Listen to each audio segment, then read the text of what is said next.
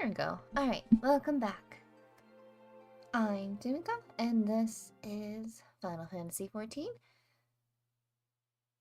We're going to try and remain on task today with getting out of Realm Reborn content. Because I've been very distracted with all of these, the class quests, but not today. I do need to start doing duties. I'm probably getting these just taken care of. Oh, bird. Sweet boom. That is...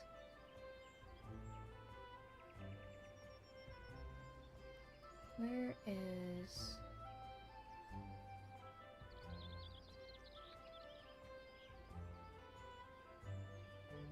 There we go.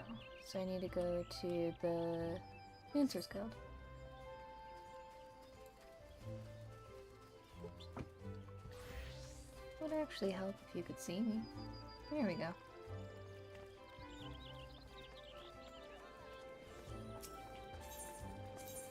Ethernet, Dancers Guild.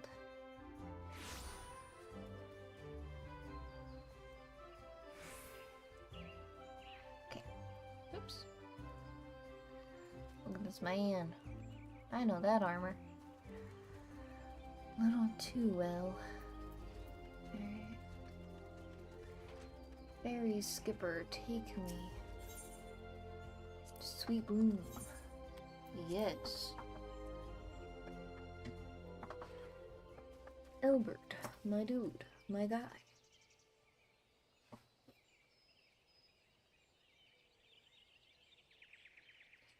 This way, my friends. Oh, I did not see her standing there. Your quarry makes for the Hawthorn Hut. If Royale is truly the one we seek, we can expect that she means to make contact with her Garlean masters there. An explanation is in order.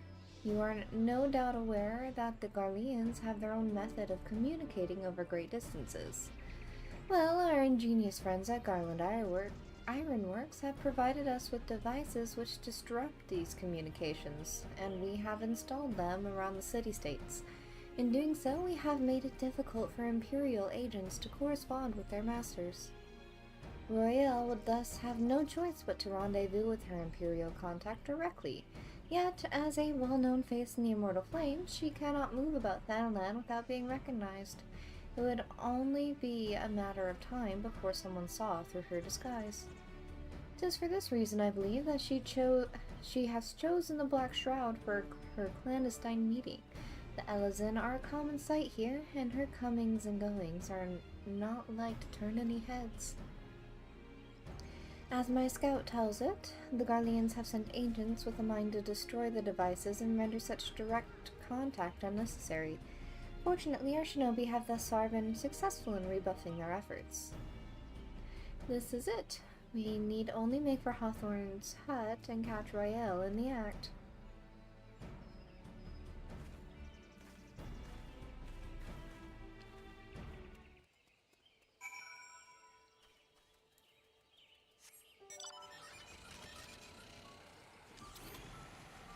Away we go.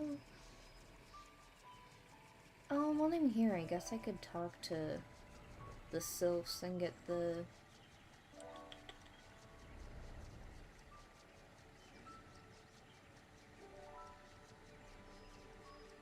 Ramu. There we go. I could not think of his name for a good hot second there. Hello? I want nothing to do with this.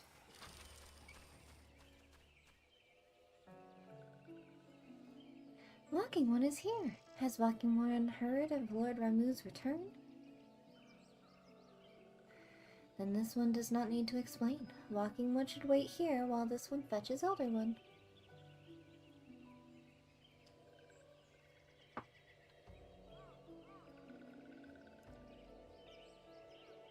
Hold on. Distraction for just a second. Oops.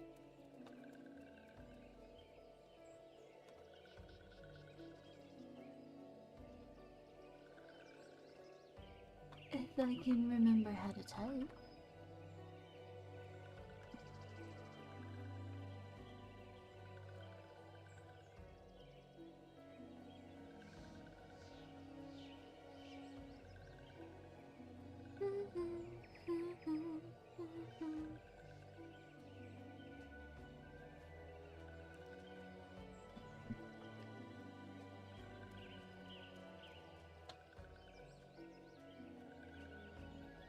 Okay. Should be better. Walking One is most welcome in these ones' home. The gentle sigh of wind and trees and brooks told these ones of Walking One's peaceful words with Lord Ramu. These ones also heard that Thunderous One challenged Walking One to battle. This one is certain that Lord Ramu was pleased with Walking One's strength. And such strength Walking One has. Arrow-shooting ones often tell grand tales of Walking One, and these ones are glad to call Walking One friend. But this one must warn Walking One. Touched ones have summoned Lord Ramu once more, and this time with an offering of many, many more crystals. This one does not think Thunderous One means to bring judgment to Gridania. After all, Lord Ramu made a special promise to Walking One. It is the intentions of Touched Ones that concern this one. Touched Ones yet act in fear and in hate.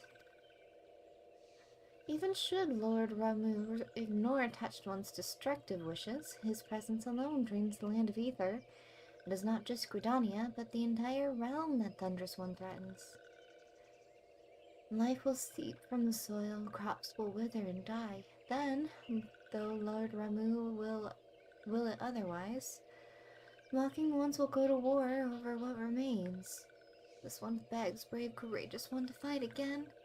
Touched Ones must understand that summoning Thunderous One is futile, that Thunderous One respects the strength of Walking One. I like my little PJs, little pajamas. Thank you. This one knew Walking One would do the right thing. Walking One knows how to visit the striking tree, touch the aetheryte found in the domain of Touched Ones, and Walking One will soon be face to beard with Lord Ramu. These ones will listen to the forest's voice for news of Walking One's victory.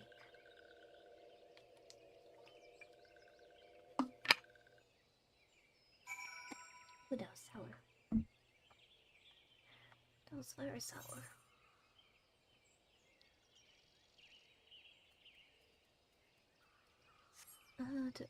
No, I'm gonna be on track. I'm staying focused.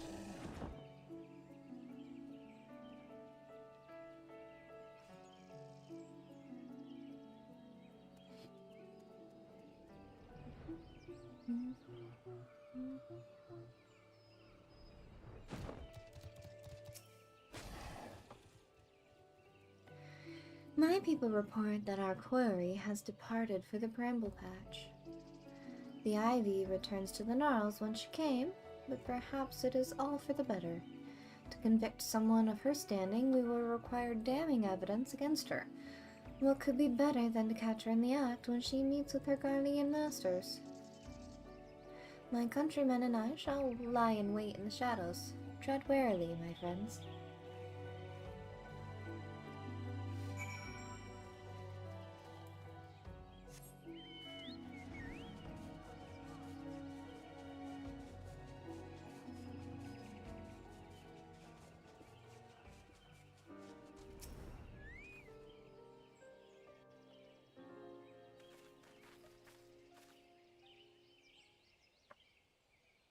Just beyond, Royal is in conversation with an individual clad in the manner of an adventurer, an Imperial intermediary, and no doubt.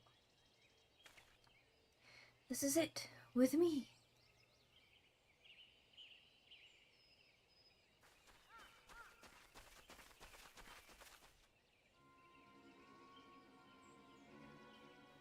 Cool.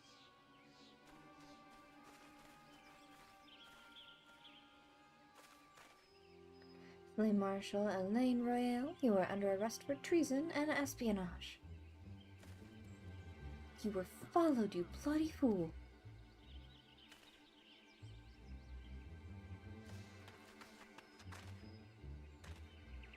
Damnation. Not just damn it, but damnation.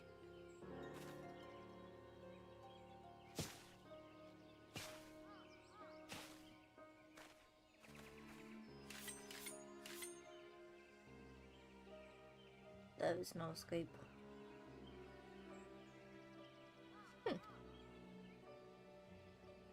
You are unarmed, my lady, and scarcely garbed for battle. But if we wish to fight, you are welcome to try.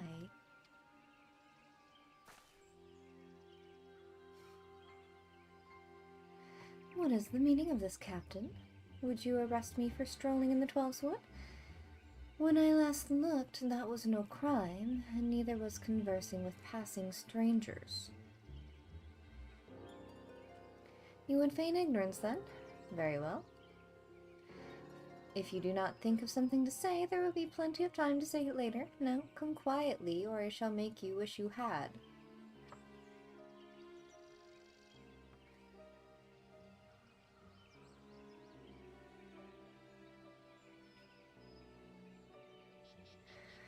I will offer you no struggle.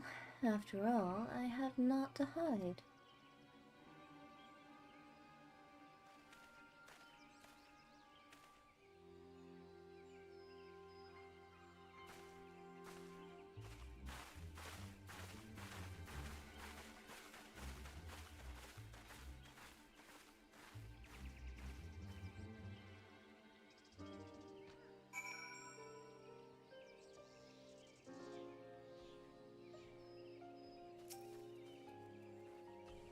Even a warrior of Royale's renown could not have hoped to escape by force.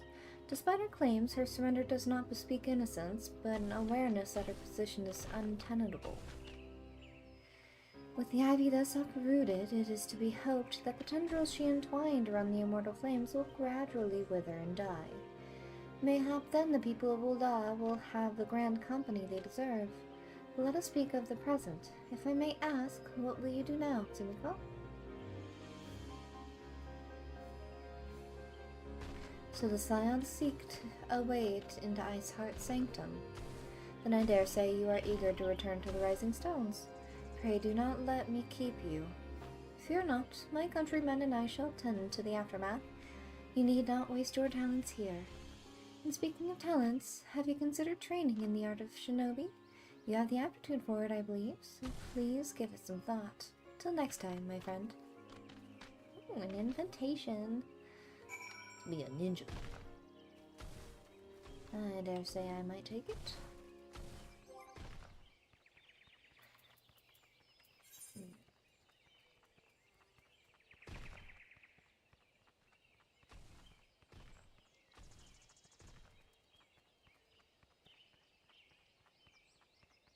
Oh, I am Mama.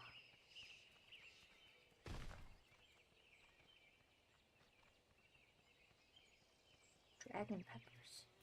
Alright. What do we want to have out with us today? Let's make it...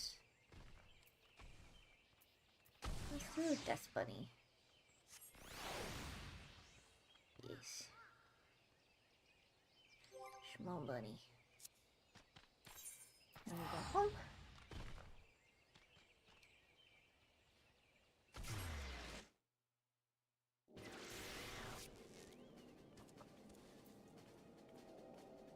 Do something real quick, like.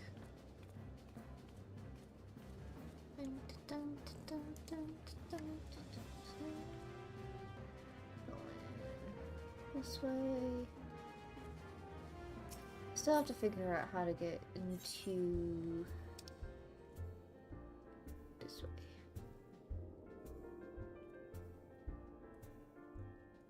Those are just the leaves, and I don't need those. Blood for stone.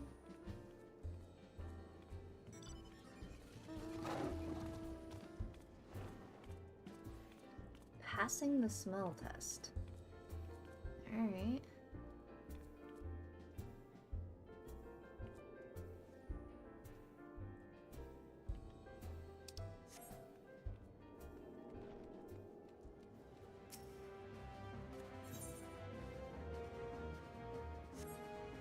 There's a technical...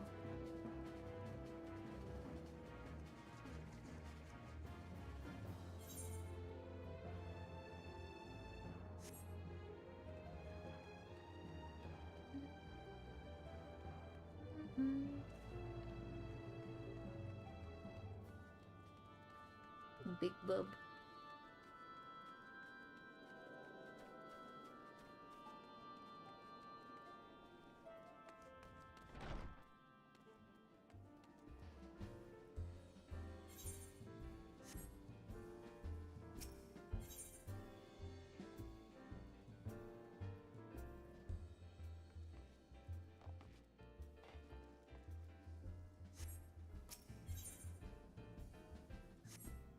Holy.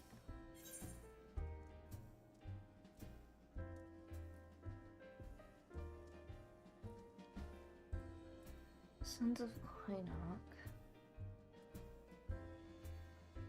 I'll have to look into it later. See if I can figure out where the quest starts. Because I already went out and talked to them. Well, actually, let me check my journal.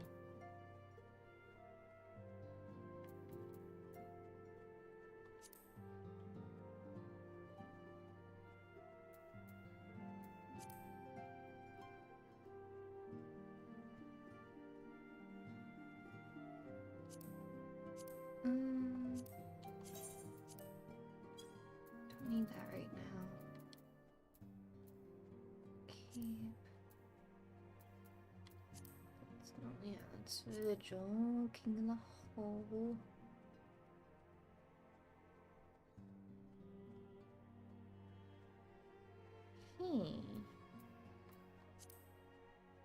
Oh, here we go.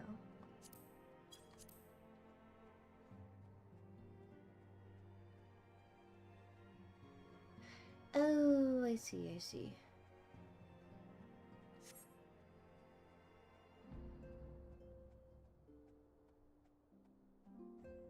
Okay, so I'll tackle those as soon as I get this underway.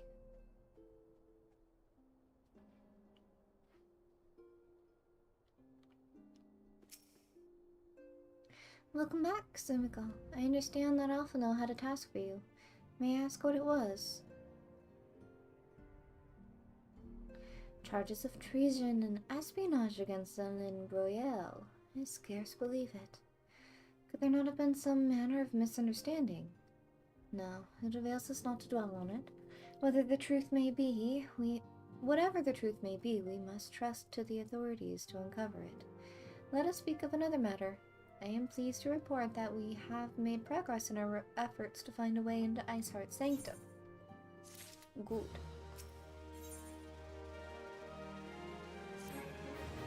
As you may recall, Iceheart used an aetherite in the depths of Snowcloak to teleport a short distance to the west, most likely to a sanctuary of some description. It is there that we suspect she means to summon Shiva using the crystals she stole from the House Forton caravan. The heretics believe that they are bringing about the second coming of their patron saint, but if, as we suspect, they mean to hold a summoning ritual of the kind employed by the beast tribes, it seems likely that the result will be something more akin to a primal. Suffice it to say, they must be stopped, and stop them we shall. But first, we must surmount the obstacle that Iceheart has placed in our path. Ordinarily, it would be a simple matter to tap into the established Aethernet and thereby follow our quarry. However, despite our best efforts, we have been unable to ascertain the position of the Aetherite to which she teleported. Our prevailing theory is that she destroyed the second Aetherite upon arrival, a reckless, desperate measure, but also an effective one.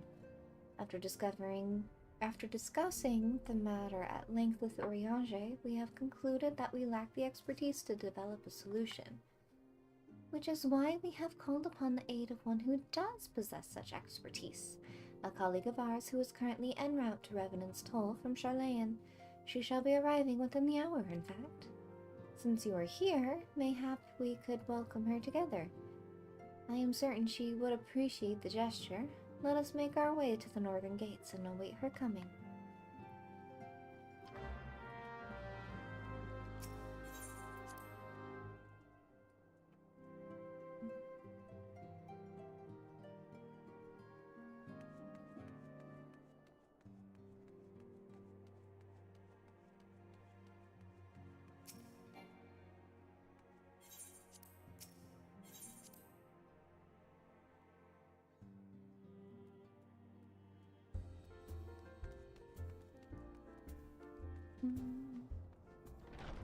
Also gloomy.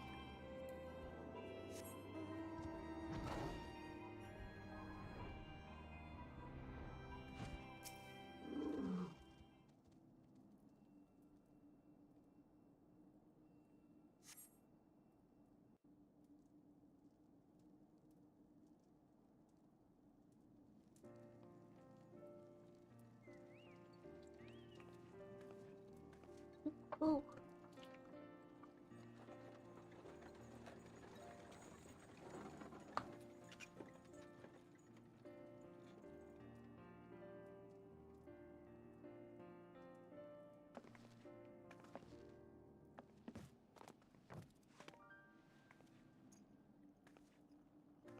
Oh, that's not who I thought it was going to be, but I am all the happier for it. Minfilia, am I right?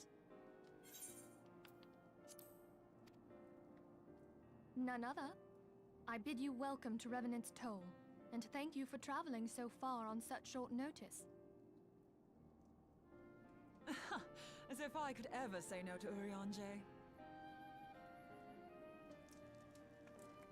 Moonbreeder is an accomplished Charlian scholar and an authority on aetherite technologies. She has played an invaluable role in our search for a means to capture Ascian souls. Charmed, I'm sure.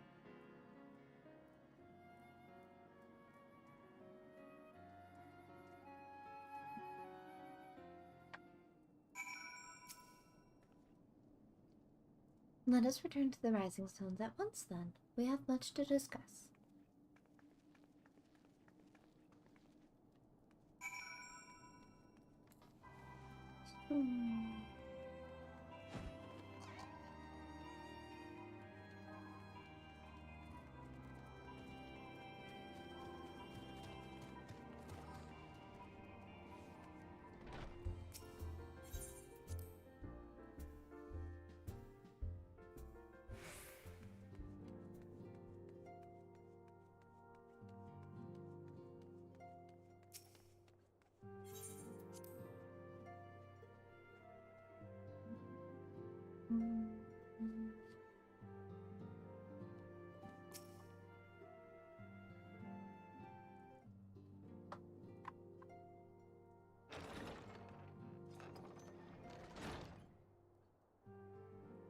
Moon! Gods, it's been ages! Oh, longer, sister.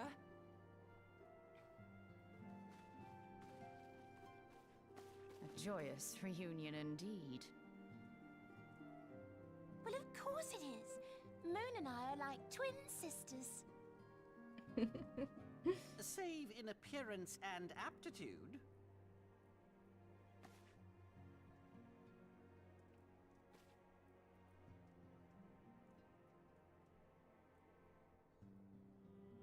Everyone, if I could have your attention. We have with us an esteemed guest who has come from Charlian to assist us. I bid Moonbreeder join us here that she might share with us her extensive knowledge of aetherites. Also, as many of you are already aware, she has been overseeing our research into white auracite, a sample of which she has been good enough to bring with her.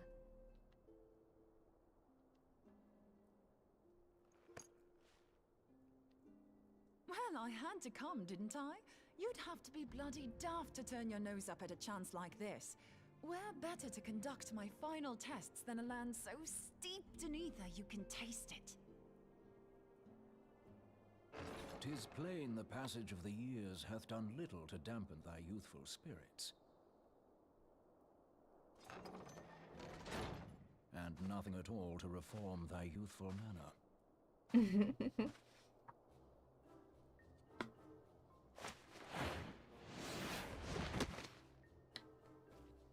Coriange, where in the hells have you been hiding? Unhand me. He's so sweet. Innocent, I come rather. all this way, and that's what you have to say to me. I much preferred when you were pleading with me to drop everything and hurry to your side. What was it you said? None save thee can satisfy this need. Go on.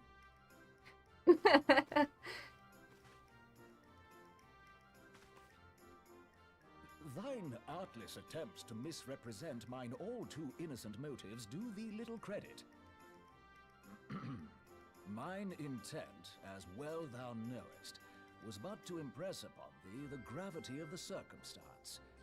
Lest thou doubt, a deiform entity shall shortly be summoned, save if thou and no other grantest my compeers thine aid. You still haven't found it then, your missing aetherite? We have not. No. We know that Iceheart teleported to an aetherite not far from the first. Yet even after careful analysis, we could not locate the second beacon. We now suspect that the heretics destroyed the second aetherite to impede our pursuit. Our allies continue to scour Snowcloak for Iceheart's sanctuary, but we have no guarantee that they will find it. Yet it must be found, for even now Iceheart prepares to call upon Saint Shiva. I'm sorry, but if the aetherite's been destroyed, then that's that. Although, you're absolutely sure she used the first aetherite, are you? She didn't just use teleportation magics? One of our own bore witness to her escape. I can say with absolute certainty that Iceheart used the aetherite.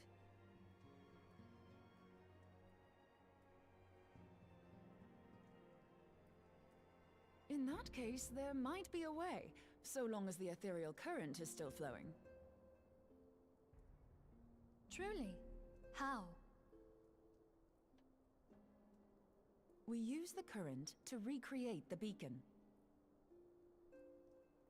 As you know, aetherites are a bit like lighthouses. We use them to reconstitute our physical forms when crossing the ethereal sea. Without them, we'd lose all sense of direction and our essence would dissipate. However, we don't rely solely on these beacons. There are currents of ether which flow between them, currents which help guide us to our destination. Now, these currents will gradually dwindle away to nothing if an aetherite is destroyed. But if even a sluggish flow remains, we could theoretically use it to direct a surge of concentrated ether towards the void left by the beacon, and thereby fill it up again. Like opening the floodgates to fill a dry riverbed. Though, correct me if I'm wrong, but would we not need a veritable reservoir of ether? In concert, we might manage to channel a sufficient volume, yet that is not my chief concern. To direct the flow of so great a volume of ether with the requisite precision would be a nigh impossible task in itself. I barely succeeded in facilitating travel to an unattuned beacon. That which you describe sounds considerably more difficult.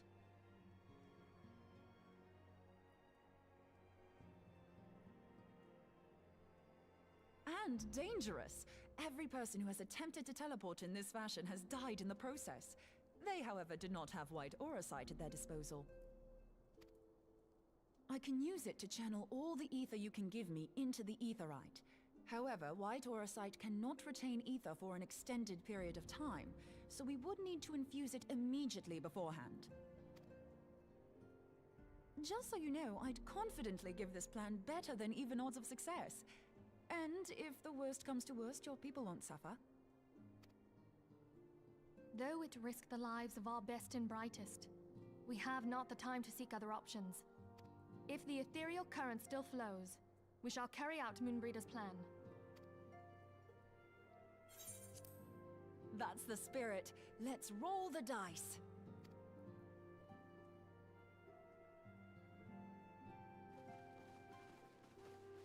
Who am I if not a risk taker? That's for sure. Bowl of bacon broth. What does a bowl of bacon broth do for me? Oh. That's actually kind of good. For when I go to desynthesize all my stuff. Once I finally... How close am I? Ooh! I am but a few levels off for a couple of them. I did get the fish for the fishing quest. Bigger fish to fry. They're just with my retainer right now.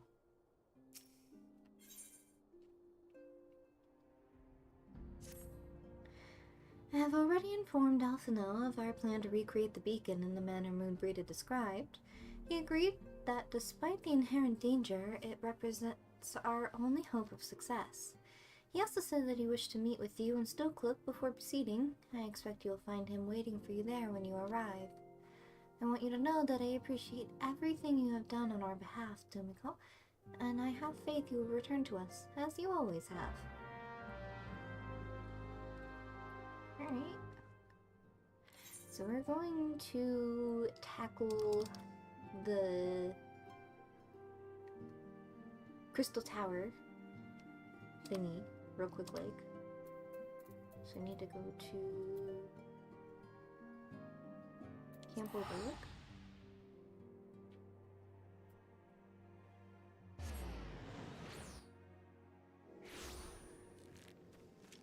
And I've got two things I can do here.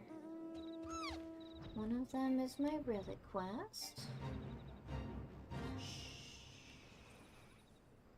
And the other one is for the crystal tower.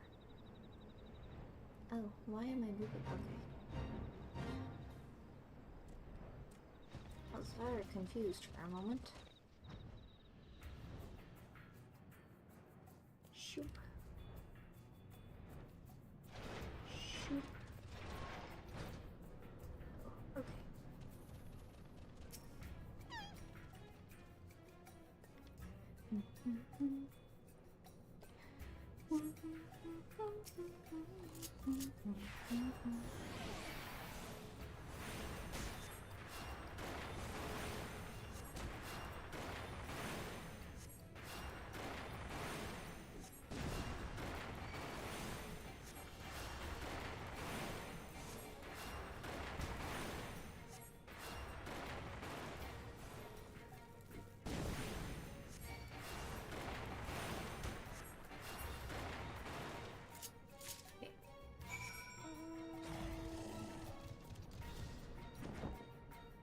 You see nothing.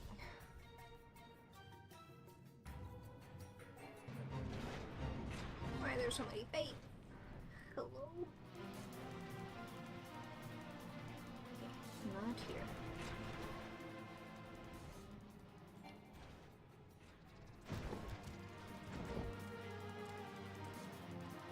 Oh, is it?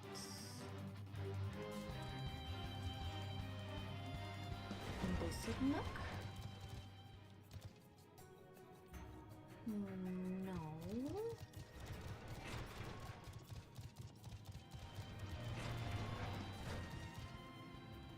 Hi.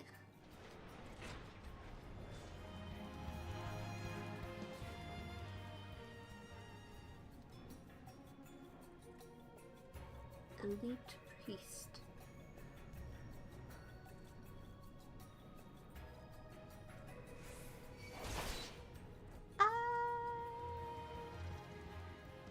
Ooh, how far up can I go? Where am I? What is up?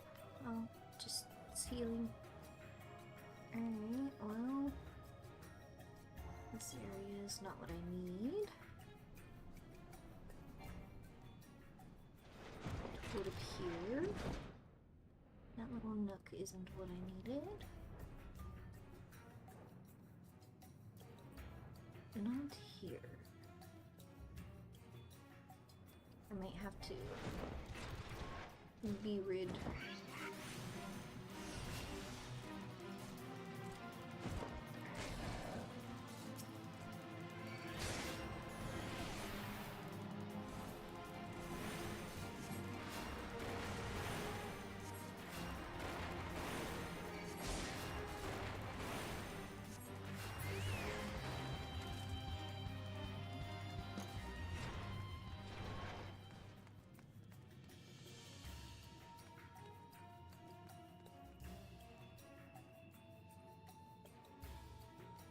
And the treasure coffer.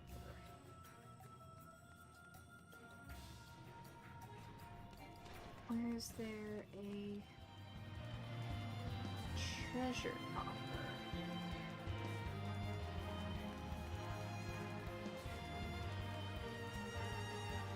Not there. Okay. So this little hall is clear.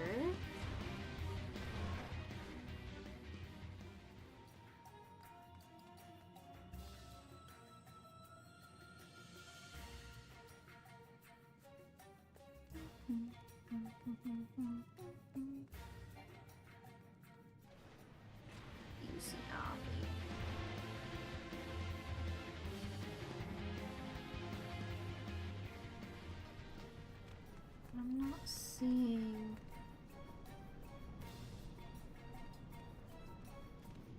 anything in here either.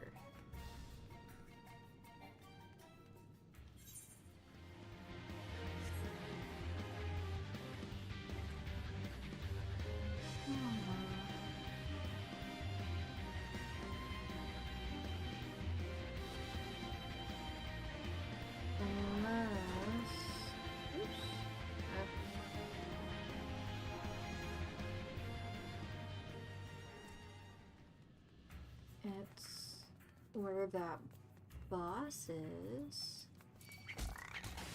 Go away. Ah, yep, right there.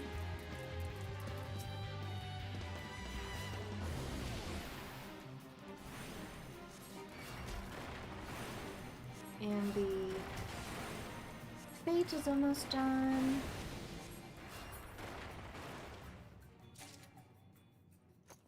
So all those will disappear. Cool, okay. That means I can then... all sneaky beaky like. Cool. So all I just have to do is turn that back in. Yes. So now we're gonna go to airport.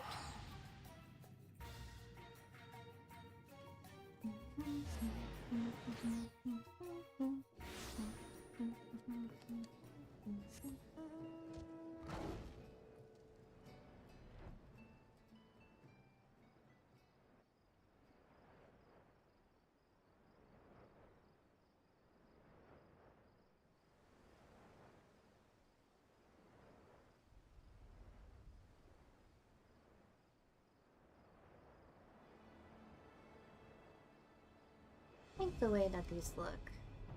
They're like little seashells. Spiky seashells.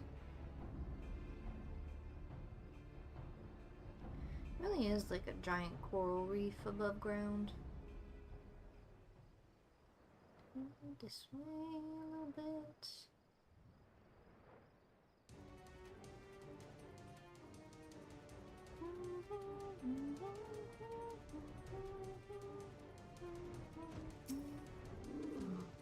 Alright. Who wants some?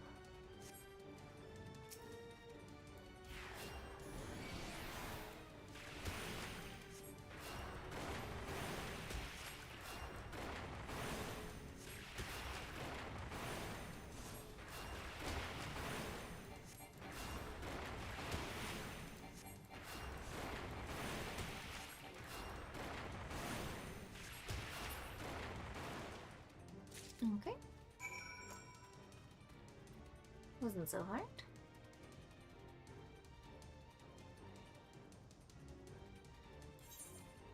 Next time I go back to Mordona, I will turn that in.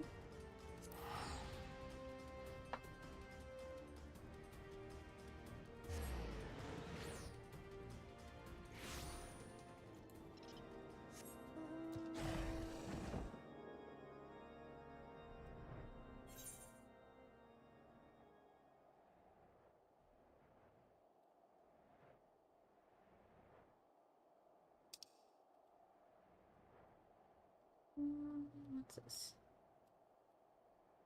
Oh, just more leaves.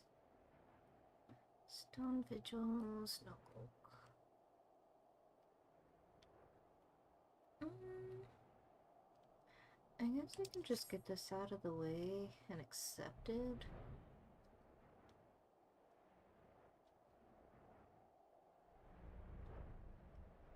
Because I don't think I actually have to run Stone Vigil hard.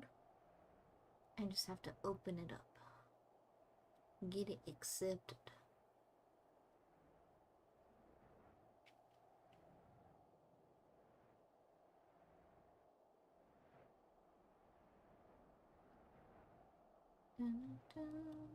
Steps.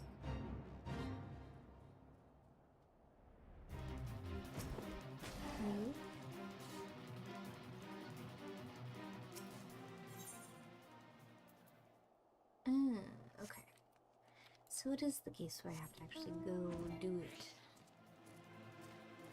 I don't wanna. Not right now, anyway.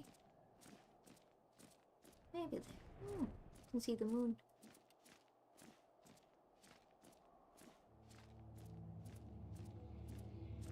I need to go around this mountain. Oop. Not that far around, apparently.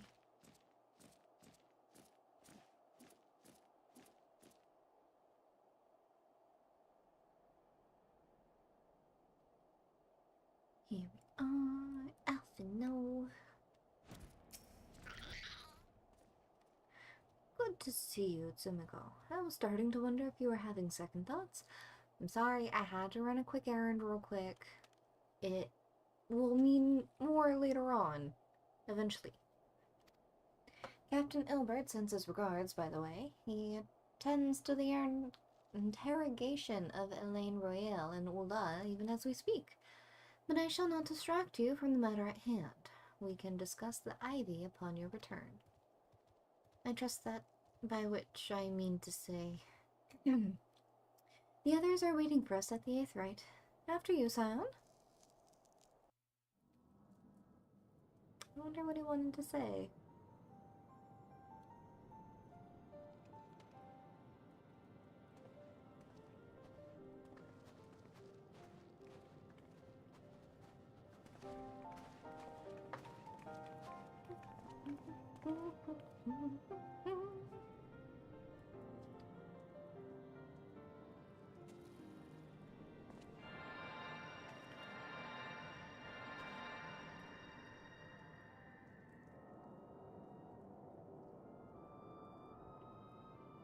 I don't get to help, apparently. There, it's ready.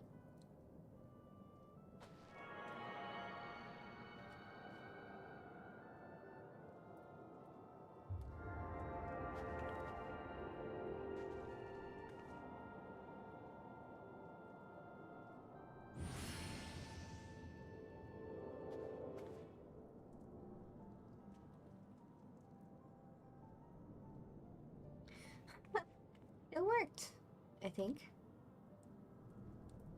Try tuning to the aether right now. Feel for the current and try to locate the beacon.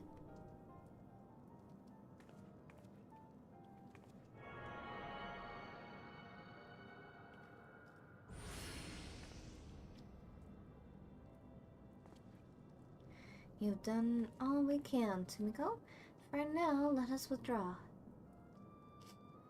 When your final preparations are complete, you must seek out the beacon we have created. If, by the grace of the 12, you arrive safely, you must stop Iceheart before she summons Shiva.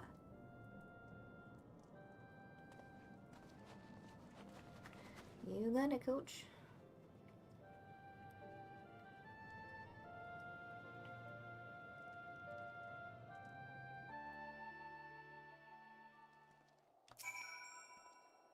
We cannot ignore the possibility that our actions have alerted Iceheart to our plans. Should that be the case, she may attempt to hasten the completion of the summoning ritual, and if she succeeds, we will have little choice but to face Shiva in battle.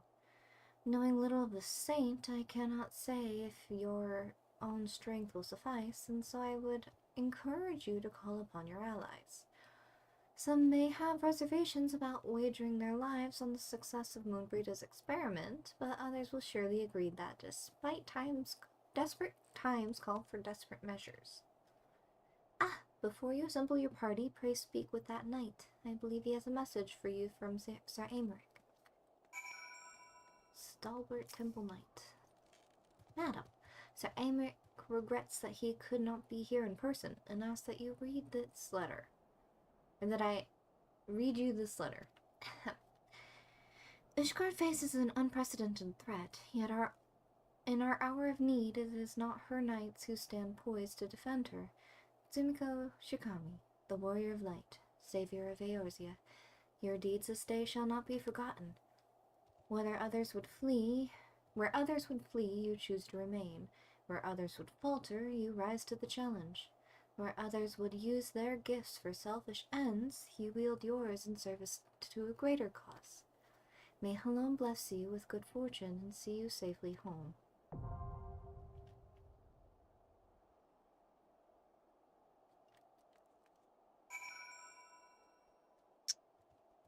Is it hard? I was like, I could do this with NPC Snow. I don't think so.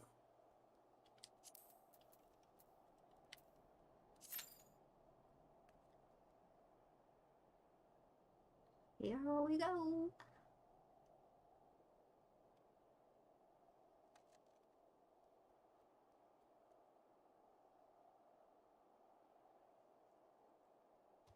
Let's see how long that actually takes. In the meantime, let's go home. That we might talk to the sons of Saint Koinoff.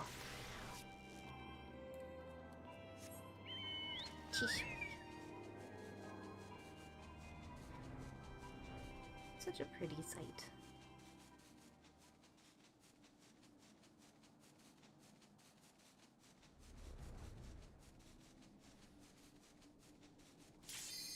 Oh, alright. Will last longer than I thought it'd be.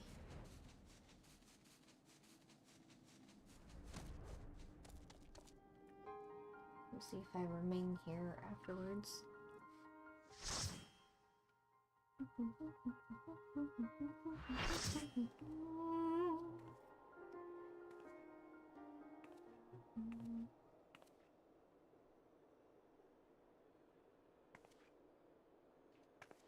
You should never have come here, warrior of light.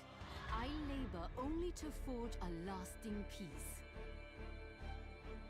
A peace you would deny us out of ignorance and blind faith. No matter. If it is our fate to be at odds, then it is mine to strike you down. Oh. We whom gods and men have forsaken shall be the instruments of our own deliverance. Partake of my flesh. Fill this vessel with your light. Walk amongst your brothers and sisters once more.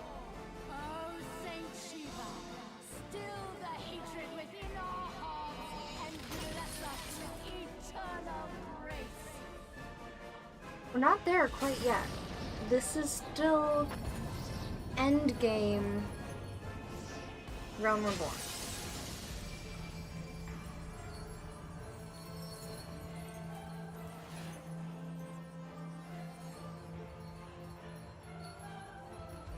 Because there's one more dungeon for Realm Reborn, and that's the Keeper of the Lake. And then it gets into Heavensward. But hi, welcome.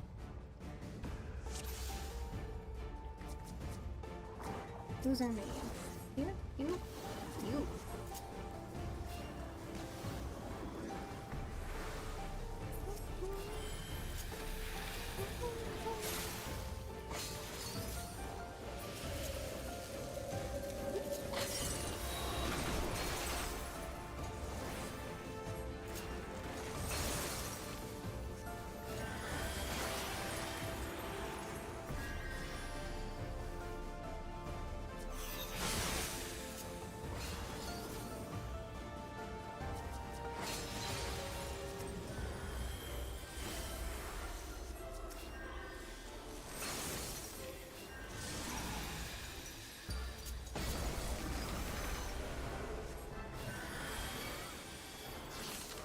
Don't hit me.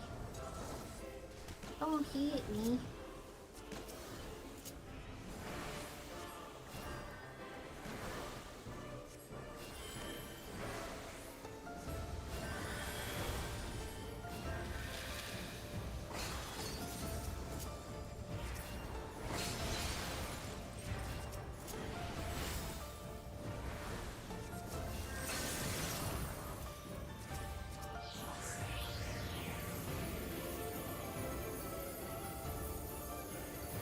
Look at her go.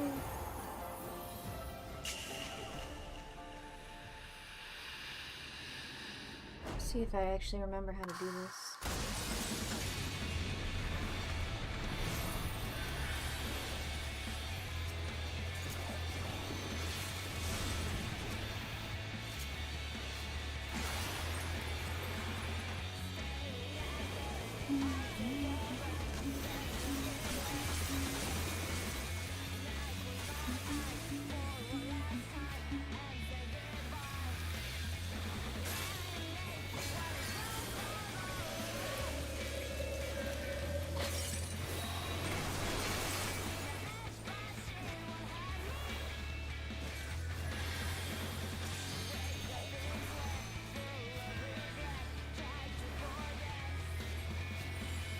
Woo! Alright.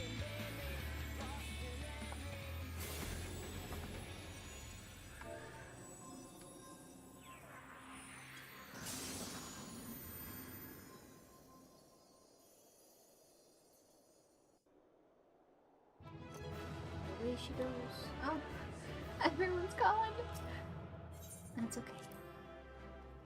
And we got 2 commentations. Good job, guys. Good job.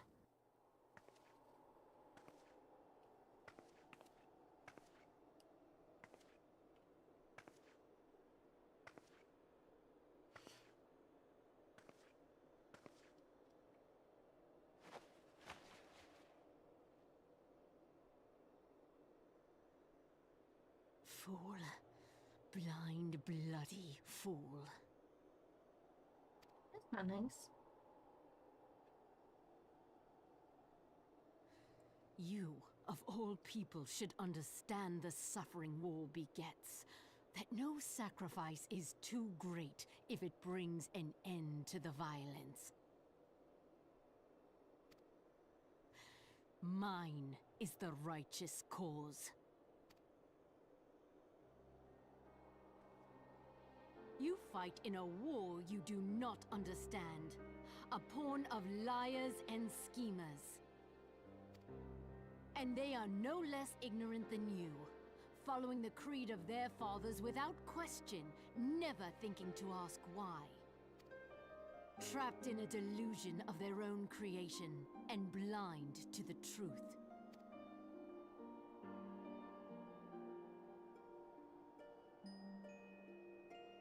Warrior of light, Redemption is not beyond us. We who walk before may lead those who walk after. Hey, that's in the song.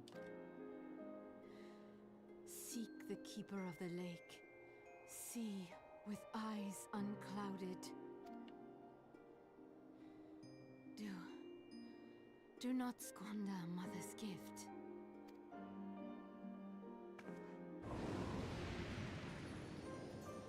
Hear, feel, think.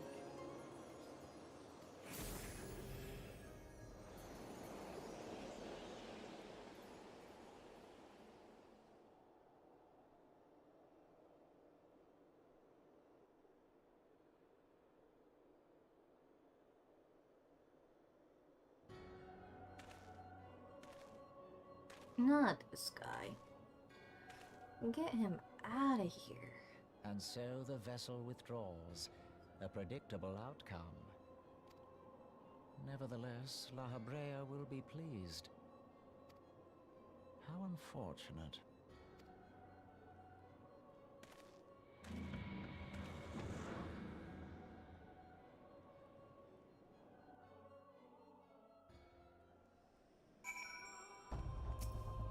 Ew.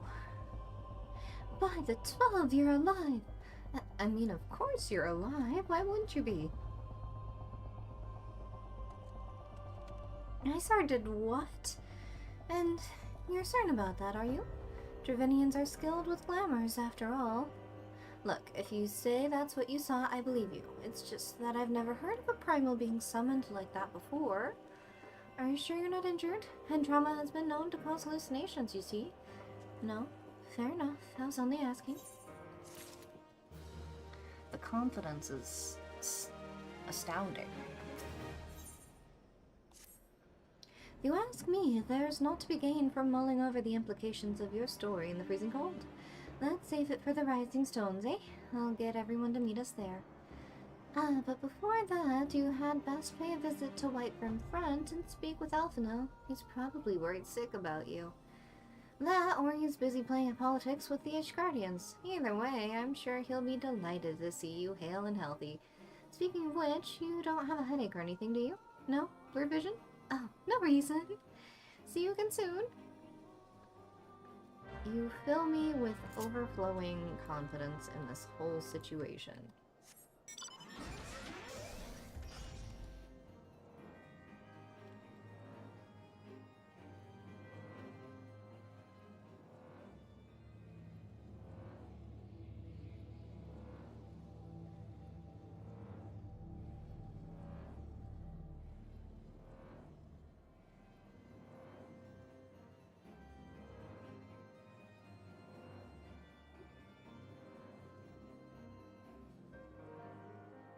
I don't think you're outside. You're probably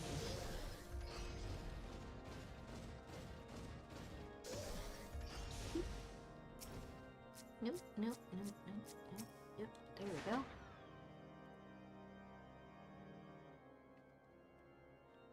There she is, and none the worse for wear. Was there ever any doubt that the Warrior of Light would succeed? I think I speak for us all when I say that I should like nothing more than to hear the stirring tale of your victory, if you would be so kind. So it happened like this, and then that happened. Then we're too late to prevent the summoning. But not too late to prevent further loss of life, an outcome worthy of celebration. And one for which we have Tsumiko to thank.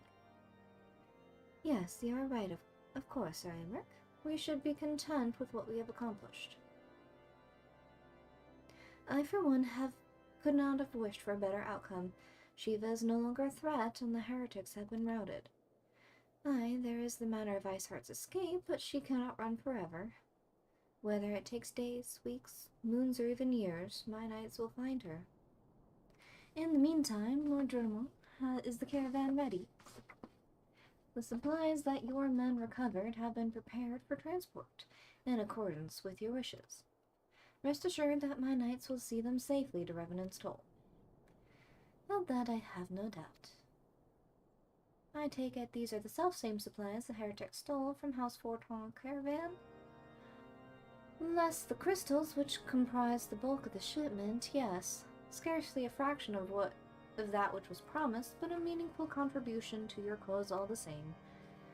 Ah, on an unrelated note, Sumiko, might I trouble you to accompany me to Camp Dragonhead at your earliest convenience? 'Tis not for my benefit. A certain lord was most distressed when he learned of your intent to risk life and limb to stop Iceheart. It took half a dozen knights to restrain him, I am told. Oh dear.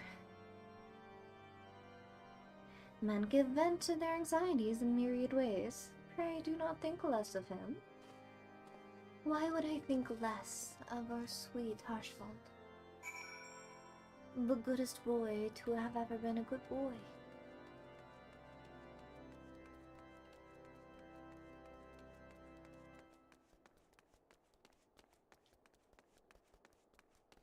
The goodest boy to have ever been. I'll just go ease his anxieties.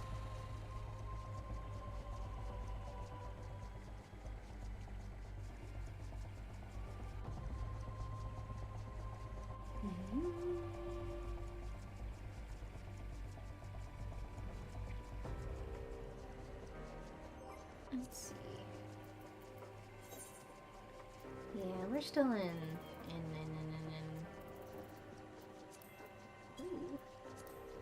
Ooh. 150, 100, 70.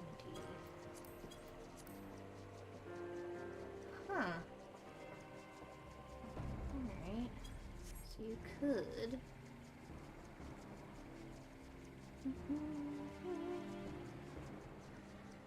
Could farm the tombstones that way. Shoop. Top.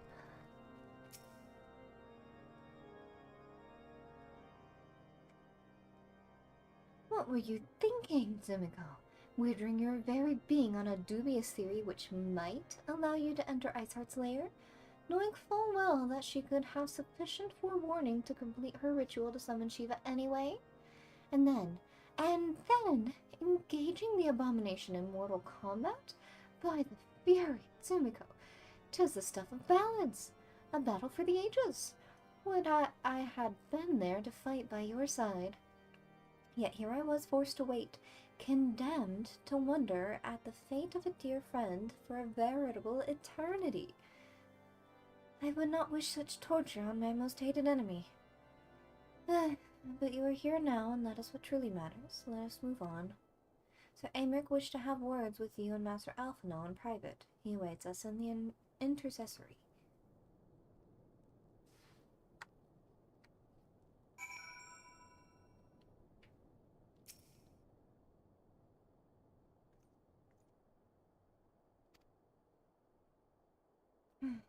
The goodest of boys.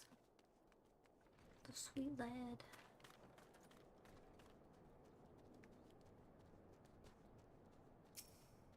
Okay, keep.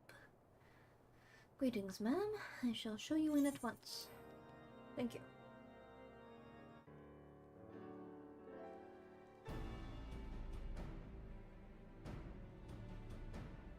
On behalf of the Holy See of Ishgard, allow me to express my deepest thanks. Never before have we been required to contend with a primal.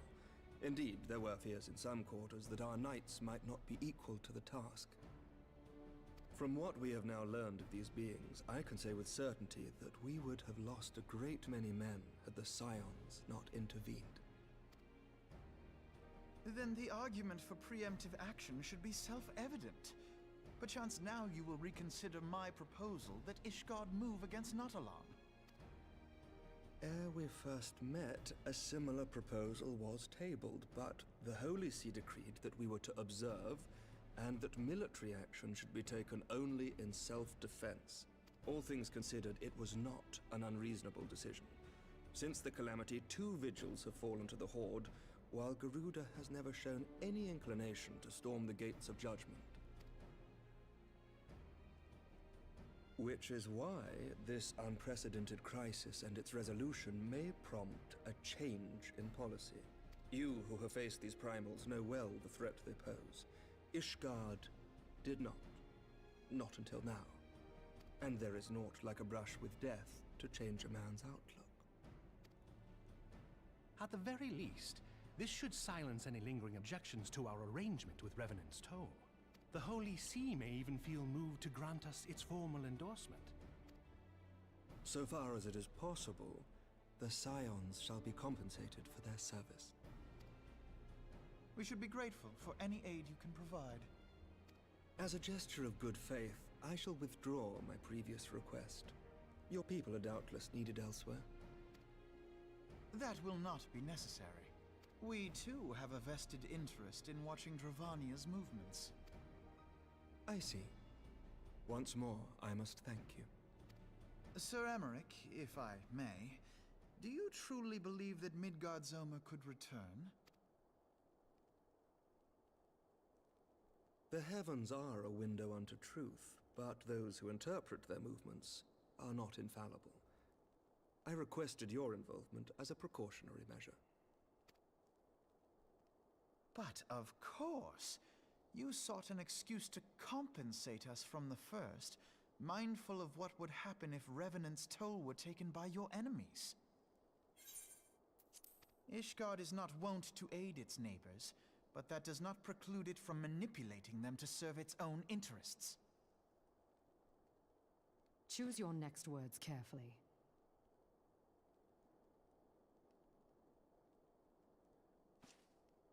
Do you know what sort of man becomes Lord Commander of the Temple Knights?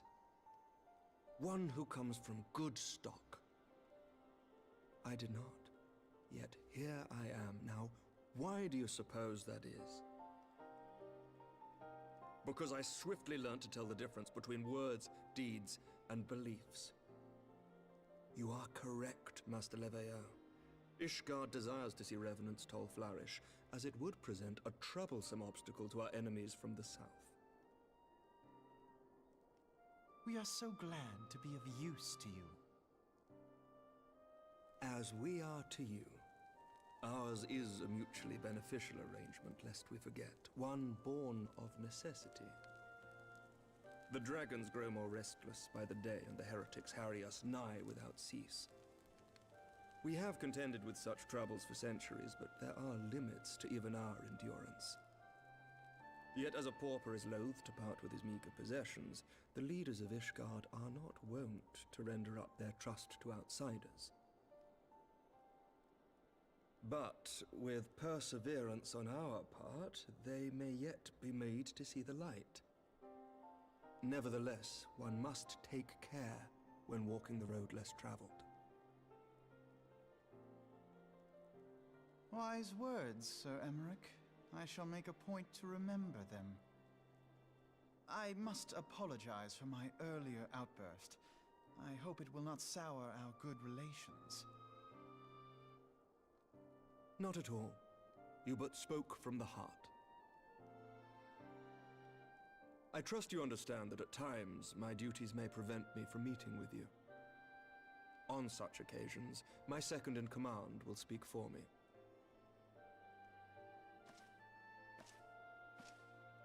Lucia, at your service. Pray excuse our reticence. We are but wary of speaking too freely, lest our sentiments be made known to our enemies. Know that the Lord Commander and I are of one mind. For the sake of Ishgard, and of Eorzea at large, I pray our peoples can put aside their differences. Those who dwell in the past risk losing sight of their future. Should aught befall one of our shipments, pray inform Lucia immediately. You may also relay to her any words you might have for me alone. Not being of Ishgardian birth, she owes no allegiance to any noble house, making her as near to incorruptible as one can find in my homeland. Suffice it to say, I trust her completely, and so may you. Which reminds me, Lord Orchefort, if you would be so kind. Certainly.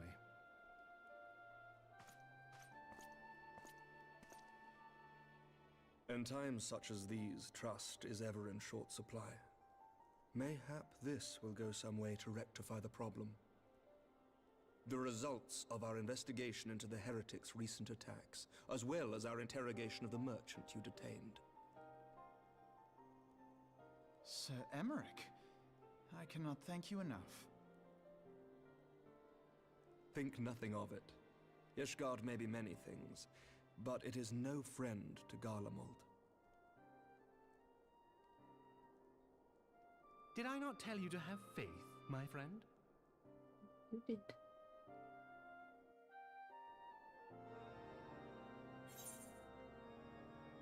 Hey.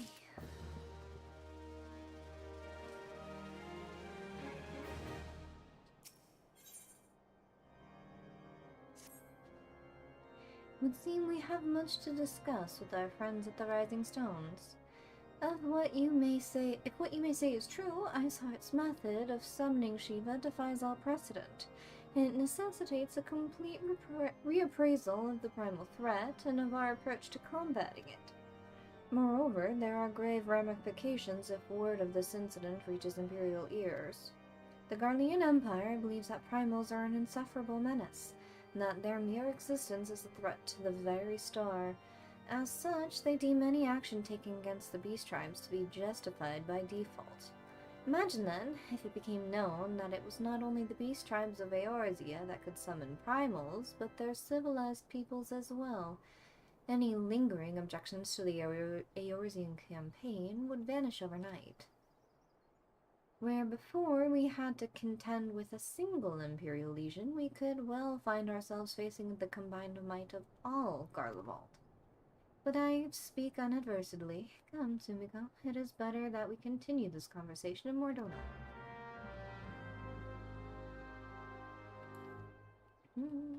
Yeah. Now we go home.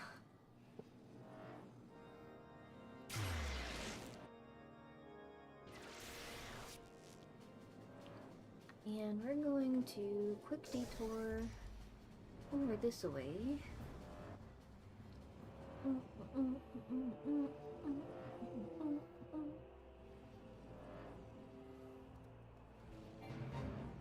Gigas. Gigas. Hello? Hello, hello? How progress your efforts in infiltrating the Beastman's strongholds? I have both your things, sir. So these are the famed flawless crystals of the beast tribes. I have seen countless specimens from I know not how many excavations, but nothing to compare to these. Their purity is astounding. You have done well, Sumiko. With these in our possessions, we lack only the crystals of fire and wind. The former lies in Zaharak, the war camp of the Amalja and Banalan, the latter in Natalan. I forgot how he said it. The roost of the Ixal and the hills of Gorthus. You can expect them to be as closely guarded as the first two, if not more so. Still, I look forward to receiving word of your resounding success. Thanks, sir. I'll be back later. Little by little, we'll get there.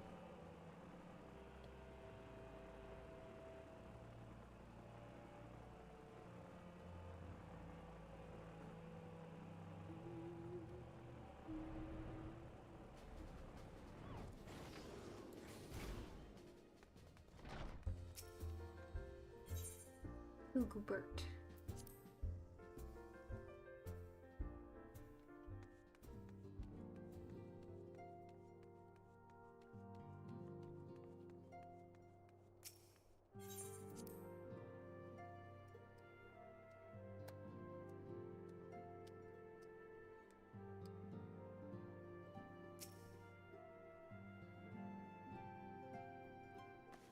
Words cannot well express how glad I am to see you return to us hale and whole.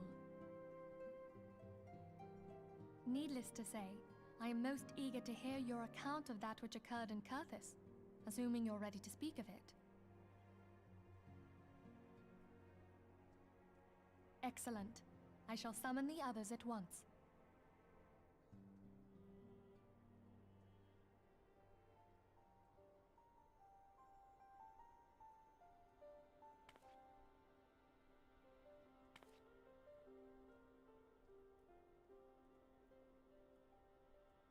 Iceheart used her own body as a vessel for a primal soul? Master Louisoir's writings make no mention of such a possibility. Can we be certain this entity was a primal? As certain as we can be that good King Mogulmog the 12th was a primal, I should think. Both were ostensibly summoned. Let's not quibble over definitions. Of more concern is the implication that Iceheart retained her will, even after she was possessed. We are talking about a mortal, wielding the power of a primal. It can't possibly be that easy, can it? There must be some sort of sacrifice required. Or maybe she's just special? What qualities this woman possesseth, I know not. But full sure am I that she was groomed for this role. Few are privy to the secrets of summoning, and but a single party standeth to profit from their dissemination. Well, I wouldn't presume to comment on how the lass came to know about summoning, but I will say that what she summoned was a primal. The readings were the same, or near as damn it. Strange as it all sounds, it's really no different from what you've faced before. Then mayhap it is time that we re-examined our previous encounters. Oh, pack your things, Ida. We're going back to Gridania. Yes, sir.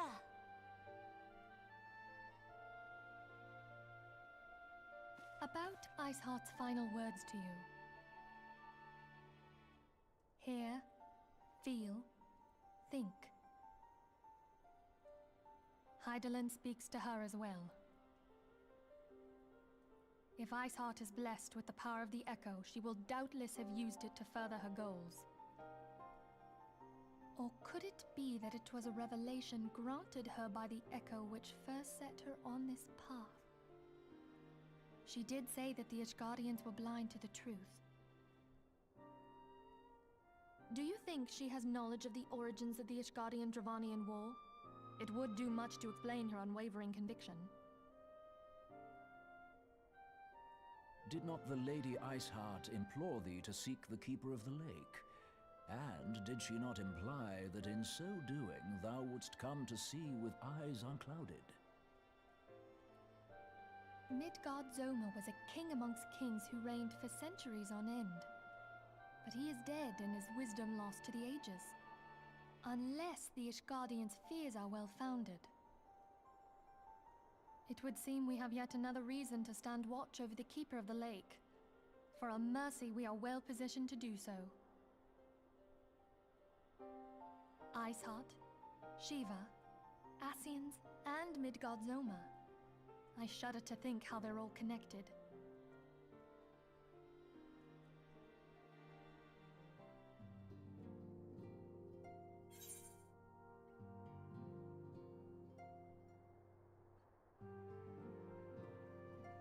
Alright, I took a quick BRB while the cutscene was going. Let me get resituated.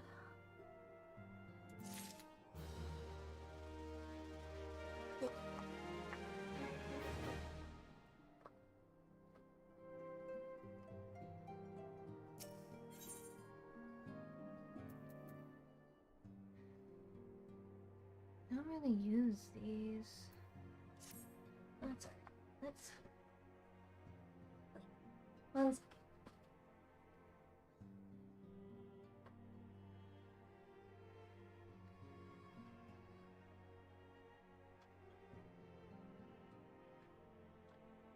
There you go. Look. I mean to scour the annals of knowledge of Midgard-Zoma. Given his great age, I dare say he appears in more than a few. Do you not hear that? The commotion outside. Wouldn't you see enough aught is amiss?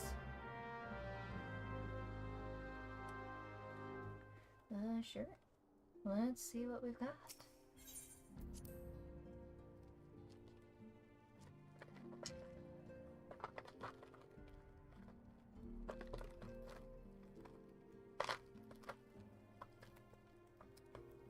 Excuse me for a quick second while I figure out how plastic bags work. Here we go.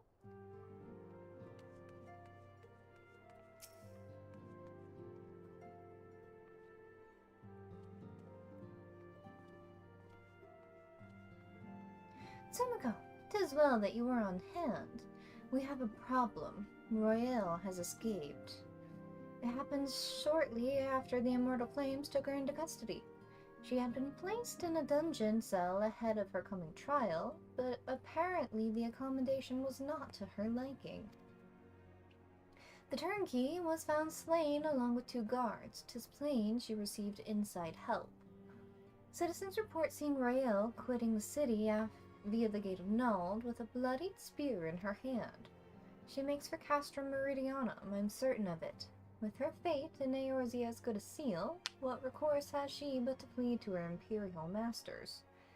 Even as we speak, Captain Ilbert and the First are hot upon Royale's tail. Pray make haste to Camp Blue Frog and join the hunt.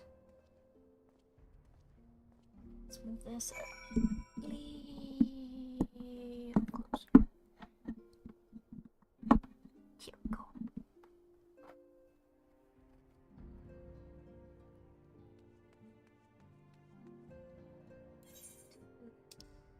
And Blue Frog.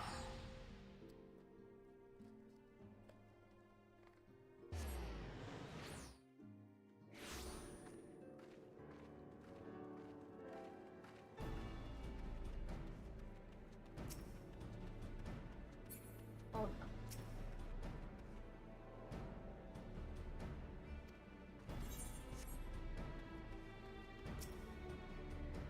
My thanks for coming, Scion. I have spoken with the soldiers here. They say that Royale walked through the camp not a bell ago. Aye, she walked through the camp, though you did not miss here. We have Raban's decision to keep the matter secret to thank for that. Bad for morale, he said. As a result, not a single flame in the garrison made any attempt to detain her. And so here we are. Royale must not be allowed to reach Castra Meridianum.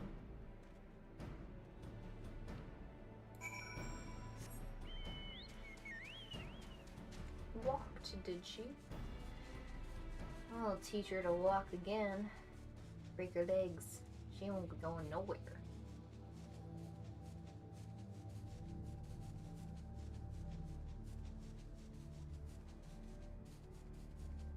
I think she's already in the camp, guys. Oh, no, not yet. Okay.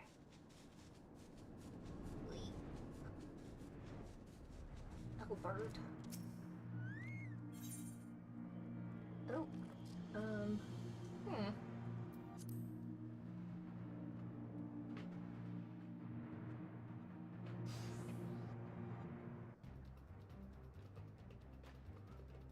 This wretch was with Royale. He threw himself at us. Oh, hold on. She didn't blink when we cut him down. Not even when he started screaming. No loyalty to her own, the goddamn harpy. With me, son, we almost have her.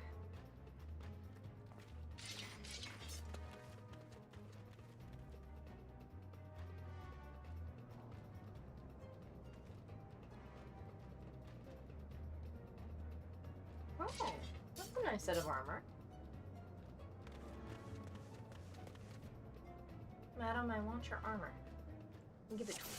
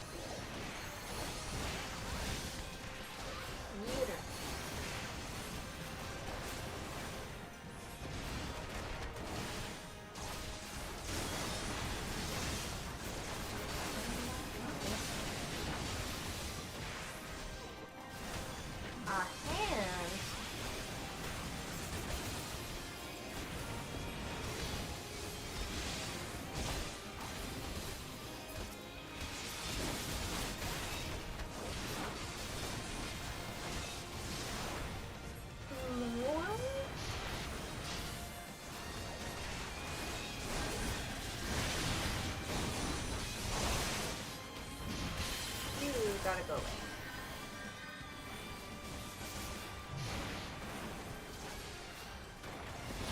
They have healed us. Kill them first. Let me take care of this thing first.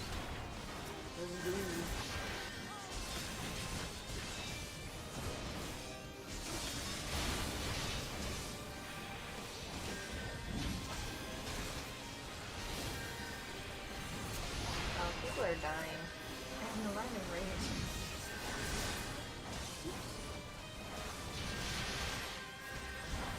I don't think that works.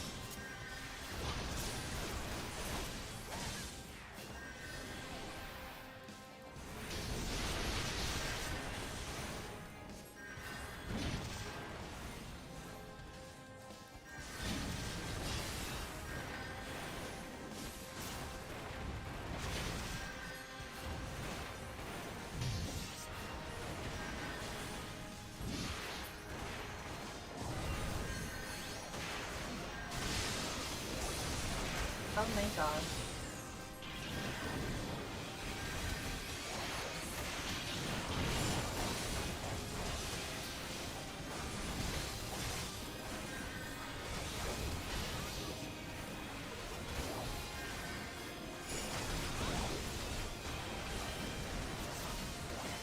Oh, I'm dying.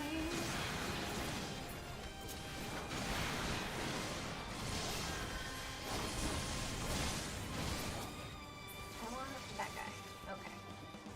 Duty complete.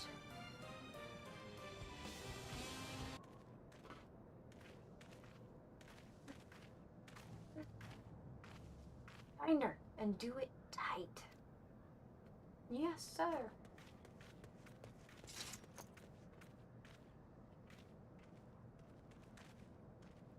Good work, men.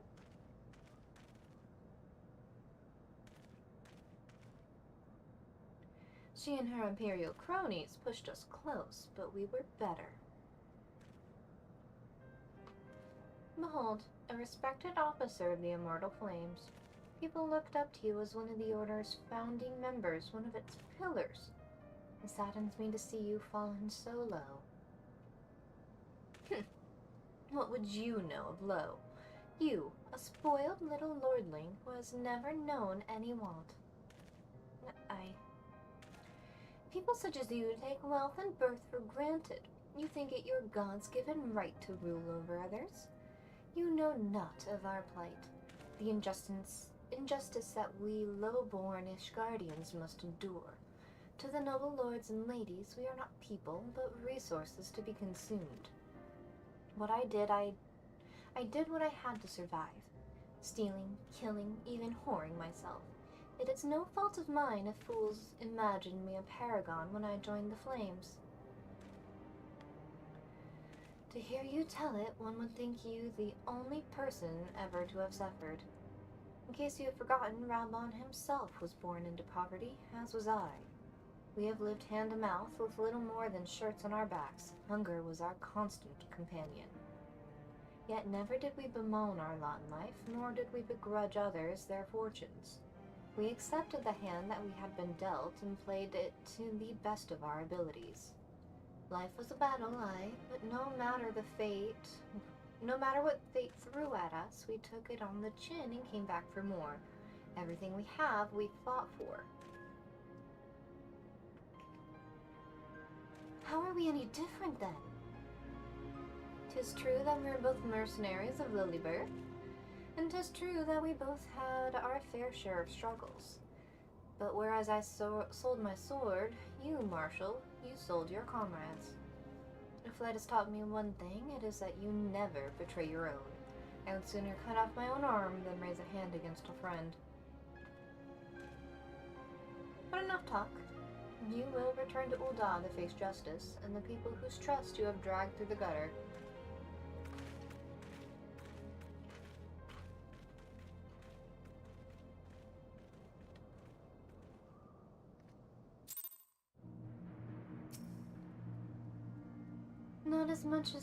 Not so much as a hint of remorse.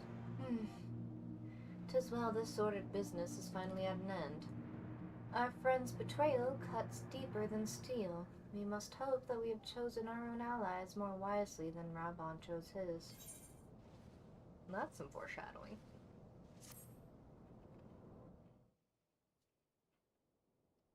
I have heard. Truly bothersome business. No, I do not foresee a problem on that front. The main concern is Robon. There is no telling what the brute might do. Have the Blades watch him in the flames day and night. You may leave the Sultana to me. I shall personally attend her grace. Ooh.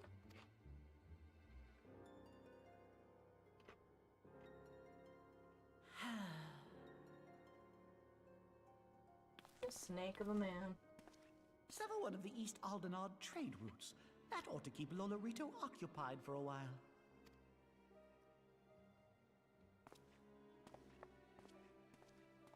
Nanamo Ulnamo. For my sake, pray be a good little Sultana to the last.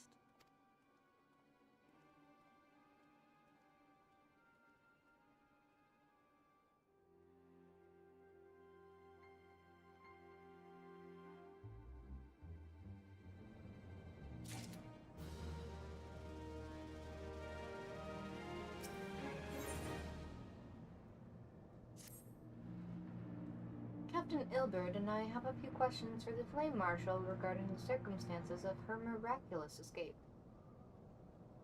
When we have completed our interrogation, we shall take our findings directly to General Rabon, and that shall be the end of it. Your work here is done, my friend. My thanks. But I have one last task for you. Return to the Rising Stones and apprise Venphilia of all that has happened.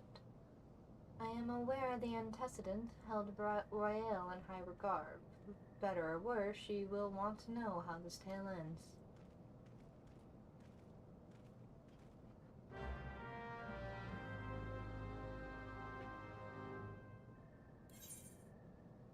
While I'm here,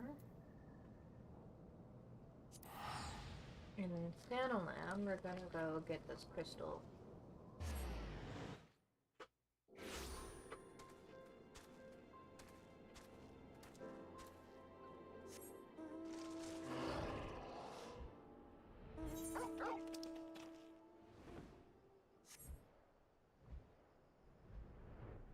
Pupper. Is that a Torgal? I think it is a Torgal.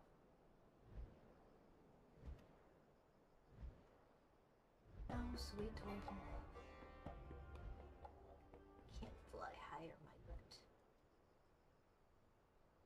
That's not where I want to go, apparently.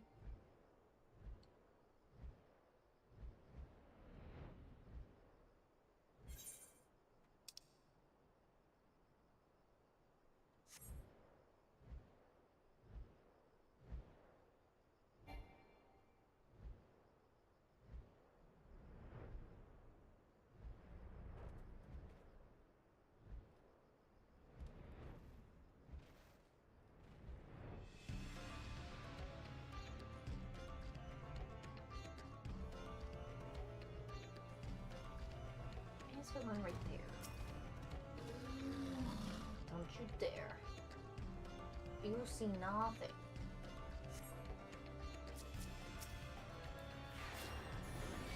You see nothing.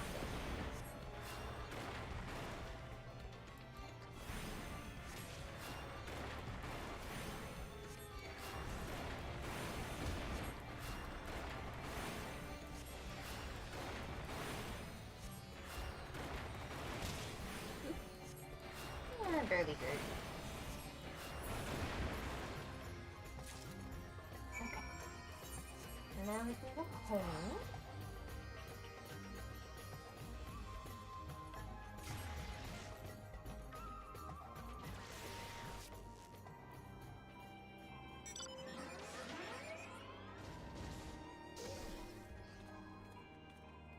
And talk to Minfilia. Hugobert.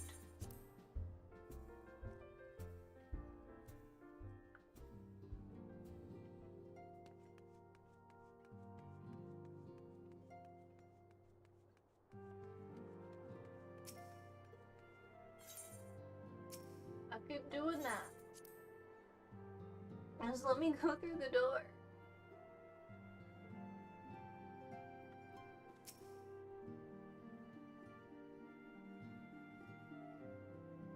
Welcome back, my friend. I have already received word from Alfino. To think that Flame Marshal Huayu was the Garlean agent. I know not what to say. Together with your that all bond, wrong. Aline lent us much needed aid at the time of our order's founding. She was particularly passionate about the need to tackle the primal threat. When we discussed the subject, her eyes fairly shone with determination. Whatever else she may have been, I choose to believe that it was her true self with whom I spoke then. But now is not the time to dwell on such matters.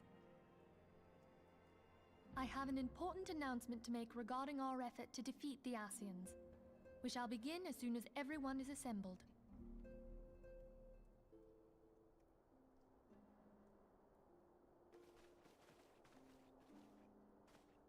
My thanks for coming, friends.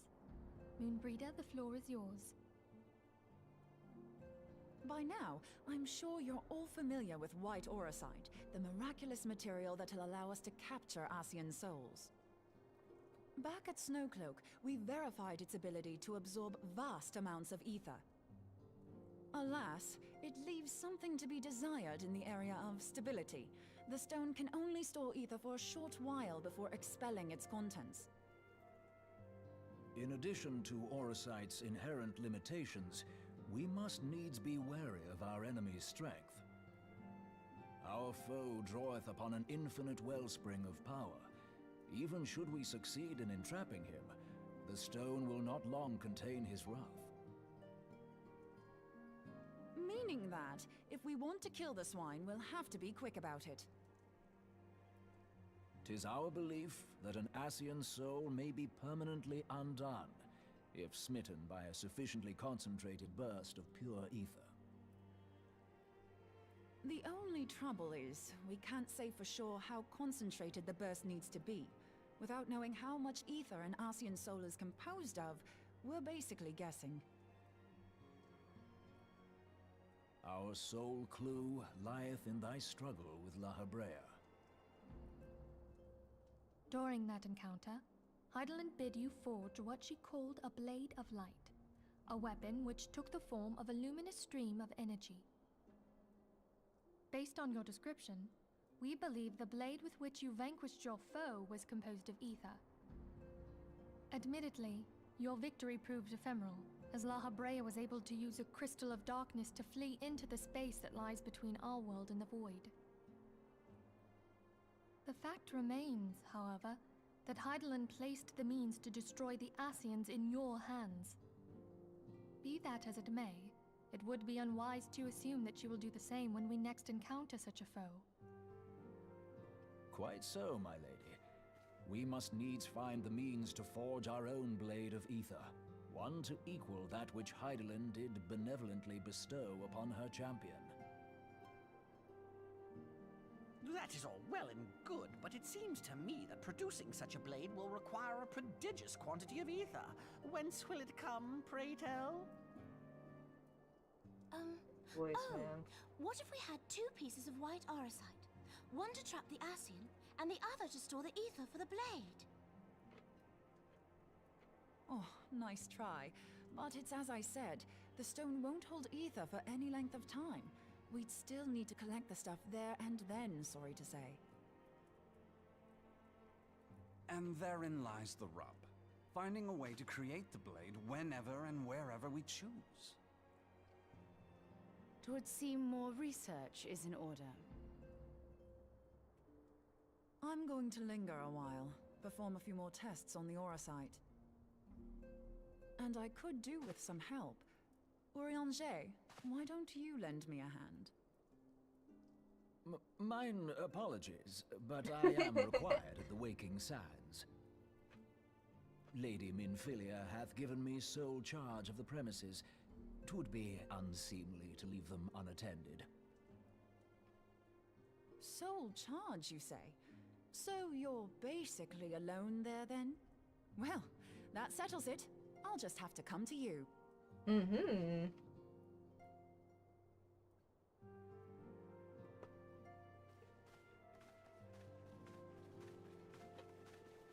Going to him while he's alone. While you were afield, word arrived from the Charlian motherland. You will recall that a survey party was dispatched to investigate the incident at the Isle of Vow. What they discovered was troubling, to say the least. According to the report, the Isle has been erased from existence. 'Twas as if a hole had been torn in the very fabric of reality. Aye. Yet the mystery endeth not with the Isle's disappearance. It hath come to light that a number of scholars in various other locales were reported missing at a similar juncture. What's more, they all had something in common with the head of the students of Baldessian. Every last one of them was researching a phenomenon called dimensional compression, or the rejoining as the ancient texts call it. I'll be damned if that's a coincidence. All indications suggest Ascian involvement, but I sense that a force greater still is at work. The entity the Dark Beings call the One True God. We must pray that my dear friend Kryl regains consciousness soon. If she bore witness to the Isle of Val's final moments, she may be able to shed some light on this mystery.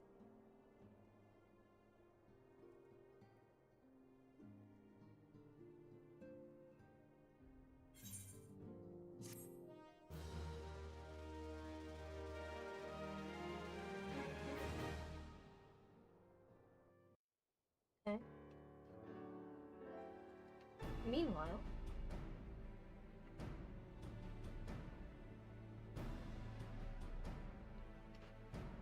following the calamity, the forces of the 14th Imperial Legion entrenched themselves in strategic locations across Eorzea. So swiftly did they accomplish this, it was suspected that they had received help. To think that it came from Huayu, my right hand. There is more. We have reason to believe that Huayu didn't deal exclusively with the 14th. She also answered to a higher authority in Garlemald. But this higher authority could not have been the Emperor. By consenting to the Media Project, Solus Zos Galvus showed himself to be more concerned about preventing the spread of primal influence than claiming Eorzea for the Empire. He would happily have seen the lot reduced to ash.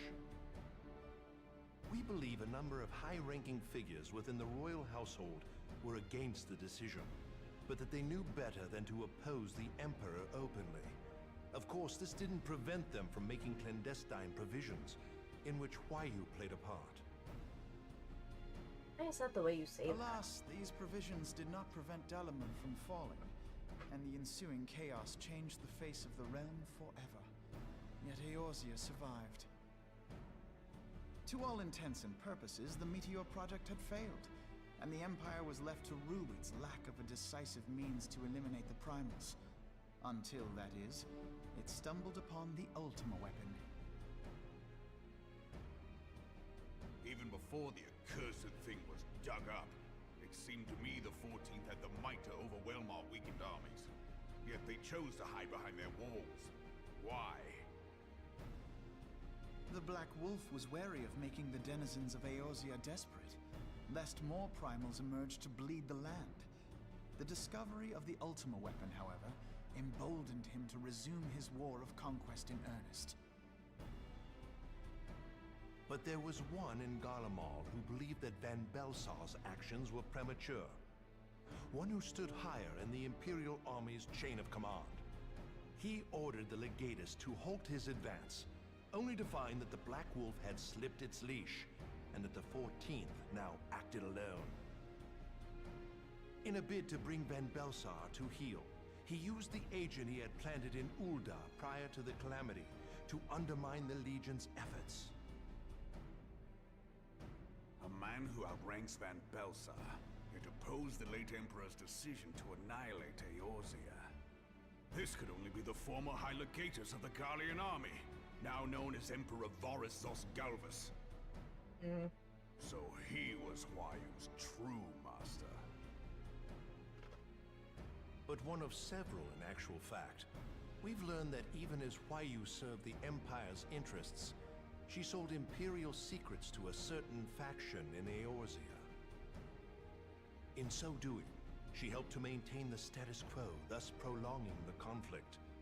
Considering who stands to profit from war, it isn't hard to imagine who her other masters were. Seven hells! You mean to say that she was a double agent? Huh, triple, if you consider her services to Van Belsar and the new Emperor as separate. As neatly as these pieces seem to fit, one aspect of the puzzle remains unclear to me. Poopy sounds. By whose will was the Marshal feeding intelligence to the heretics? And try as I might, I fail to see how aiding their cause would profit either her Imperial or Monetarist masters. Could it be that another hand is at work here? If so, Huayu must be made to reveal whose it is.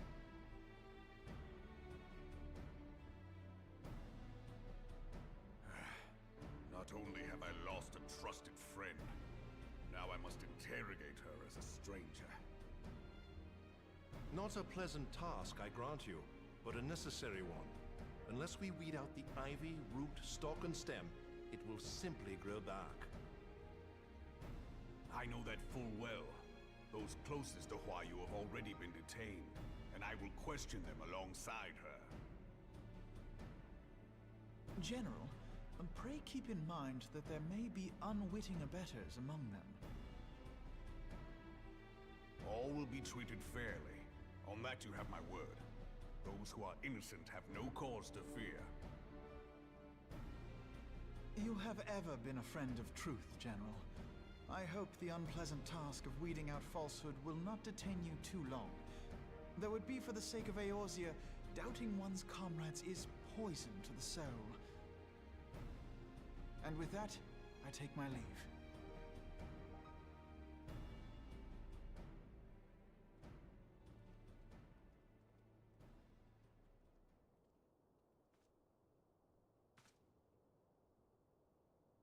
All these years, I've been made to dance to their tune.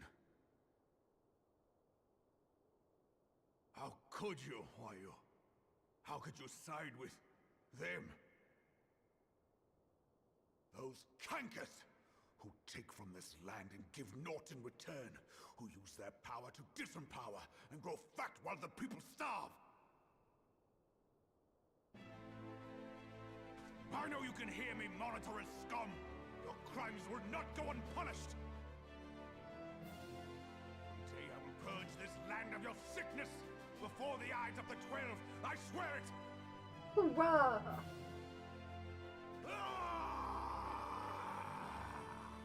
Oh, he angry. He is not happy. Oh, look at those! She's got little stuffed animals. Little I shall stuffies on her have no bed. further need of you this day. Your Grace.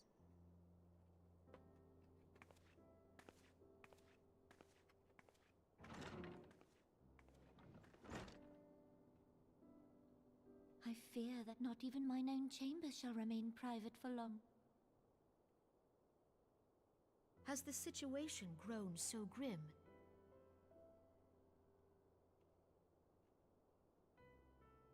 Ever since he proposed the Cardinal Reclamation Bill, Teleji Adeleji has risen to greater prominence upon the backs of impoverished refugees.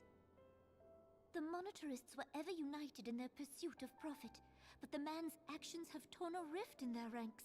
They snap at each other as rabid dogs. Yet now is not the time to be bickering among ourselves. If this bickering is a threat to law and order, might you not have grounds to dissolve the Syndicate? Would that the solution were so simple, Admiral. Alas, my moving to dissolve the Syndicate is certain to spark outrage among the influential merchant class, whom the Cabal represents.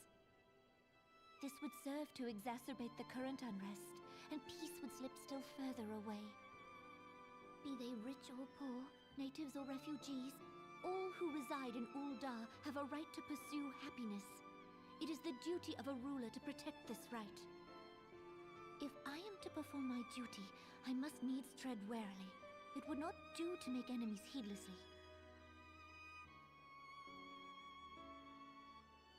Were Lord Lolorito here, he would doubtless say that I have my head in the clouds. A ruler is required to take a wide view. Try as we might to cater to all needs, some will inevitably be overlooked. As such, there shall ever be citizens who feel aggrieved. It cannot be helped. But as you have informed us, the monetarists take no view but their own. They hunger for power while the masses starve. In the absence of a common cause, it seems beyond any one individual to make Uldar whole. And the presence of a Garlean agent within the Immortal Flames only makes matters worse. Even accounting for Uldar's historic reliance upon mercenaries, such a grievous breach of security is unprecedented. I fear this business will provide the monetarists with a rod to beat Rauban.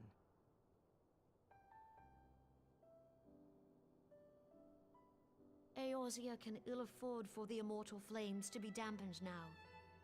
Ere long, the Garleans will turn their ravenous gaze toward our lands once more. If we are to resist their might, our nations must stand together. Yet for this to happen, our nations must be whole. Cannot be done to improve the situation in Uldar.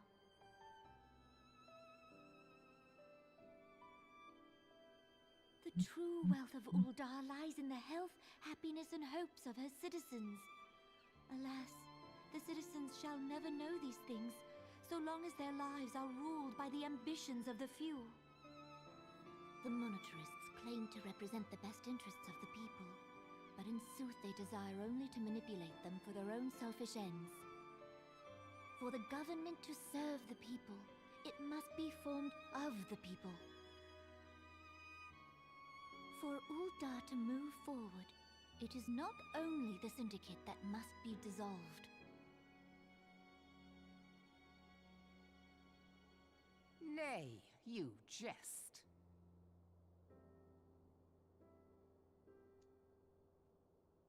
My friends, it was for no other reason than to make known to you mine intent that I requested your presence here. When I make my declaration to the people, chaos shall inevitably ensue. As the last monarch in the line of Ul, I make unto you this request. Help Rauban to preserve order and protect the people. Forsake them, and you forsake yourselves. For a strong Eorzea will ever have need of a strong Uldar.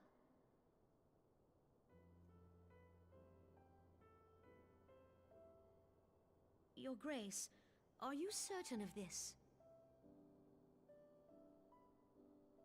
There is no other way. When the time is ripe, the nation shall become a true republic.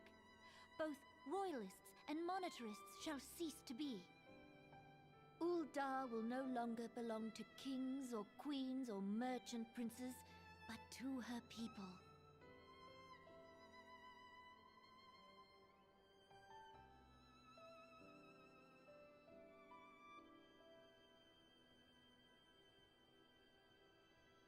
Rauban, forgive me for casting aside all that you have toiled for in my name. Beyond this gesture, I am powerless to help my subjects.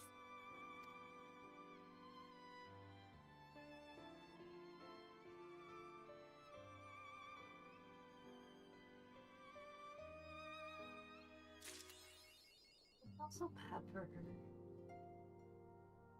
Wait, why not?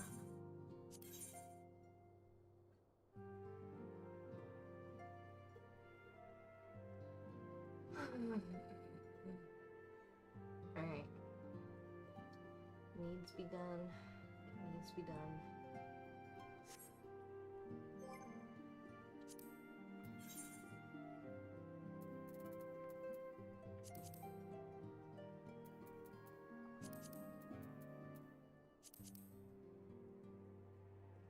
Right?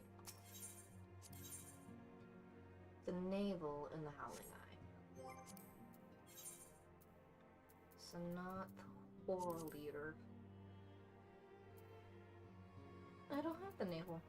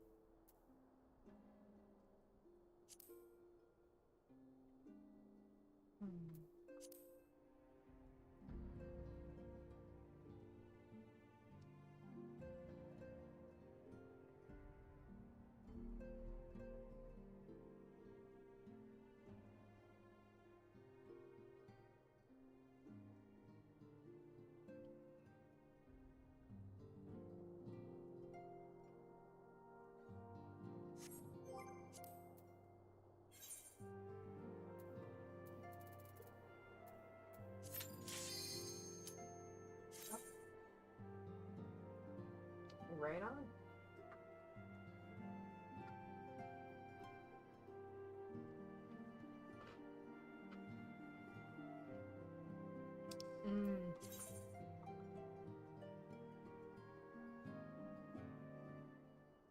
Alright, so I need to unlock that one as soon as I'm done.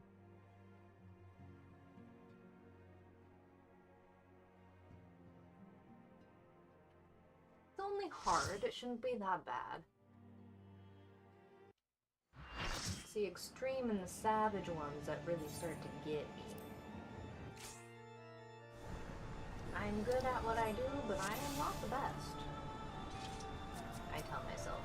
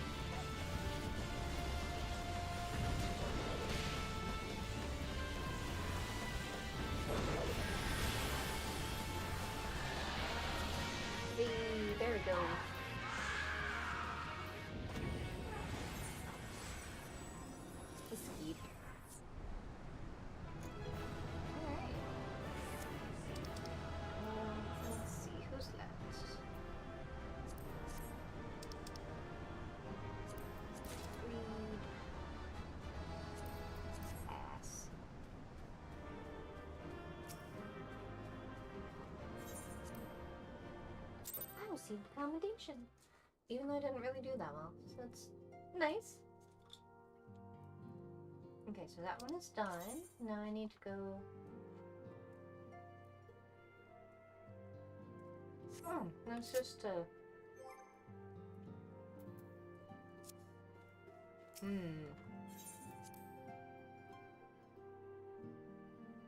need to put these away.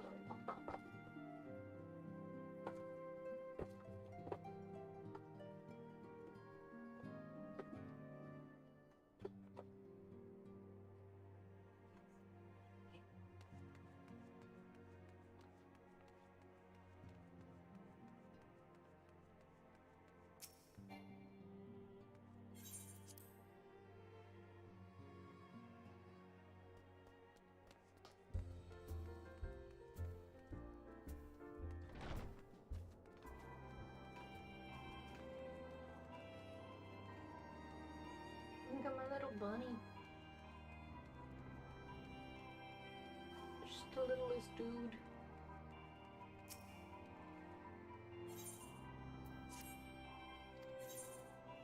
Oh, Joel, good job, Joel. I'll take that.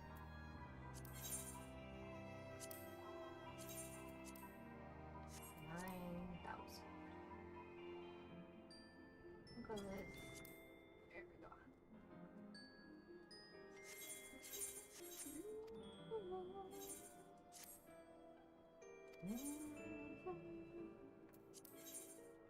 Oh, good job. Good job. They're working hard.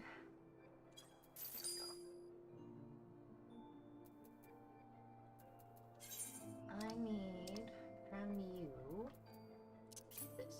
Yeah. What can I give you? This. Not that, apparently.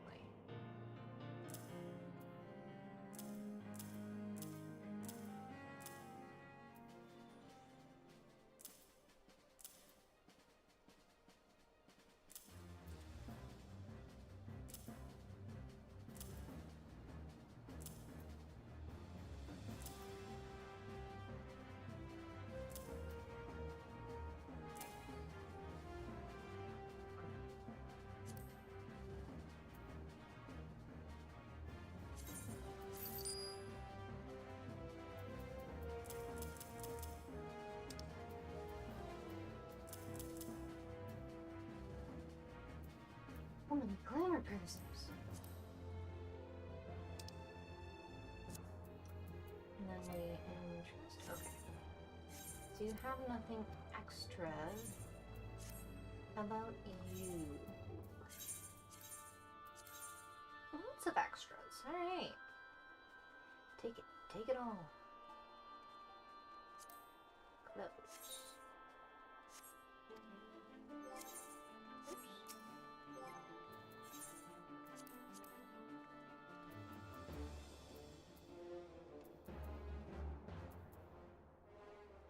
I guess I could have him sell these real quick. Get those out my inventory.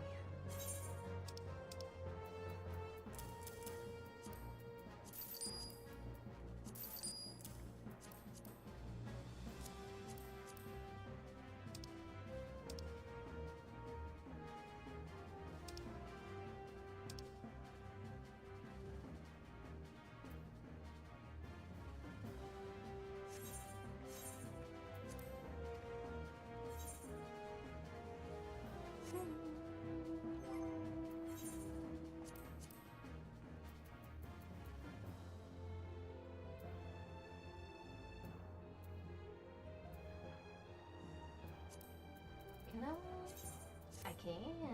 Okay.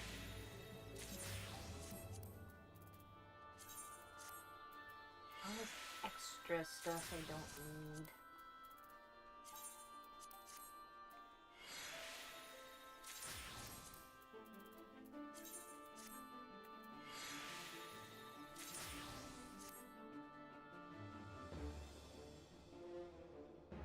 That one I can't break down yet.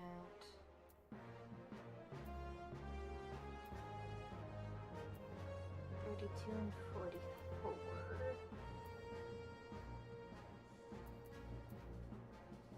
Ifrit. This I cannot.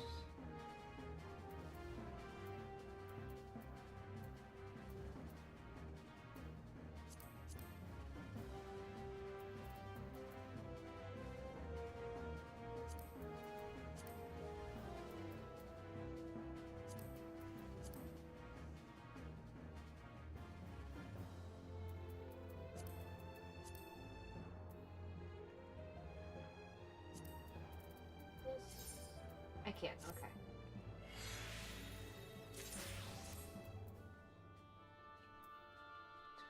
Eight. Inventory. It's 25, 28, and 47. 20. Inventory. Okay.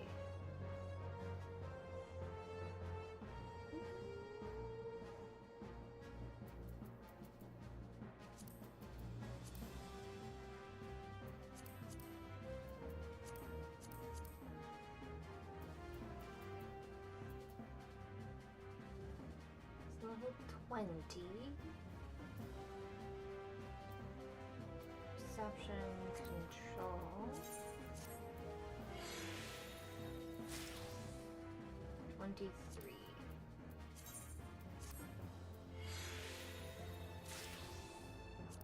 So if no one's wearing this, I don't need it.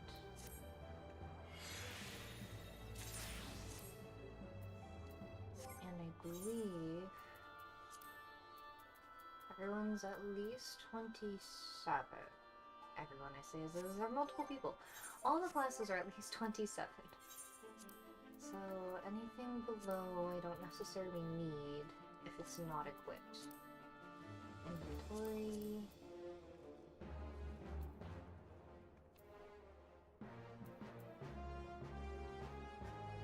And I've noticed for some reason that the tank equipment is never taken over the EPS equipment, or like the general class equipment.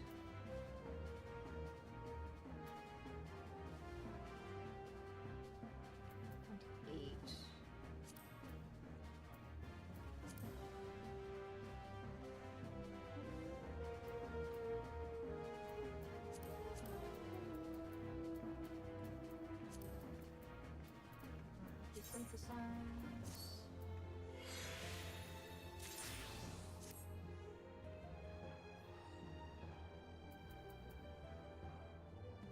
Harlequin's cap.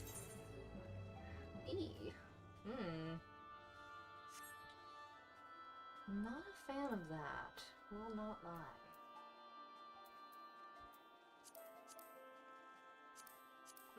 How about you guys? 25, 24. That one's still equipped by somebody. That's 32. So that'll probably be the next one that I end up equipping for everybody. For all the classes.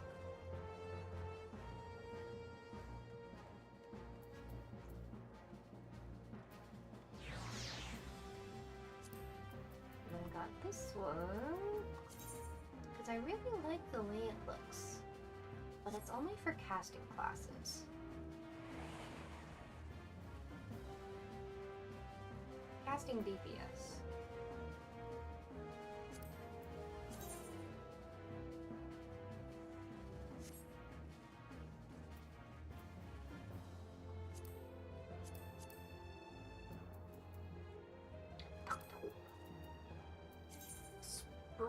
Express. Extract. Synthesize, because someone's using it now. It's 23, 23, 24, 24. Okay, so these are not being used.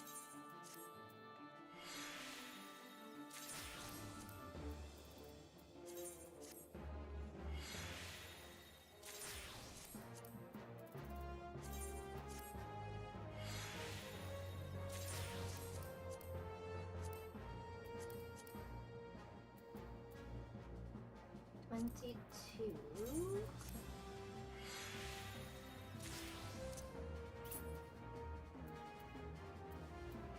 Those are for other classes. Synthesize.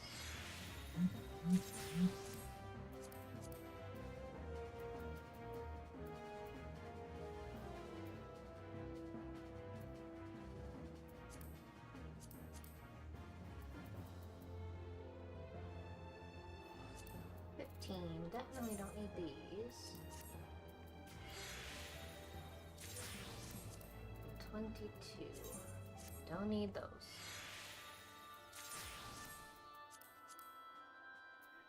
Everything else under is being used.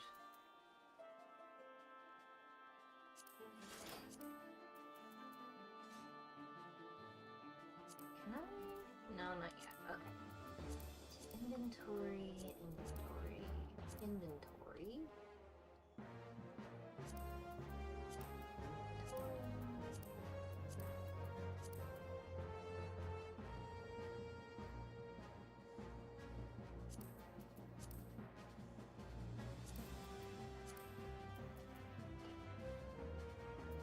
And then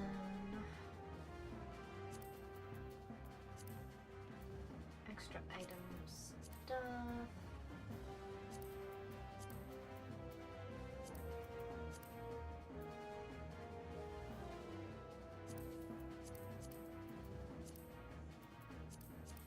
Don't need it.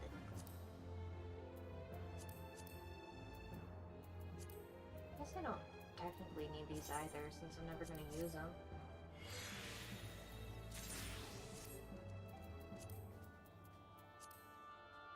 Oops.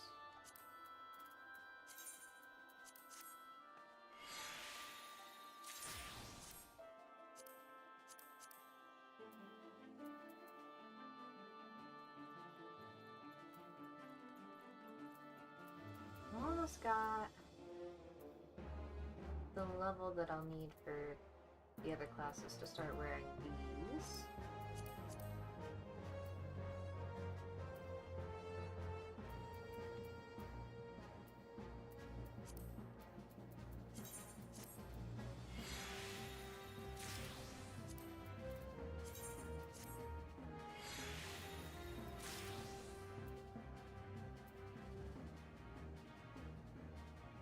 Demagogue.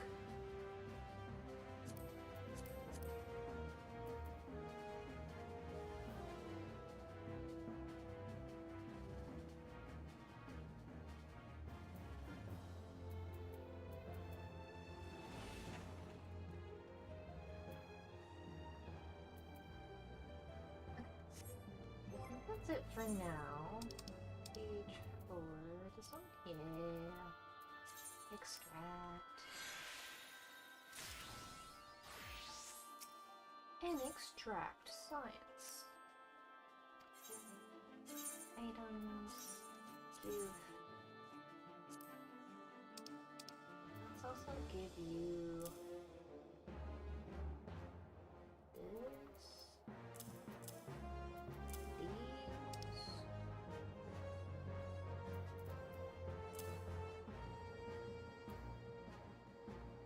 How much more can you hold? I mean, you can hold a fair bit. Let's see.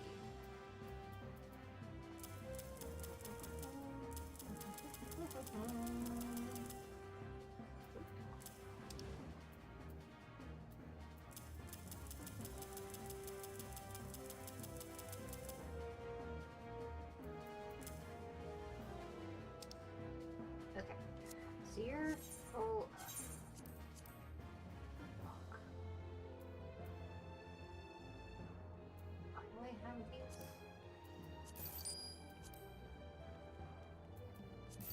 I can just make them again if I need them.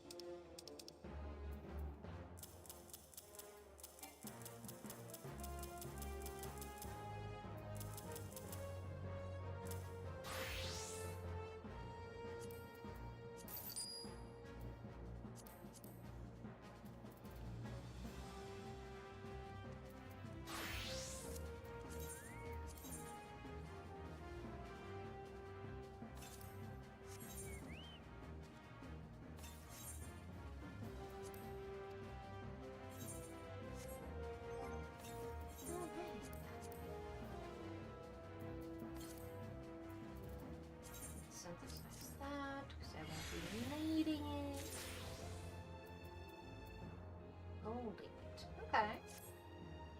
Just nice. Let's finally use this. Go back to Vesper Bay. The whole reason I came over here. Tangent aside.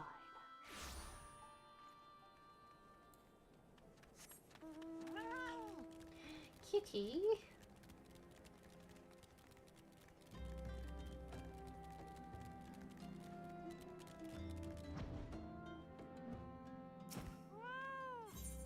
See if these two are up to anything.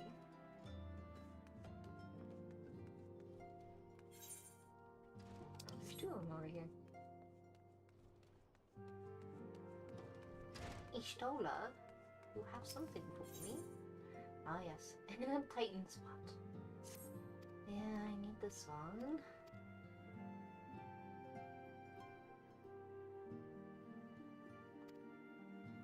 Primal's might is determined by two factors, the amount of crystals it has gorged upon and the fervor of its believers. I would like nothing more than to measure precisely how strong the Lord of Craigs has become, but I fear the time for such prudence has run out. We have already received a official request for assistance from Maelstrom, and as you might expect, it is addressed to you. For your previous encounter with Titan, you traveled to his demesne by way of Aetheryte, first discovered by the Company of Heroes. Sad to say, this Aetheryte no longer seems to respond, but do not despair, for the Maelstrom has reportedly found another in its place. You will want to speak with Commander Hriki at Maelstrom Command for the details. I cannot stress this enough, but Titan has grown fearsome strong. See to it you spare no preparation.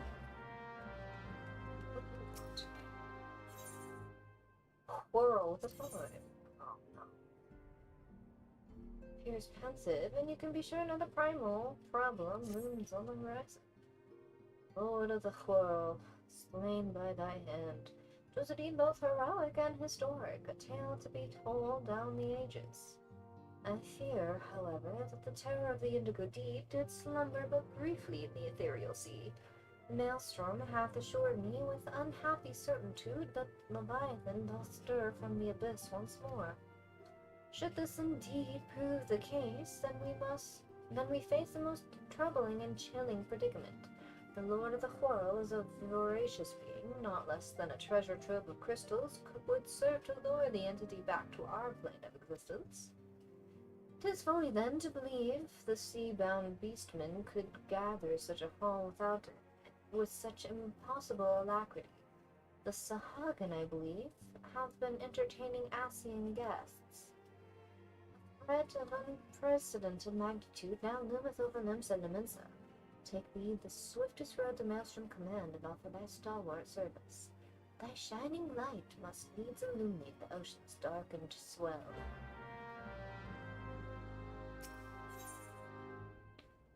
Drop-dead Sheba. By thy high deeds were the people of Corthus spared certain doom in the hands of a deformed entity. Yet, if the missive we have received from Lord Drillamall of House Dorandare speaketh true, 'twould seem that hard-won respite has come and gone. Recovered from her wounds, the Lady Iceheart hath joined the struggle against Ishgard. Worse, 'tis said that her disciples have already laid claim to a hoard of crystals. A hoard far exceeding the quantity but recently wrested from the caravans of Fort Hall. Still, 'tis all but certain that the heretic's mistress intendeth to call upon Saint Sheila once more.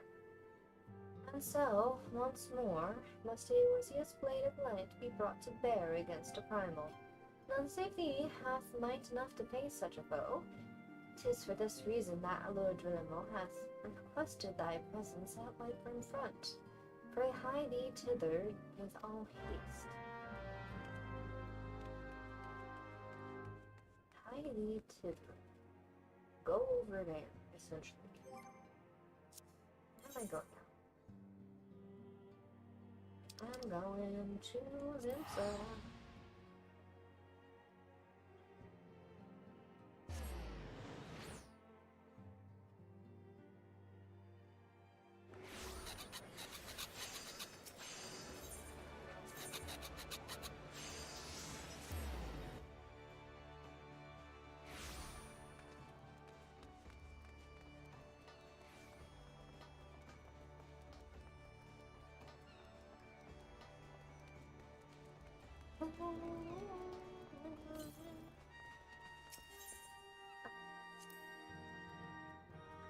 Sumiko the Silence, your presence is most welcome.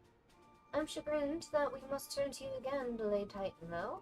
No doubt this is yesterday's news to you, but the Lord of Craigs has returned more fearsome and formidable than he was before. We cannot fathom how the kobolds were able to obtain such vast stores of crystals in so short a time. We will learn the answer in the coming moons, I suspect, but first things first. We need you to vanquish Titan before he and the kobolds have a chance to wreak havoc upon lumps of Amensa. You have felled the primal before, and we believe you can emerge victorious once more. We've learned of a new aetherite that will take you to the navel. It's situated deep within Ogokumura lines, not the most convenient of locations, admittedly, but you have cut yourself a path. Please make all haste. Titan's mere presence emboldens the kobolds, and 'tis only a matter of time before they move in force against us. May the navigator guide you on your way. Sumiko the Scions, you are, as ever, a welcome sight at Maelstrom Command. Our worst fears are realized. The primal Leviathan has returned to threaten our shores. We do not think it possible for the Fishbacks to summon their rapacious god without a considerably longer period of preparation, but there can be no mistake.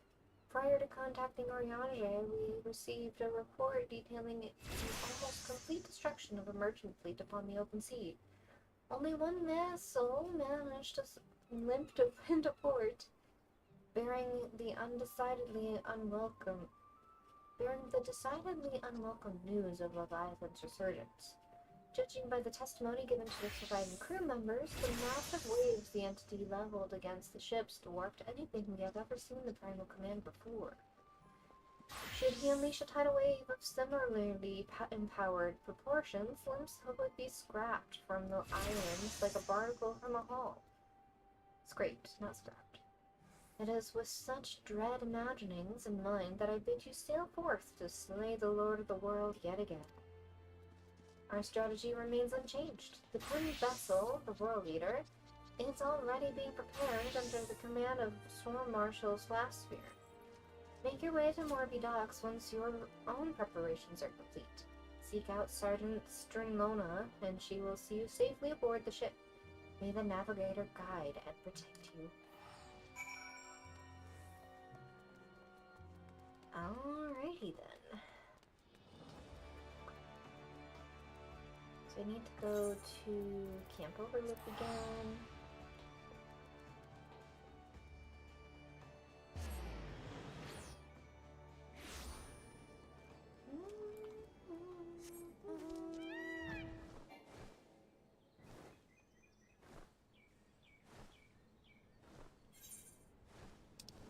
Where are you actually going? Okay, so it's not that far.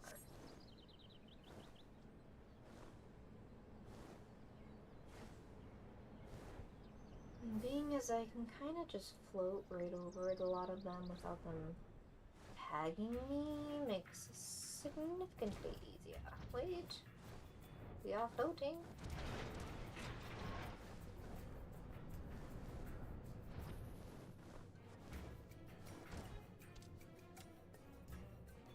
Oh, I gotta go around.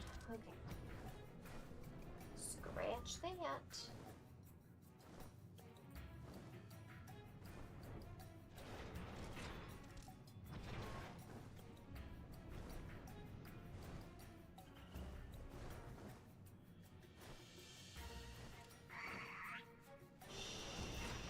You know nothing.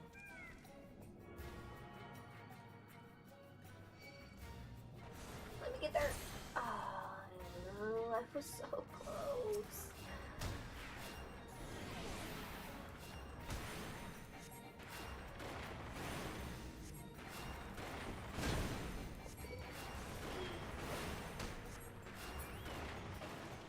Let's try that one more time.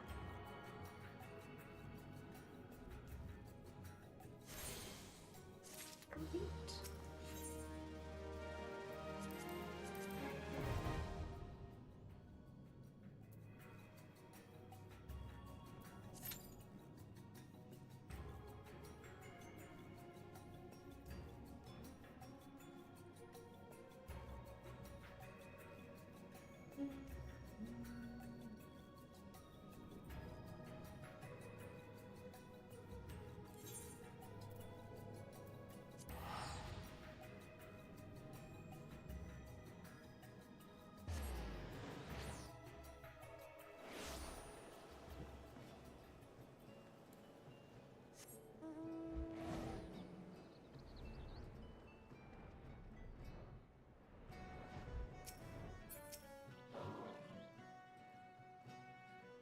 Sergeant Sternona at your service. The Royal Leader is loaded and ready, ma'am.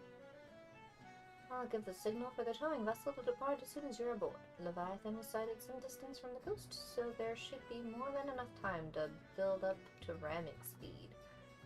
The entire crew is willing to lay down their lives to ensure you reach your target, madam, so just concentrate on securing the overgrown sea serpent.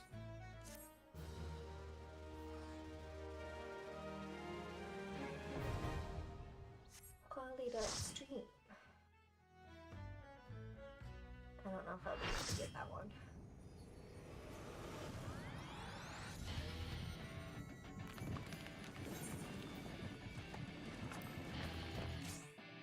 He's a rocky boy.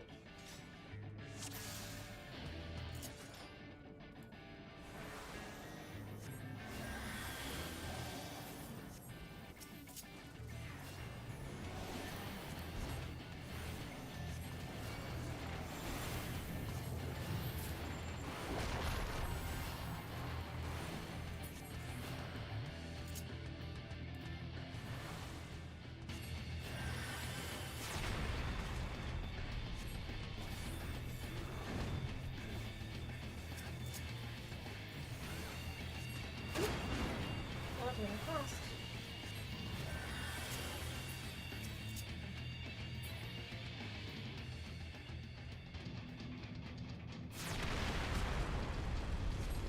Wow, very evenly spread. That was very pleasing.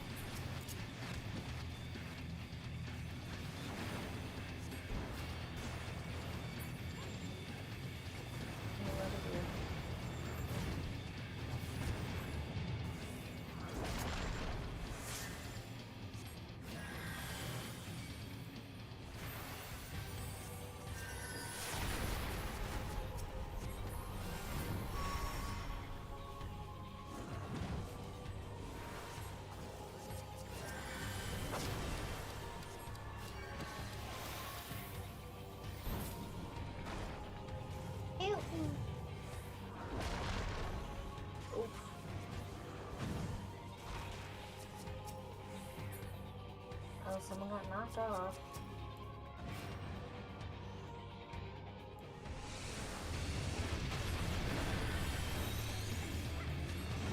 Oops. Oh, snap. See, this is why I can't do extremes. I never pay attention to where I need to be.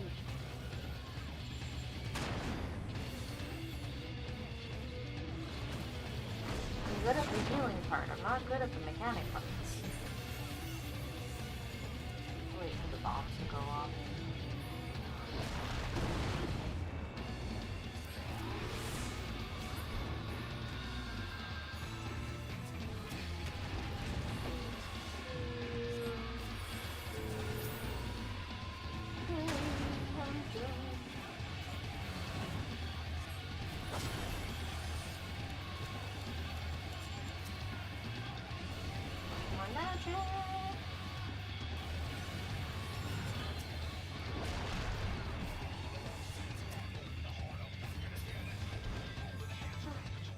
Not the intention, please.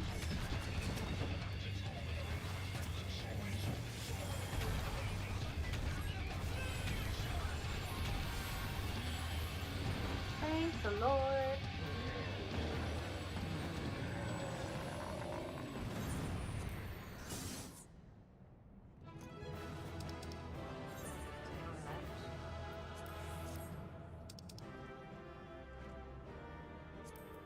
I'll take it.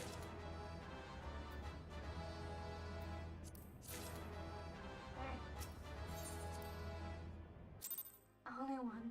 That's okay. That's all I need. Oh, did it not actually? Okay.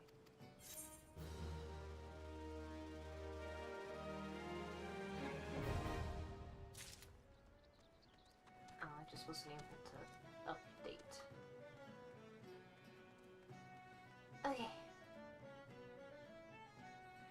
that takes care of the side little ones that... little, I call them. Little things that I needed to do.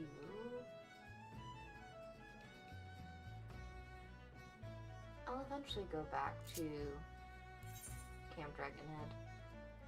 Or Corvus, rather. So in the meantime, let's go back.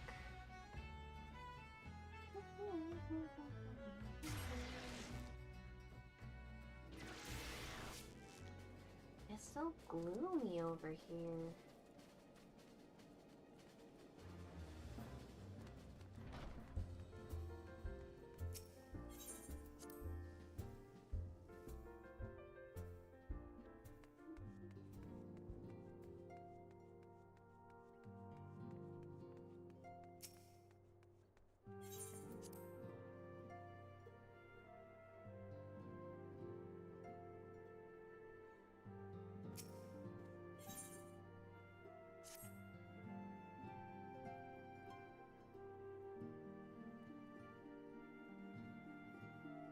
I am most eager to address the Assyrian threat. However, we dare not neglect our We both know full well that Saint Shiva will not be the last primal we face, and our relationship with Ishgard is still tenuous at best. To think that the resolution of the primal threat was once the sole priority of the Scions of the Seventh Dawn. Some days I wonder if it was wise for us to take on so many other responsibilities. Least you forget, Antecedent, the Scions did not shoulder the burden alone. Were not the Crystal Braves established for this very reason? True, we are presented with a multitude of problems, however, we have all the resources we need to address them in turn. Tsumiko, in particular, is ever a steadying hand, who I trust will continue to support the Braves. Yeah, sure thing. To what do we owe the pleasure? Have there been further developments regarding the situation in Ul'dah? As expected, the Immortal Flames have been struggling to cope with the revelation that one of their highest-ranking officers was a Guardian agent. Suffice it to say, Teleji Adeleji and his monetarist ilk have wasted no time in attempting to turn the situation to their advantage. Coupled with ongoing unrest, the Flames are finding themselves hard-pressed. Plainly, General Raban needs our help, and I will direct the Crystal Braves to offer what support they can.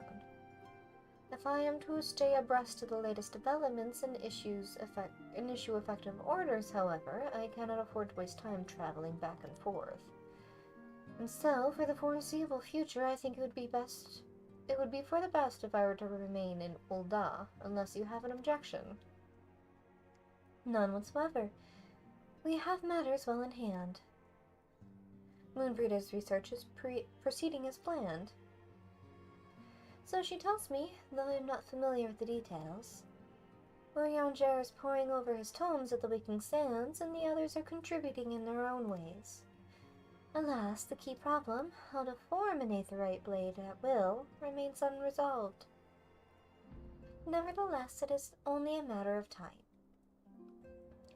Tsumiko, we will focus on that task. Mayhap you could assist Alphino and his braves with theirs.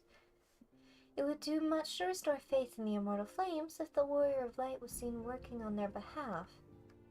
Never forget that your esteemed status allows you to act in ways that those more tightly bound organizations and nations cannot.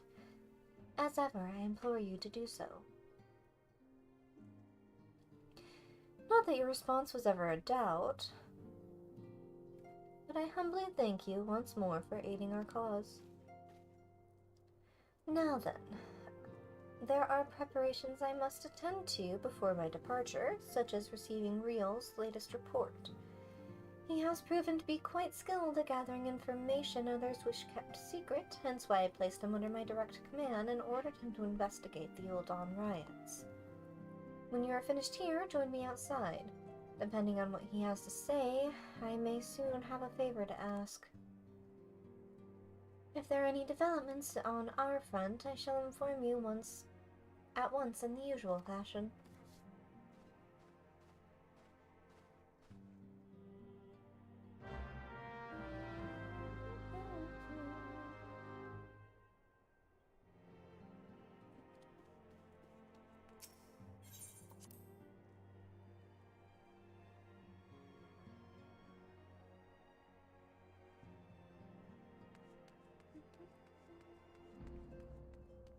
Yo.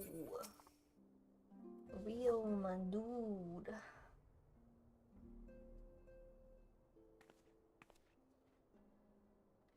Pleasure as always, Simcoe. You'll be escorting Commander to Ul'dah, I take it? Actually, I had another task in mind for her. If you'd be so kind as to repeat your report for her benefit. Right then. Me and mine have been making inquiries into the sources of the weapons that found their ways into refugee hands a ways back. So it happens we caught wind of something promising, a rather large purchase of sharp and pointy things, by a black marketeer holed up near Highbridge. I doubt this man would have secured such a quantity of weapons if he did not already have clients waiting. Clients that, for whatever reason, would prefer for this transaction to remain secret. Brings to mind that merchant what caught an arrow while talking to Tsumiko, don't it? Generous fellow he was, doling out swords and spears to the downtrodden and disgruntled. Which isn't to say that these clients have the same mischief in mind, but if you want to make sure, it might be prudent to intervene before they collect their goods, savvy?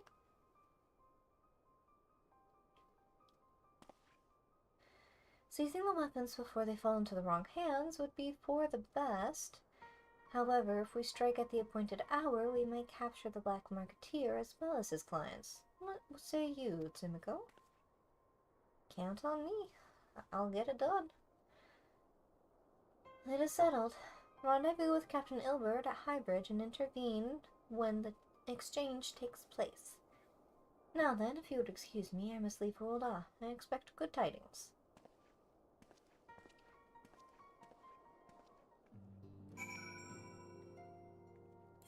When does the warrior of light ever fail?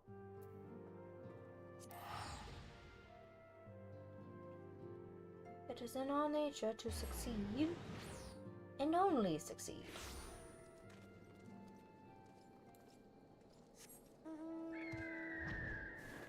Excuse me, pardon me. Lion Griffin coming through.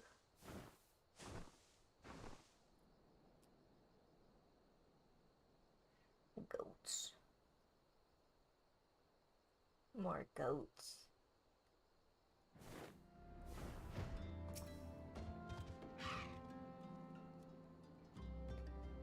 Tsumiko, my scouts have been keeping a close eye on the black marketeer, and it would seem that his guests have arrived. It would also seem that he has hired more than a few men to stand guard, common thugs of no consequence, but they nevertheless pose a threat. Even so, I feel compelled to apologize. This is far beneath a woman of your standing, and Commander Levior needn't have dispatched you hither.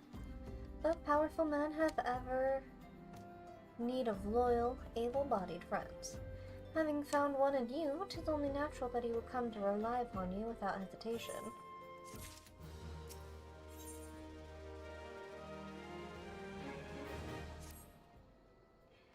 Now then, we should make for the burning wall without delay and secure those weapons.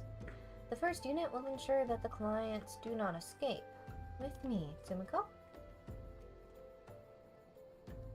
Hail. Off with you.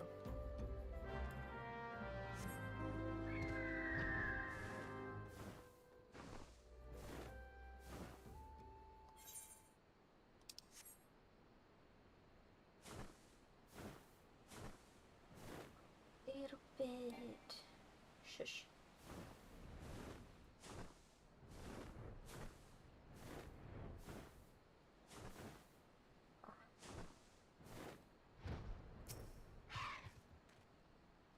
I spy the one man, but there are sure to be others. I have a plan. While you approach the sentry and create a distraction, my men and I will slip past and catch the black marketeer unawares. Once you've disposed of the thugs, wait for us outside the tunnel entrance. Any questions? Then let us be off. Good luck, my friend. It's like a cactus with crystals growing out of it. So it is. What a strange sight. Alright. Down I go. Hey, you. Who goes there? An adventurer? Damned fool, you should have never come here.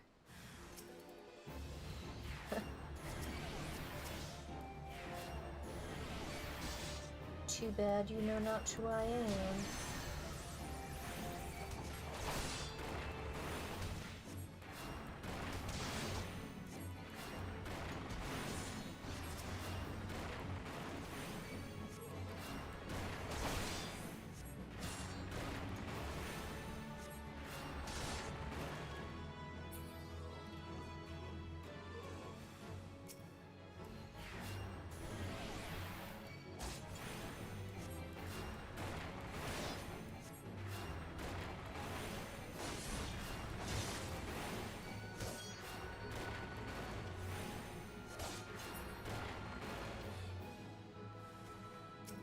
Where are you coming from? Oh, but you're the head guy, so you're the last one.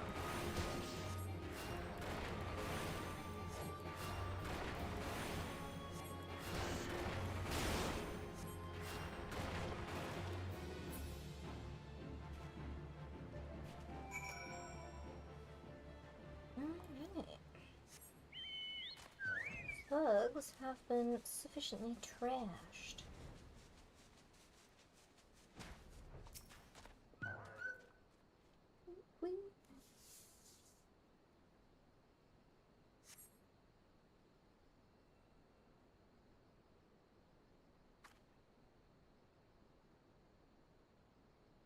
Hello? I don't understand. What's this all about?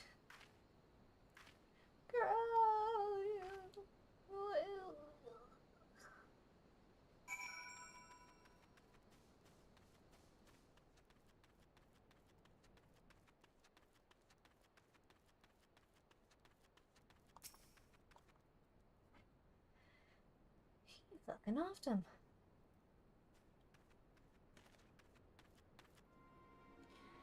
As you can see, this is a fine mess.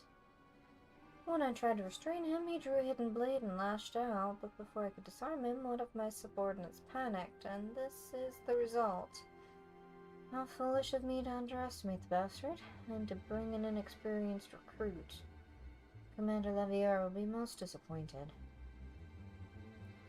Damn it all, a golden opportunity wasted. As for the clients, though we know not how, they slip past our perimeter. At present, the first is currently tracking a party of Duskrite sellswords we suspect may be them. Would that we could have enlisted the aid of the Immortal Flames or the Brass Blades. Alas, we're here to aid them. They're in no position to aid us. Well, at the very least, we have secured the weapons, yet even that accomplishment is lacking, for the information we received indicated a massive shipment, and this is anything but.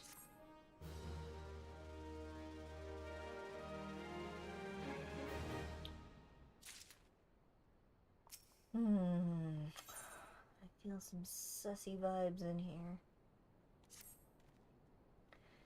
I'll join the first in their hunt for the Duskrite sellswords. If the gods are good, we will catch them before they escape into the Black Shroud.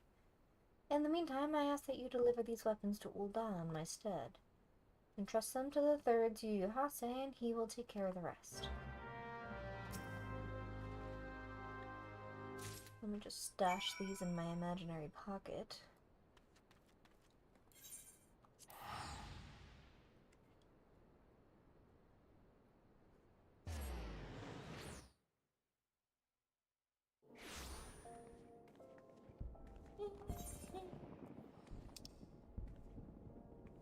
These upstairs, I guess.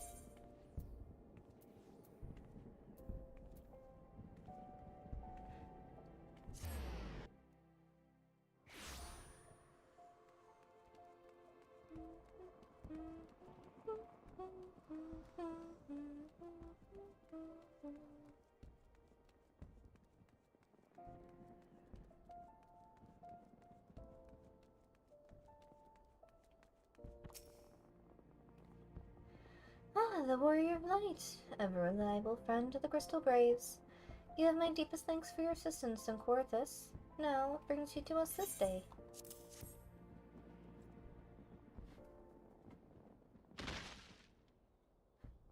hunch. A gift of weapons from a certain black marketeer, courtesy of Captain Ilberd, you say? Understood. Once we've catalogued the contents, I'll have them delivered to the Hall of Flames. This cannot be everything, can it? Riel stated with confidence that there would be a far greater quantity of weapons. A blatant falsehood. Clearly Riel is unfamiliar with the ways of Ul'dahn merchants. You ever strive to present yourselves as greater as they are? We should be thankful for his information was not completely erroneous, and that we managed to achieve anything of worth at all. But still something worth celebrating, isn't it, Lieutenant? Besides, we've got more important things to worry about, like fighting those Garleans up north. There'll be no fighting if I have anything to say about it. Our orders are to stand watch, not to seek glory in battle. If you have no further need of us, then I shall take my unit to the cerulean processing plant. Time for the first to earn its keep, eh? Fight well, Alian, for the freedom of all.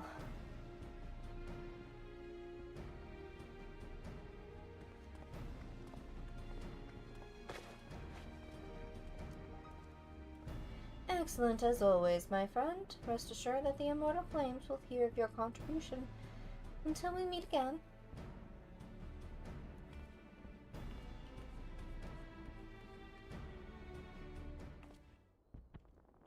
Simigo, a word if it please ye. Not here. Look for me at the Sapphire Avenue Exchange. No need for whistling this time, don't you worry.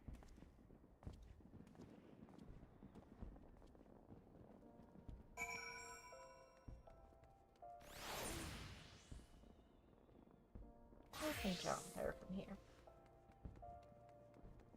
Ooh. Almost ran into that pole. Rolling. Sapphire Avenue. What you got for me, Riel? Thanks for indulging me request. Few places better than a market for privacy, I find. All the hustle and bustle of commerce means most conversations go unnoticed. I'll get to the point. At the Burning Wall, when you and the captain interrupted the exchange, what happened? Tell me everything. Leave no detail out.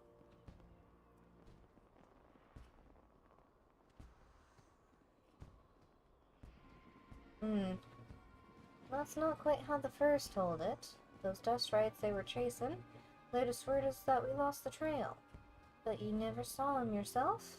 Not before the fighting started, not after? Something ain't right. I don't know what it is, but I can feel it in my bones. I'm not daft enough to be misled by some merchant's drunken boasts. Our information was reliable, goddammit. I know he purchased those weapons. Huh. As if I've never deciphered a moneylender's books, or had to follow a transaction back to its source. Did plenty of that back when the Braves were getting started, believe me. The commander wanted assurances that we weren't taking Gil from the wrong sort of benefactors. Of course, these days the money flows like water, and the first and third get the shiniest new toys. Forgive me, friend. I have a lot on my mind these days, and I appreciate lending an ear. Right then, let's get back to it. It's getting saucy. Simico, can you hear me? This is Tataru. Your presence is urgently requested at the Rising Stones. Please come and see me as soon as you're able. Oh.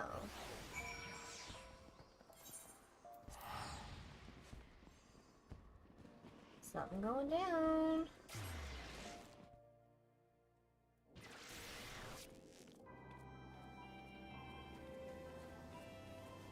What is that mount? That is gorgeous.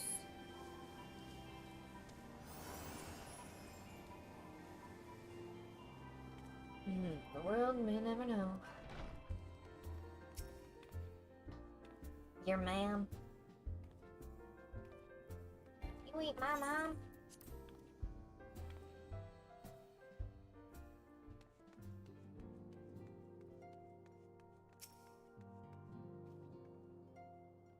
Thank you for coming so quickly, Tamiko. We've a guest from Ishgard who wishes to speak with you. A most, determined lady, by all indications.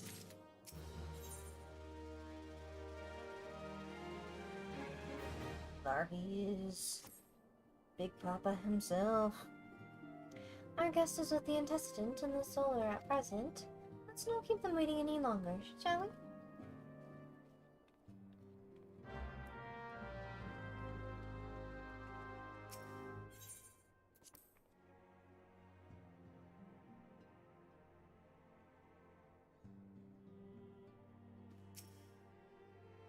Zushia.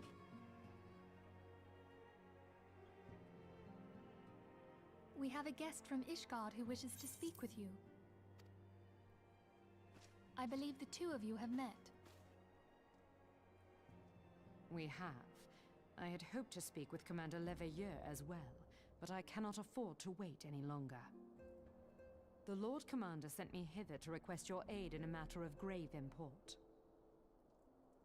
You see now why I had Tataru summon you. Now that we're all assembled, perhaps you would be good enough to elaborate on the nature of the matter which brought you to us. The Observatorium's astrologians have sounded the alarm. Last night, the Dragonstar burned with an intensity not seen in 15 summers. Not since the Dravanians engaged the Empire in the Battle of Silvertear Skies. The northern sky doth burn full bright upon the Wormlord's call. The red behemoth beckoneth, and flame consumeth all. The old Curthan rhyme, aye. The brightening of the Dragonstar is said to accompany the roar of a great worm. The astrologians believe that it was Midgard Soma himself who cried out on this occasion. After an absence of centuries, the King of Kings did return to lead his kind against the might of Garlemald. Only to fall in his duel with the Agrius, proud flagship of the Garlean fleet. Devoid of life, his corpse remaineth entwined about the Magitech monstrosity even unto this day. Ariange has the right of it. Whatever this alteration in the Dragonstar portends, the Great Worm has shown no sign of life. Tataru, have the Domans reported aught out of the ordinary?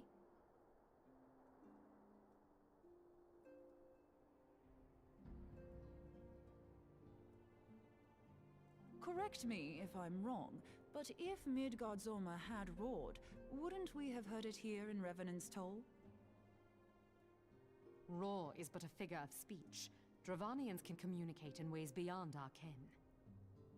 It is for this very reason that we are forced to look for signs in the heavens. We cannot say with any confidence that a great worm roared at all, much less that it was Midgard Zorma. Only by directly examining the Keeper of the Lake can we be certain.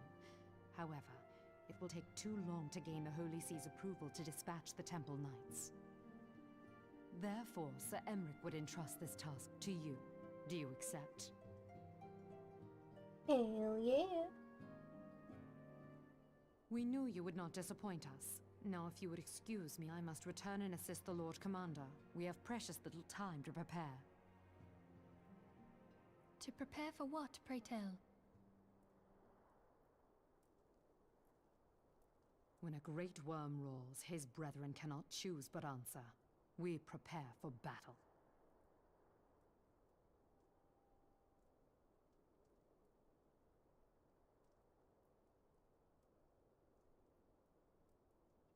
Well then.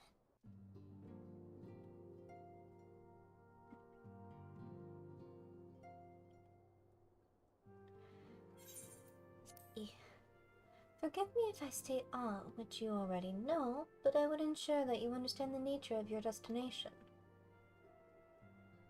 As Ariange stated, what we now call the Keeper of the Lake is a wreckage of the Agrius, former flagship of the Imperial fleet, and the corpse of the worm responsible for its destruction. 15 years ago, as the next step in the campaign to subjugate Eorzea, Gaius Van Belsar attempted to seize control of Mordona. So massive was his force that all thought his victory a foregone conclusion. But an unlikely ally came to Eorzea's aid that day. Midgardsmer, legendary guardian of Silvertear Falls, burst forth from beneath the waters of the lake and led a host of dragons against the Garlean airships overhead. In what would later become known as the Battle of Silvertear Skies, the Great Worm felled countless airships before engaging the Agrias. And in the ensuing struggle, the flagship Cerulean engines failed, and it tumbled into the lake below. Yet this victory came at a great cost, for the explosion which followed claimed the life of the Great Worm as well. That same explosion transformed Silvertear Falls into the desolate wasteland it is today, draining the lake of its waters and crystallizing ether for malms around. Yet a remnant of the lake remains, and at its center a constant reminder of the fateful day long ago. In accordance with Sir Amaric's wishes, our Doman allies have been standing watch over the Keeper of the Lake. It would be wise to speak with them before investigating the wreckage yourself. Be careful, my friend. We know not what dangers await you within. Now then, let us not neglect our own tasks. There is much to be done and precious little time to do it. Hear, hear. That is the understatement of the century.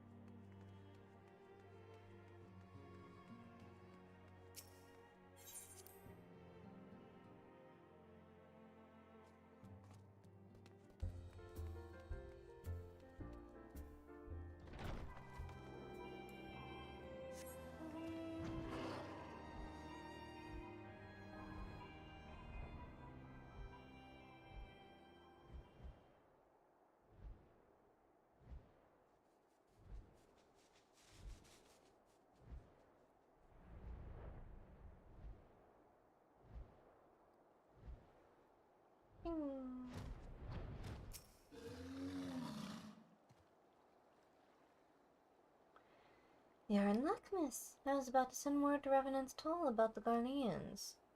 Of late, I've seen small airships, likely from Castrum Sentry, come and go from the Keeper of the Lake. Though I cannot say for certain at this distance, I believe they may be salvaging something from within the wreckage. The Castrum supply lines have been cut for some time, and I'd wager they're desperately in need of spare parts and other equipment.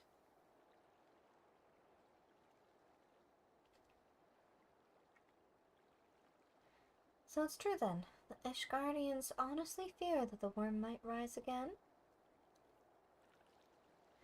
Well, from here, that seems rather unlikely, but if it's as sure as they want, you've no choice but to inspect the corpse in its entirety.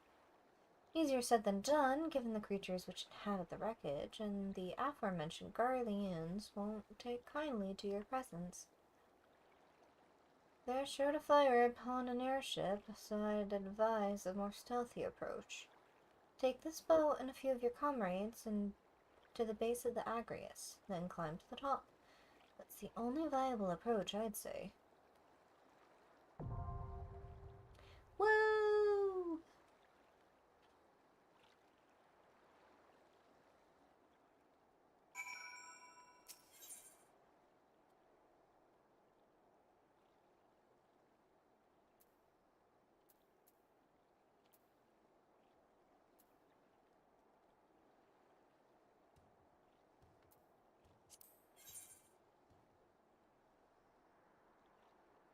Look at them getting all upgraded and stuff.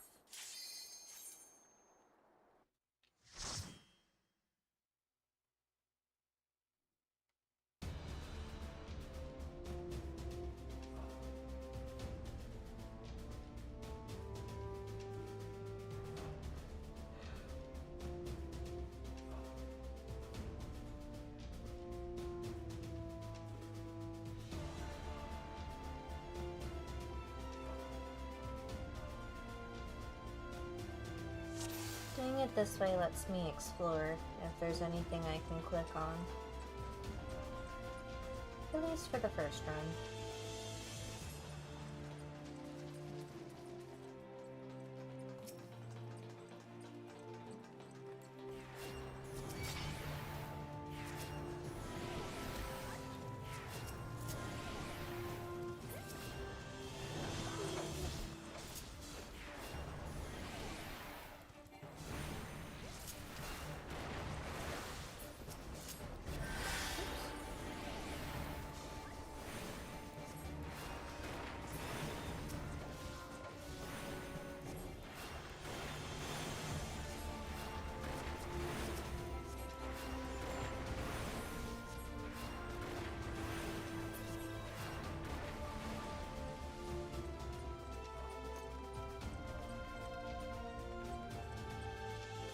Sermant.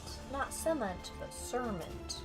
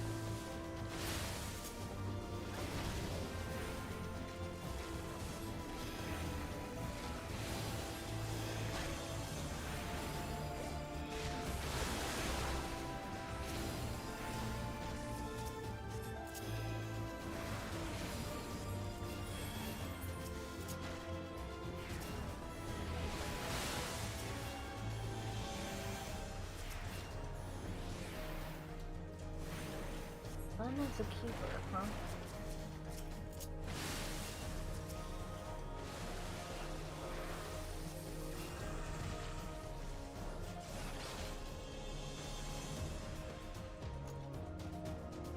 Treasure? Pickaroo.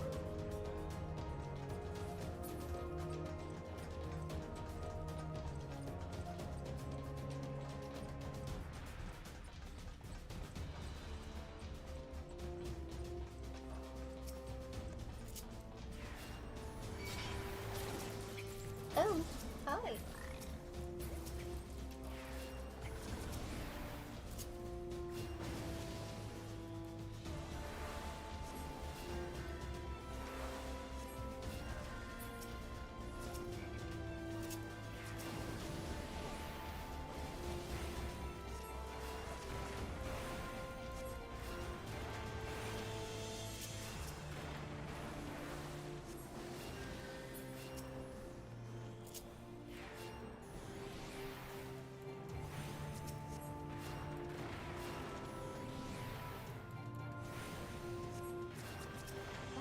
Keep getting hit.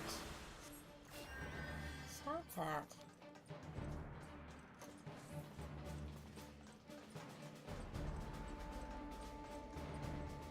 Ein Honda.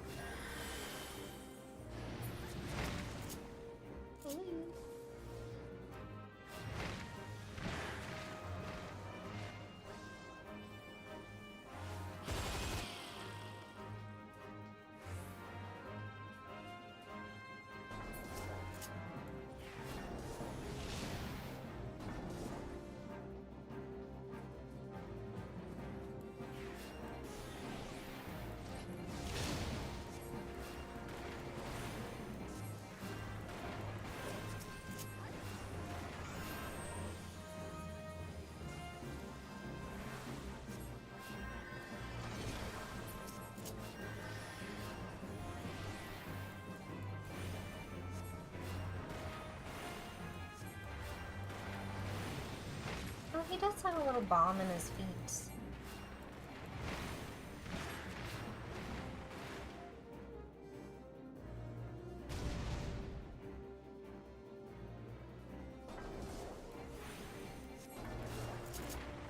Probably.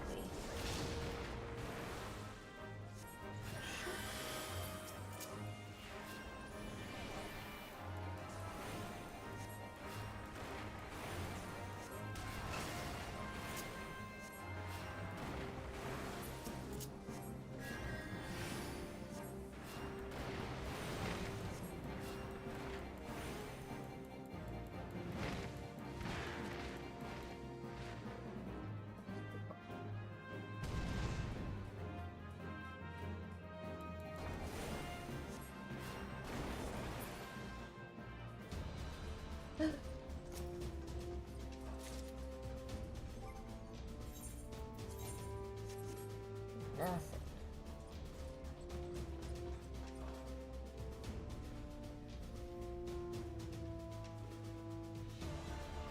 Agrius quarterdeck, huh?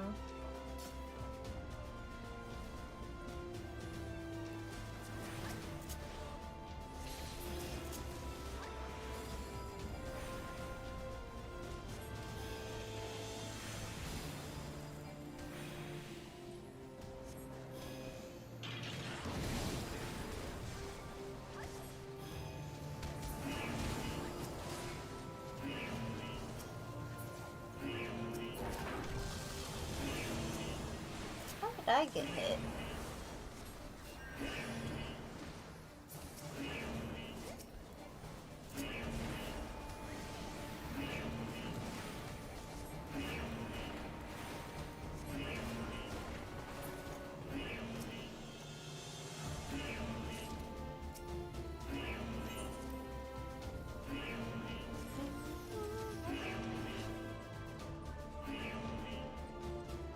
I'm all scurrying about.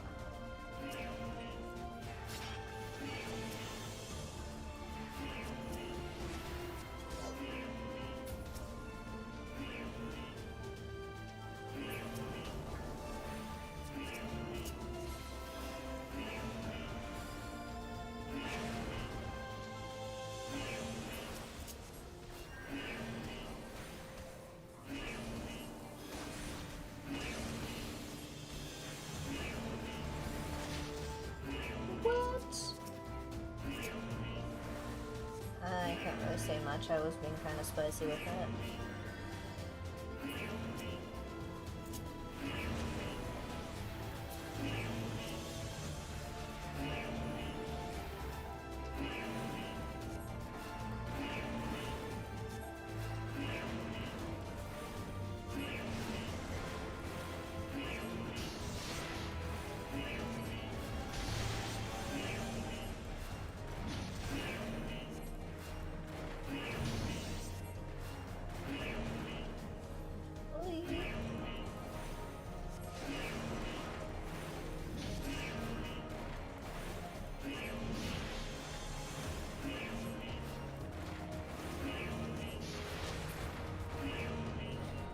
Anything?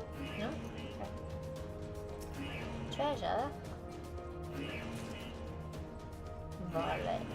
Varley? Varley.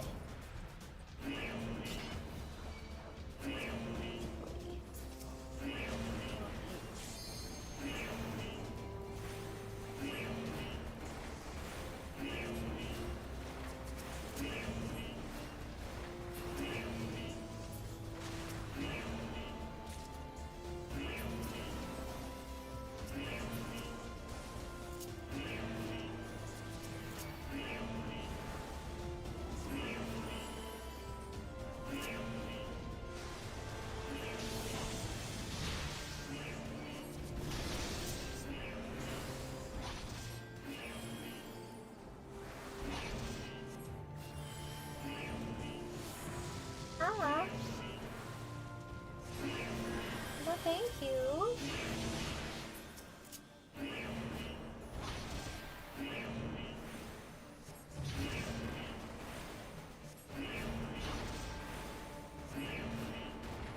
That alarm really is kind of obnoxious, huh?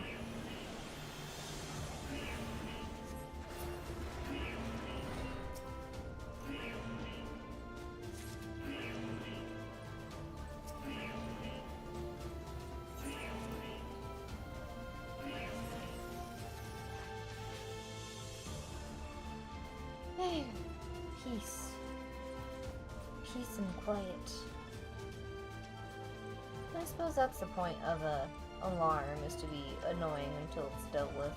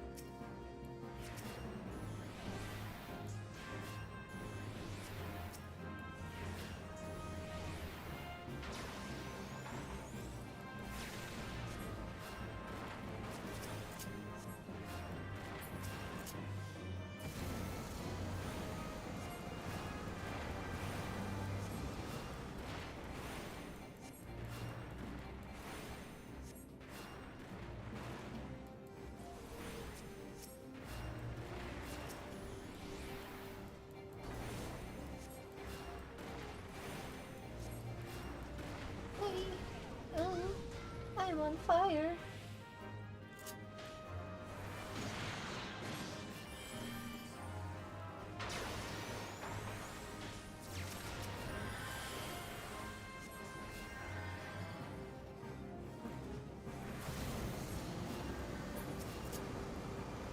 Almost done. Almost there. There we go.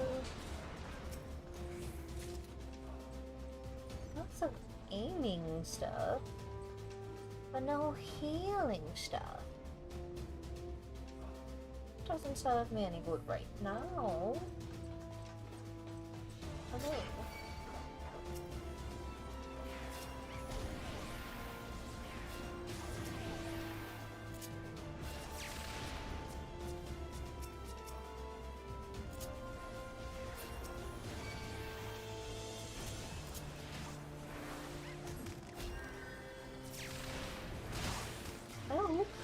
Oh, okay. Hi.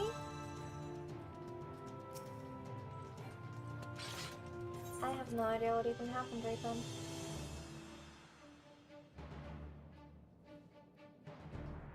That's okay. I'm not even in the area yet. I'm not even there yet. How can you target me?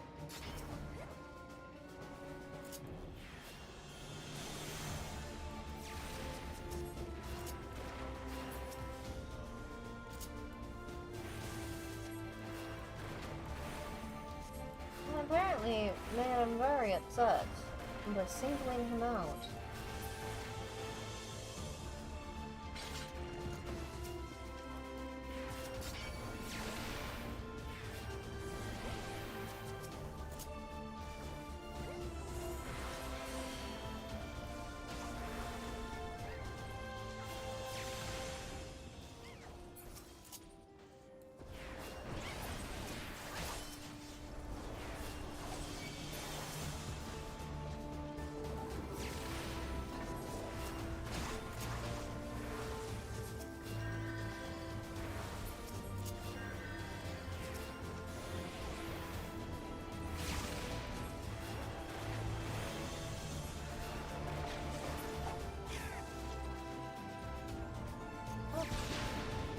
Why are they clearing the way for me?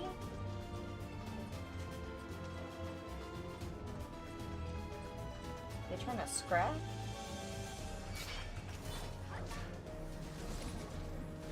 Oh, thank you! Oh, oops, let me actually pay attention. That means a lot, thank you!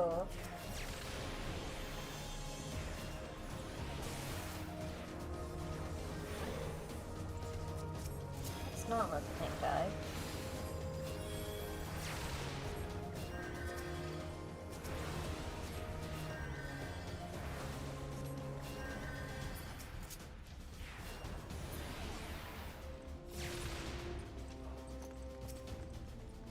They're either trying to help us or hurt us. You can't decide.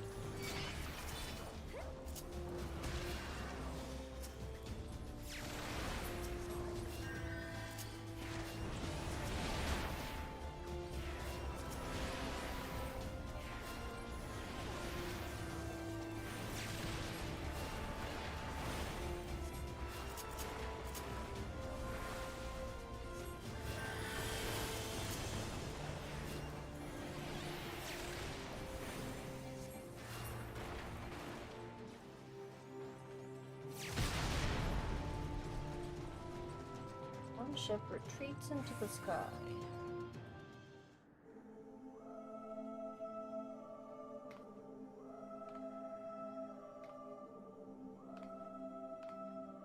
Who treadeth now upon my bones, and waketh me from slumber sweet?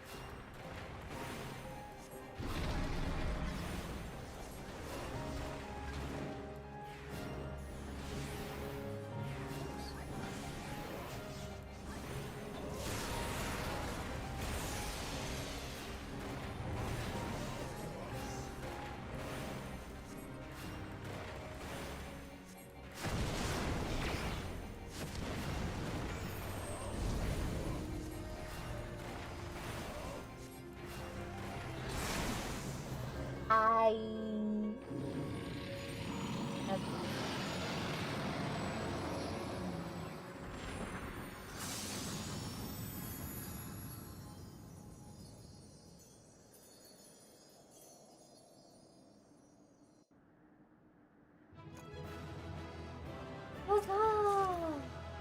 Fasting, is that finally what I need? No, it's not. Alright, let's get out of here.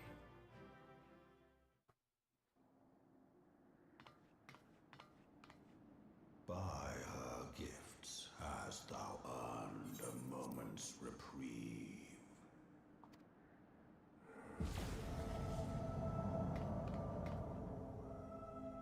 Big Papa. Speak, mortal, and I shall listen.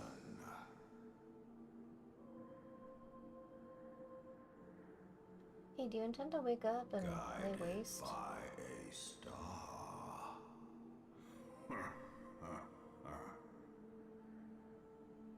My people have heard the song. Ishgard shall burn. Lay waste it is. Sons must answer for their father's misdeeds. I don't know if that's quite fair to the sons. Do not forget. We do not forgive.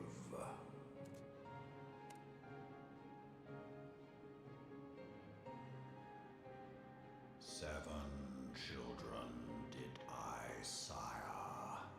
One now singeth of retribution. I rise to join in the chorus. Thou art powerless to silence us, mortal. Yet thou shalt not live to labor in vain. Thy reprieve is at an end.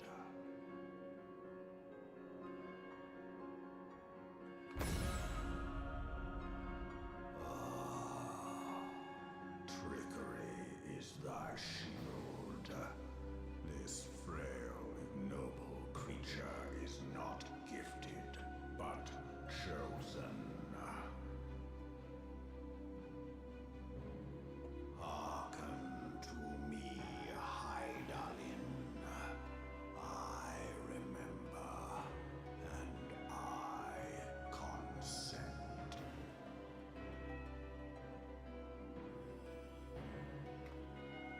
Fear not, mortal. I shall not harm thee.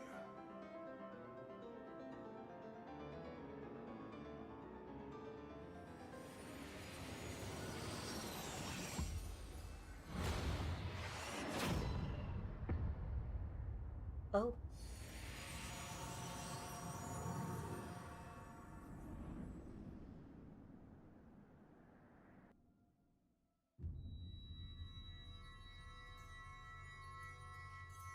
Mama?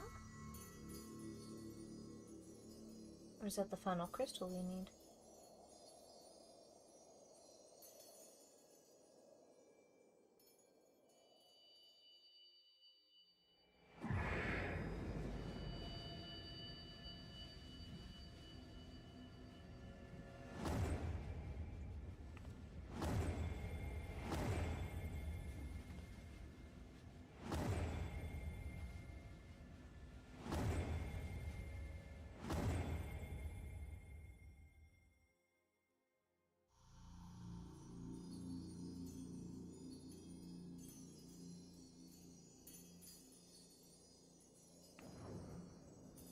Can you not?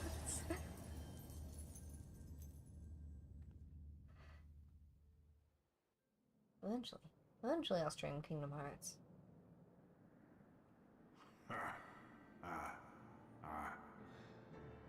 Mayhap thou thinkest me an oath breaker. Welcome in. Good to see you back. Thou art mistaken. If thou comest to harm, it shall be by another's hand, not mine.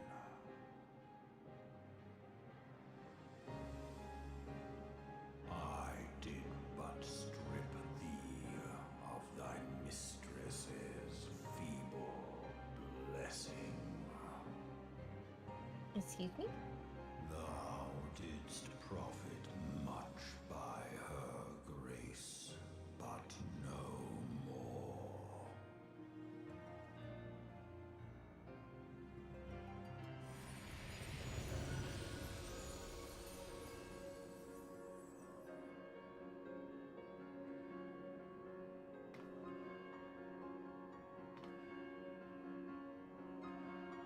Their covenant binds me to thee. Okay. I shall watch, listen, and wait.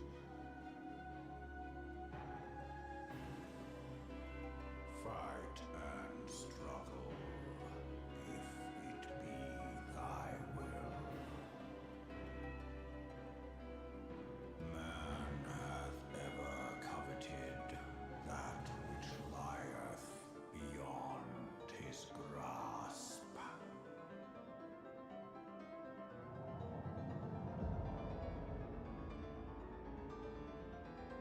I drink of her body, and thence of mine own find new life. That doesn't sound very When it nice. hath grown whole, the loyal and penitent shall rejoice.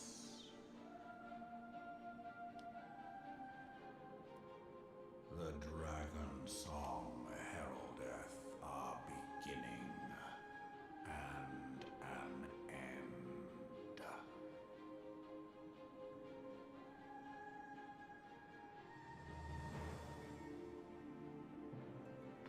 I don't like the sound of that none too much.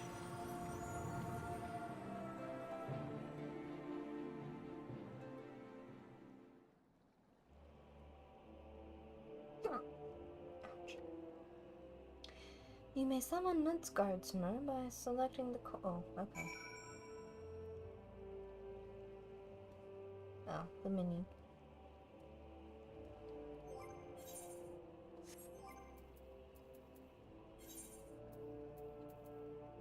Father of Dragons, Keeper of the Lake, Bane of the 14th Legion. While it is difficult to believe the Yomlong pup could be any of these things, he assures you his current form is only a temporary while he awaits the reconstruction of his new corporeal vessel. It never really does happen, does it?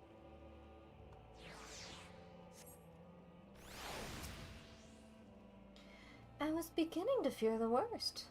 Were those explosions I saw? But you shouldn't waste time talking with me. Alphino left a message stating that you were to return to the Rising Stones at once. Alphino ain't my boss. He can't summon me hither and thither as he so pleases. I'm my own person, with my own objectives. My own desire to do what I will when I will.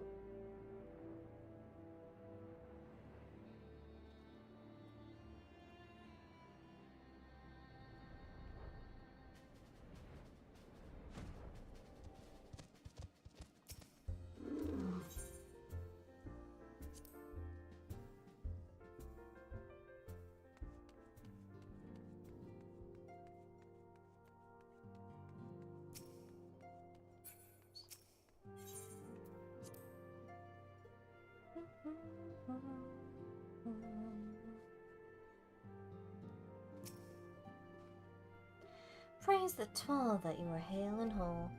I came as soon as Menphilia informed me of Sir Amaric's request. You have completed your investigation of the Keeper of the Lake, I take it.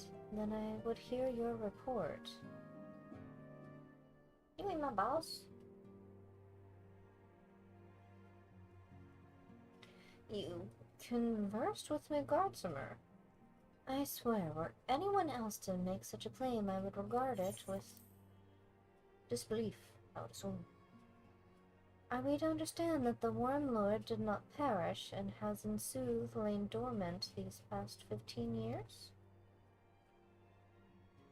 Less of resurrection and more of rejuvenation, for he who dwelleth in eternity, years passing as moments.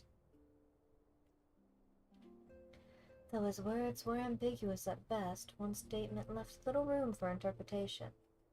My people have heard the song, Ishgard shall burn. Clearly an attack is imminent. We must share this information with Sir Emmerich immediately. However, we dare not divulge your conversation with Midgardsormr in its entirety. To even acknowledge that you heard the voice of a Dravinian is a grave but necessary risk, lest we forget men have been executed as heretics for declaring as much. For your own protection, and for the sake of our tenuous relations with Ishgard, the truth cannot leave this room.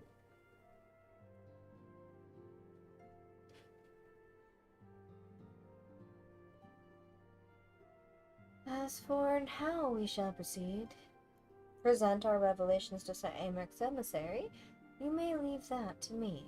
I remain here for now.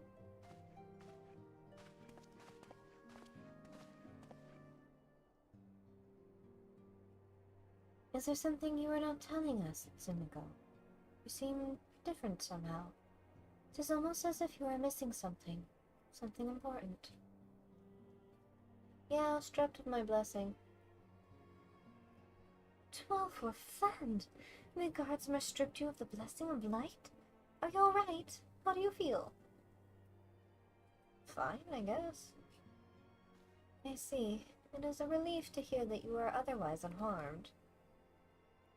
It beggars belief that any being could possess the power to deprive you of her blessing. Midgardsormr made mention of a covenant, did he not?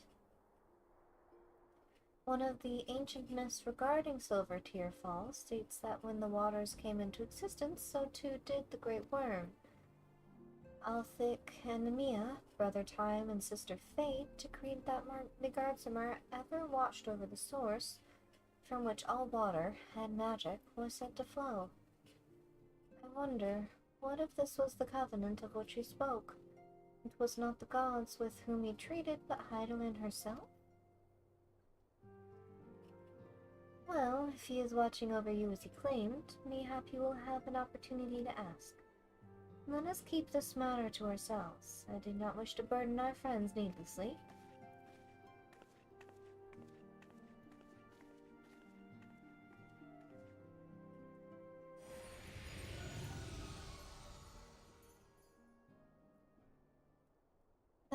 Art thou a pawn, or a master of thy fate?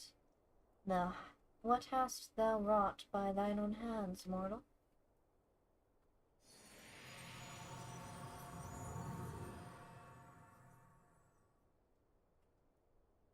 Never asked for any of this. I only did what was asked of me.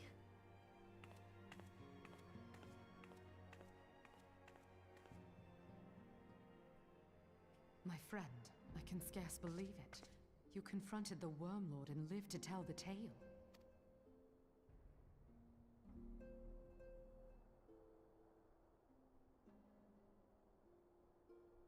I give thanks to Helone for your preservation. It is our sole cause for gladness. Your encounter with the Keeper of the Lake served to confirm our fears. A great worm has roared, and it makes little difference if it was one of the two in Eorzea or any other. The Dravanians are coming. I am told that Ishgard has magical defenses against Dravanian attack, though I am not privy to their exact nature. Will they be enough to repel a massive force?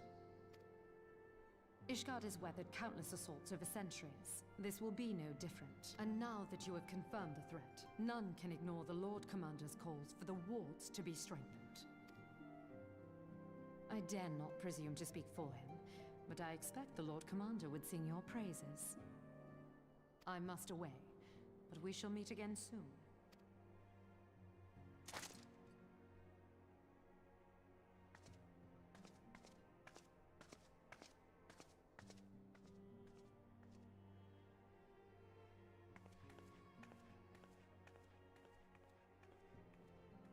Countless assaults weathered, and this will be no different? Why am I not convinced?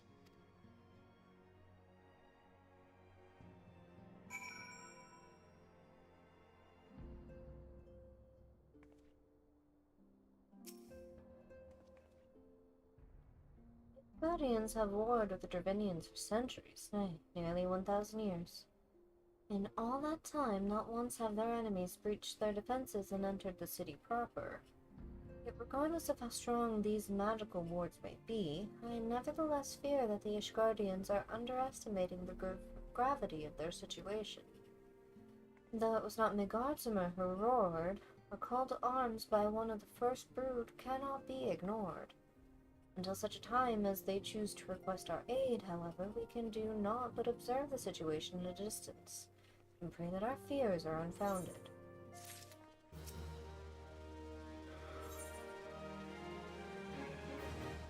Anew has a message from Umbrita of the Scions.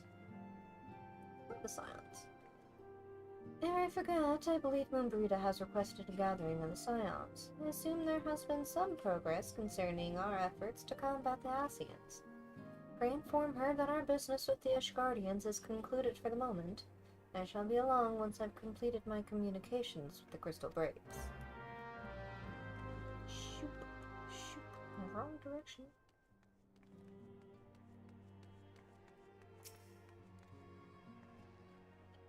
All done with your talk of dragons? Wonderful, because Ascians are next on the menu.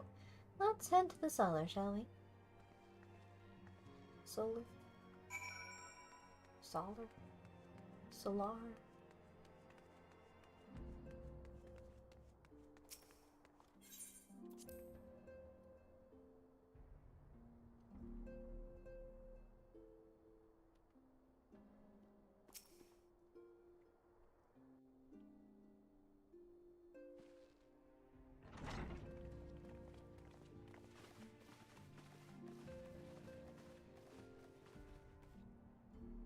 Now that everything's calmed down a bit, relatively speaking I mean, I thought it might be a good time to share our progress on the weapon. I believe we're on the verge of a breakthrough. Well, don't keep us all in suspense.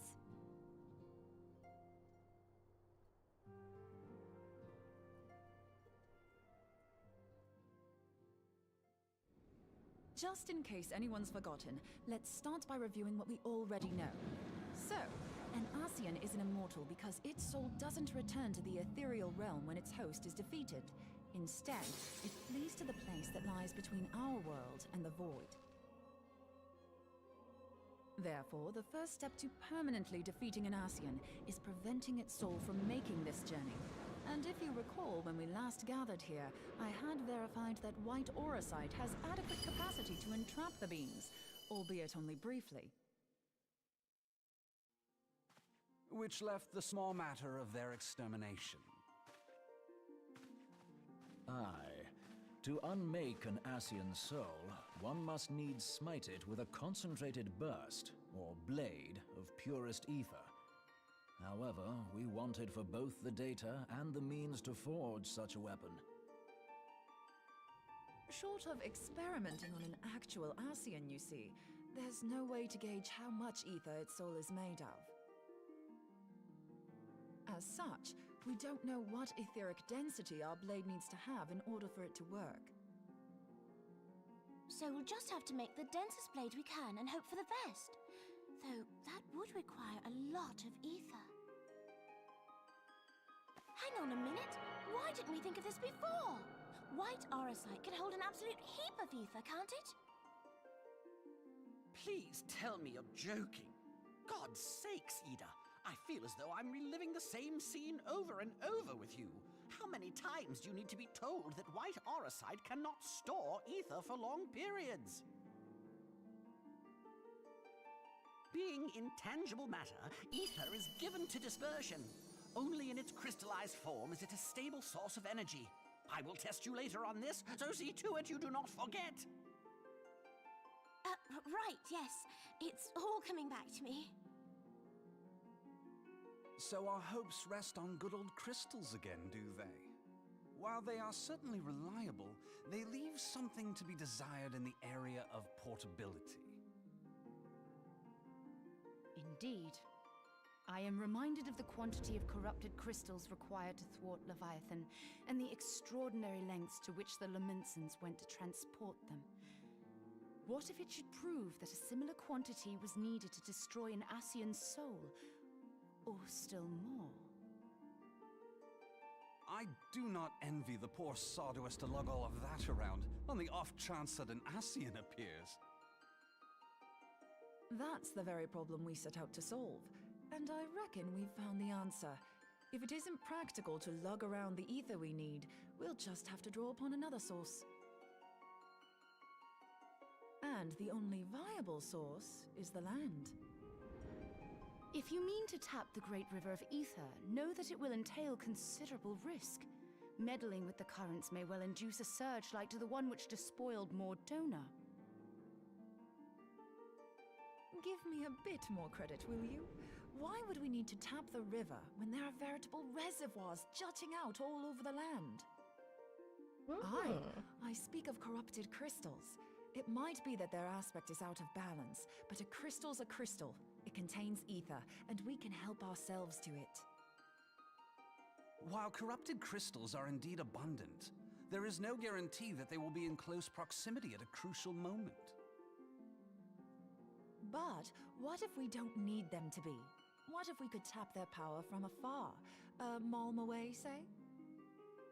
If we could do that, we'd have ready access to ether aplenty in almost every corner of Eorzea.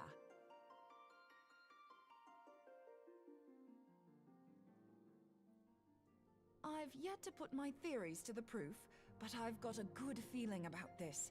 If no one has any objections, I'd like to see where this avenue leads. If you think it's worth your while, you have my blessing. But tell us, what are your theories? I, for one, am most eager to understand the process, however vaguely.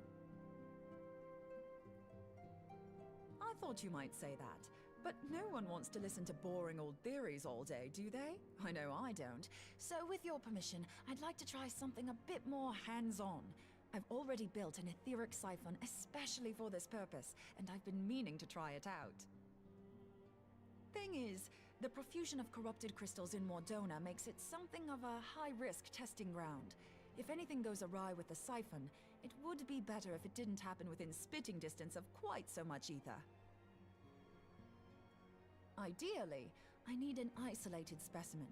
Does anyone know where I can find one? May I suggest northern Thanalan? There you will find corrupted crystals of middling size, standing a reasonable distance apart. Ideal for your needs, I should have thought. Oh, and if you do elect to visit the place, I should be much obliged if you would assist me in another matter while you are in the area. Has something happened? Movement has been observed at Castrum Meridianum. During Operation Archon, the Alliance dealt the stronghold a heavy blow. Its facilities were extensively damaged, and its garrison reduced to a fraction of its former strength. Not long after our forces withdrew, however, their ranks were replenished by reinforcements from Castrum's Sentry. They now seek to rebuild, and to this end they have their sights set upon the ceruleum processing plant. Having lost the Empire's support, the 14th Legion lacks the resources to sustain itself. To them, this is a bid for survival, and they will doubtless fight like desperate men. Though I have dispatched the Crystal Braves, I fear their strength alone may not suffice to stay the Imperial assault. I would request the Scion's aid in the defensive effort. If I didn't know better, I'd say you were trying to inveigle us into fighting your battle with the promise of shiny crystals. Well then, consider me inveigled. I won't lie, the crystals you speak of sound perfect, so the Garleans have to go. Besides, we can't afford to beat about the bush. There's no telling when the Arceans will next appear. Thine eagerness to hurl thyself into the jaws of danger cometh as little surprise. Exercise due caution, I prithee. Though you have become a crystal brave, you are yet a scion, Alphino. We could hardly refuse you. Pray, join the Crystal Braves and lend them your support. Thangred and Papalimo shall accompany you.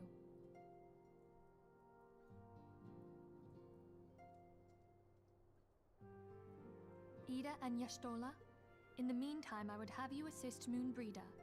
Scout out the crystal clusters, that the testing may commence as soon as the Garlean threat has been eliminated.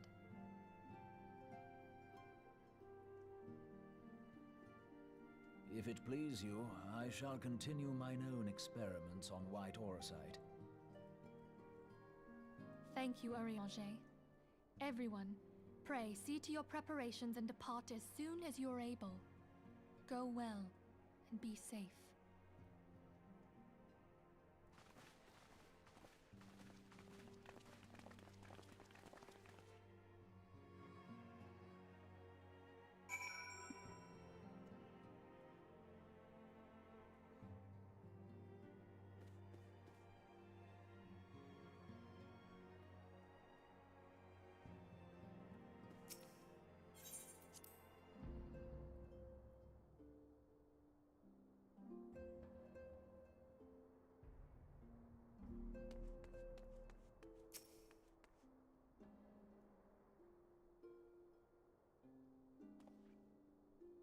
It would seem that events have once more conspired to rob us of rest and recuperation. Though I would wish it otherwise, I must ask that you head straight away to the processing plant. The forts have already deployed to the area and awaiting the arrival of the Scions. Mulred will brief you on the developing situation. Meanwhile, I must rendezvous with Captain Ilbert at our headquarters in Ul'dah. I shall take command of our forces there with a lighter heart, knowing that you go to support the front lines.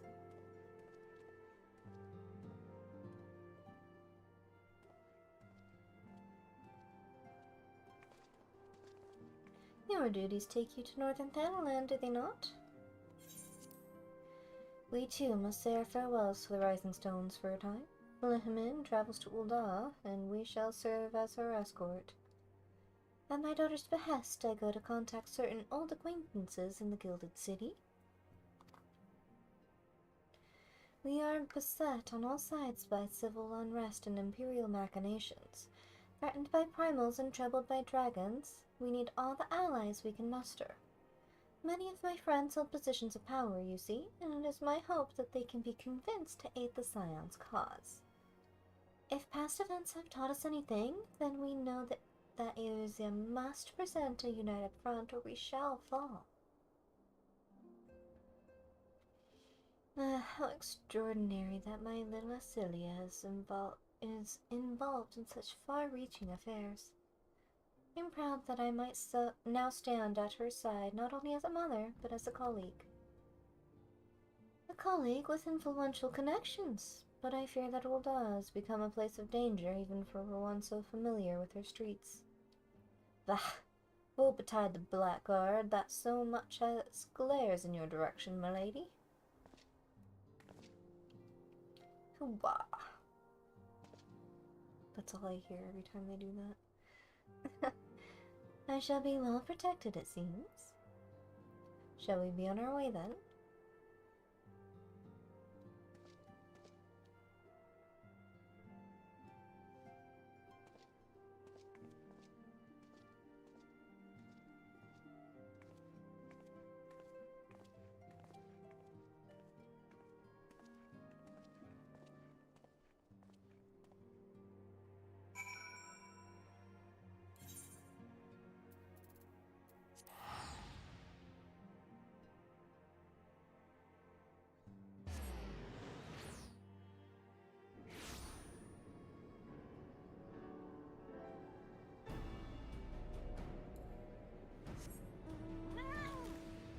Kitty! What's this?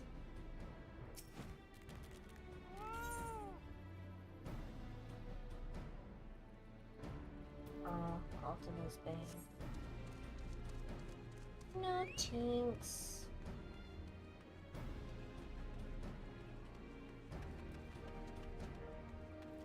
Wilfred, what you doing hiding over here?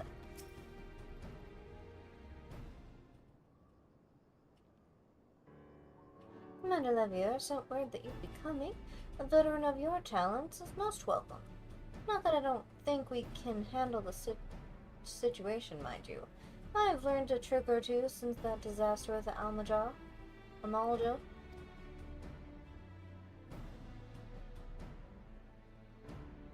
But returning to the task at hand, the Flames reconnaissance scouts have reported Imperial soldiers assembling at Ralbon's push. Such a force is likely interested in only one thing, getting their hands on the resources found here at the processing plant. The Garleans could be marching on us at any time. Pray speak with the Lieutenant Edelstein and that we might coordinate our counter-strategy. In the meantime, I will inform the others that you have arrived. No doubt it will be welcome tidings.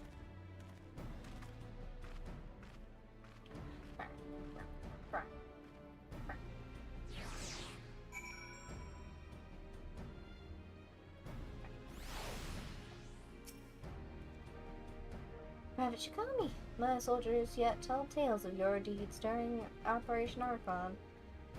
Would that we could sit a while and reminisce about old times, but I fear more pressing matters require our attention. The civilian draftsmen, you see, have come across several highly suspicious crates in the boundaries of the processing plant. I had my sappers take a closer look, and our worst fears were confirmed. These boxes contain powerful explosive devices of Imperial design, no less. By my order, the Flame stationed here are conducting a thorough sweep of the compound as we speak. Though it troubles me that we were unable to apprehend the Imperial spy behind this, I have faith that our men will be able to neutralize the threat for now. In the meantime, our scouts bring troubling news on the latest movements of the Imperial army. I would once again ask for your aid.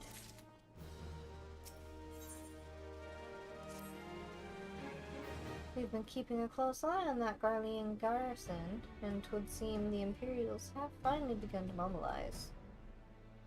According to the reconnaissance report that just came in, the squad seen leaving the castrum are too few in number to effectively take and hold our position. They will likely mount a swift assault and focus on the acquisition of our resources. I have, of course, also shared this report with the Crystal Braves. They have decided to take to the field to meet this assault head-on.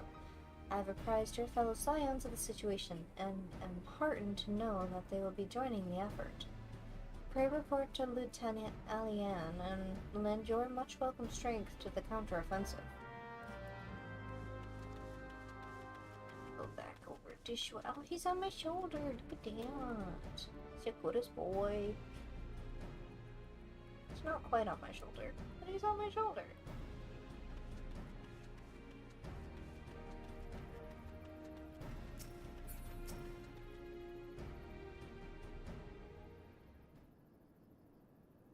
Glad to have you with us, Sumika. As I'm sure Lieutenant Edelstein has explained, the Garleans have deployed a small force of from Castrum Meridiana. Their main column assembles to the north near Dalaman's Talons, but we've also spied several squadrons attempting to conceal themselves on the approach to the west. They wish you to rush forth and commit to battle with the main column, leaving the detached force free to raid the plant and pillage supplies. Not much of a strategy, but these are desperate men. Captain Milbird.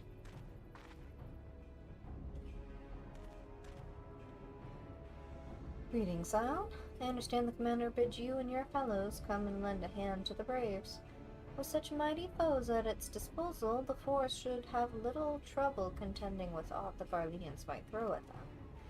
But even you cannot be everywhere at once. The third was getting restless, holed up in Ul'dah, so I marched them out here to fill any holes in the plant's defenses and add their numbers to your counterattack. The reinforcements are welcome. We've enough soldiers now to divide our own forces and safely engage the enemy far beyond the walls. Aye, it would be best to avoid staging a battle anywhere near this much ceruleum. Let's take this fight to the Garleans. A wise course indeed. I shudder to think of the consequences should any of these storage tanks be exposed to fire. If there are no objections, Scions shall join the fourth and give battle to this main column. You're with the third then, Warrior of Light. Your job will be to intercept these squads hiding out in the west and prevent them from reaching the processing plant. When you're ready to proceed, report to Lieutenant Uyuhase. His scout should have a rough idea of the Imperials, where the Imperials have concealed themselves by now.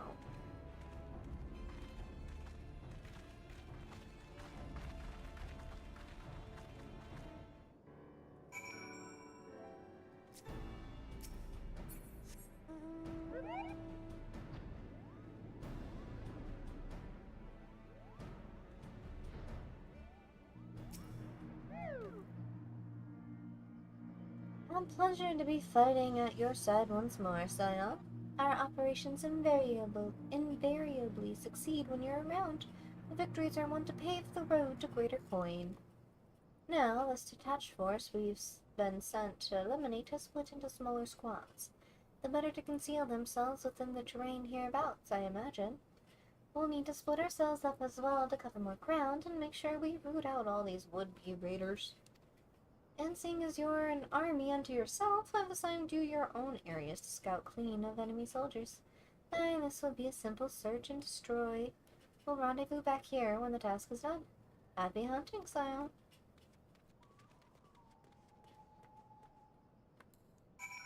Well, that seems hardly fair. Almost as if you're hoping for me to fail. But that would be deplorable. Unreasonable, in fact.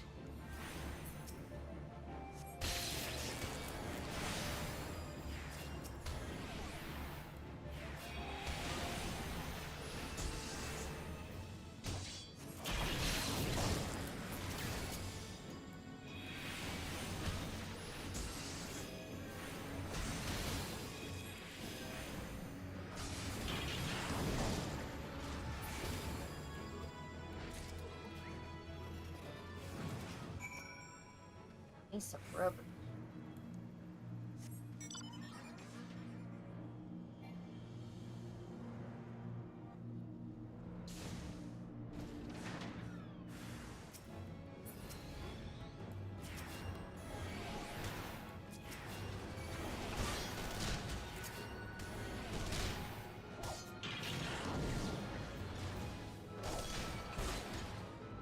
Oh yeah, okay. Sorry, your sprite, you didn't ask for this.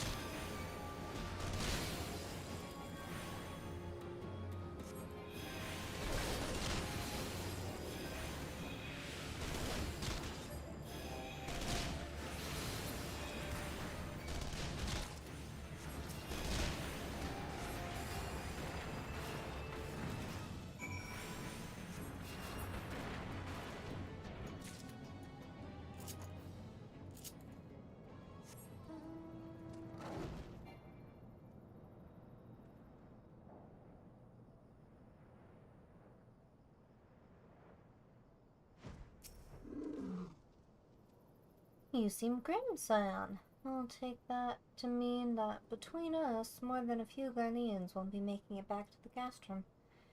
These Imperials, though, they certainly made us earn our pay.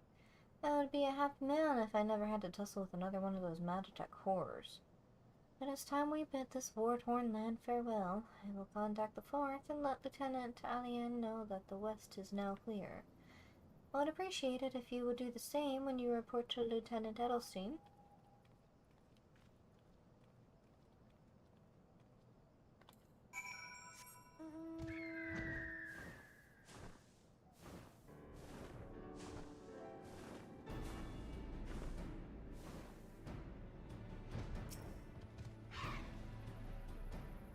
Ravichkami.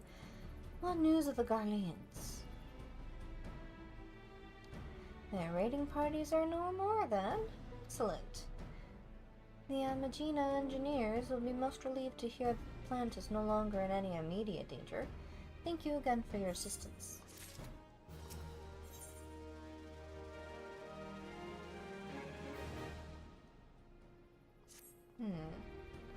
You must be anxious for word of your fellows. Lieutenant Talion was reported a sound victory over the main column, and informs me that the Scions have already turned their attention to other duties. All but one, that is, the Rugadin lady with the large axe. It would appear that she has chosen to remain at the site of the battle. I know not what task keeps her from returning to civilization, but northern Thanalan is no place to wander alone, even for a capable sort such as her. I would certainly feel better about things if you could check in on her before you continue on your way. Oh, Moon Buddha, what are you up to now?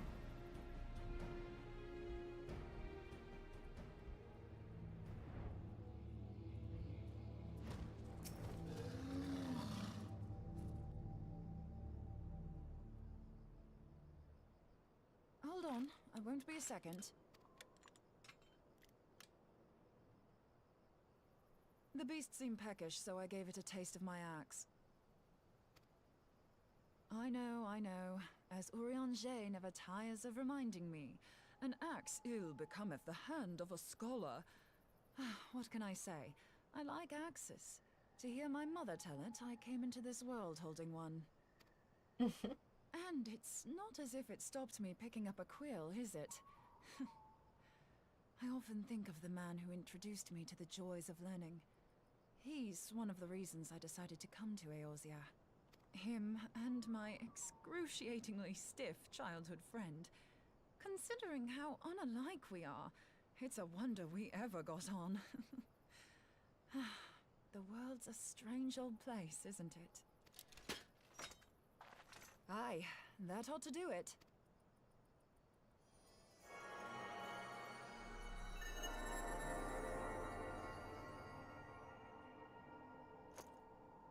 So far, so good. At these concentrations, it shouldn't matter too much if something goes awry. Just enough ether to make it interesting. Did you see that? The way the crystal glowed? The siphon works, I'm happy to say. With a few refinements, it should satisfy our appetite for ether, which just leaves the small matter of forging our blade. I'm not sure how to go about it just yet, but I swear to find a way.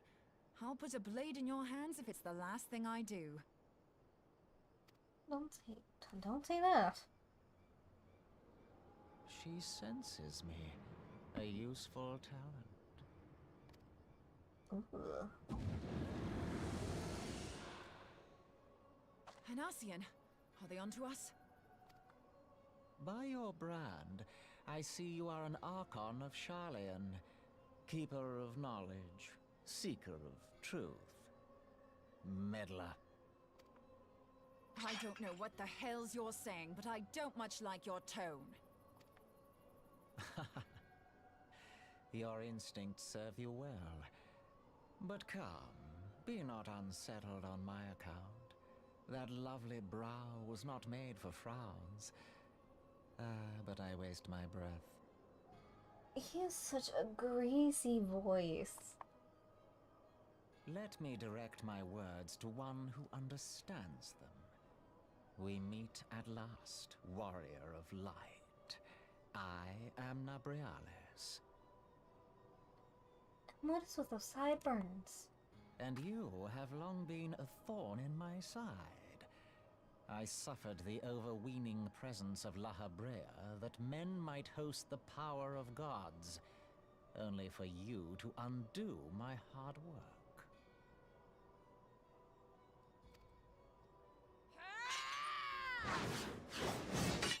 Oh, bugger. Do settle down.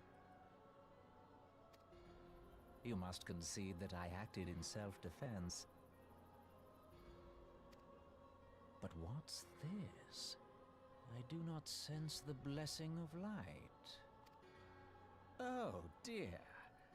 Could it be that frail Hydaelyn has forgotten her champion? This I did not foresee.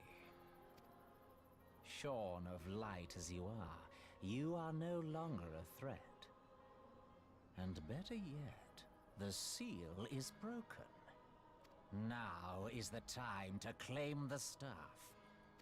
With it in my grasp, I shall rise above them all and take my place at Lord Zodiac's right hand. How about that?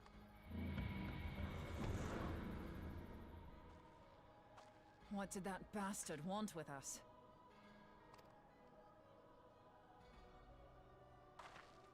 Nobrialis, he calls himself. With charm like that, I'll bet he has maidens falling at his feet, unconscious. But this staff, you say just talking about it had the bastard grinning like a brat on his name day. Must be quite a staff. Oh, gods. He means Tupsimati, Master Louis Soir's staff. Minfilia's in danger. We have to get back to the Rising Stones. Not the damsel in distress. Anything but that. She is capable of fighting.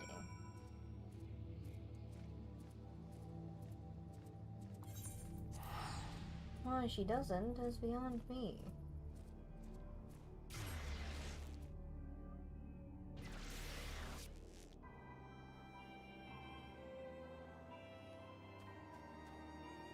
Dude's still here.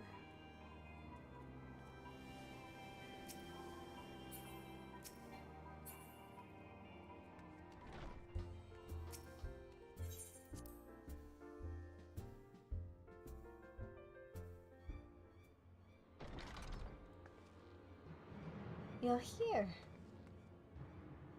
Master Louis Soir's staff is kept in the cellar, isn't it? Quickly now.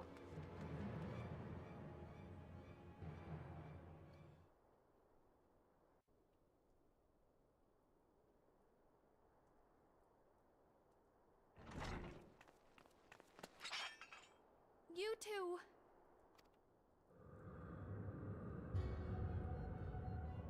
So, you were able to divine my intent. What now, warrior of light? Ah, but that name is no longer fitting. You have become decidedly dull, and quite incapable of barring my entry. What do you really mean? See my face beyond that staff. You truly do not know? Then I suppose it is only right that I enlighten you. The blessing of light kept you and your fellow meddlers safe. It was that which prevented my kind from entering your domain. My kind, I say, though it had no power over the likes of Elidibus and La Habrea. Being of this world, they could come and go as they please, while I could only look on. But I need look no longer. Now that the seal is gone, I mean to act. Unlike the others, I am not given to waiting. I shall take that staff and bring about the next rejoining. Rejoining? Then it was your doing. The Isle of Val, the scholars, all of it.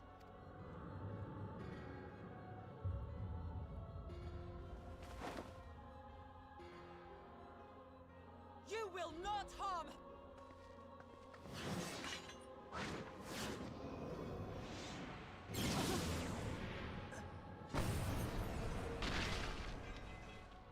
Moonbreeder! Why must you insist on forcing my hand? Did you learn nothing from our last meeting? Ah, but I forget. My words fall upon deaf ears. The staff is but a broken relic, a memorial to the departed.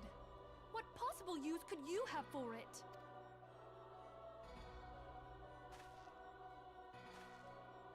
What use? You mean to say that all this time you kept the key, never knowing what it was you possessed? The staff Tupsimati, or rather the stone tablet it bears, is host to a great power.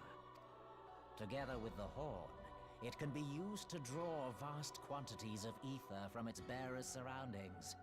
How else do you think Louis Soir was able to invoke the power of the 12 without making them an offering of crystals?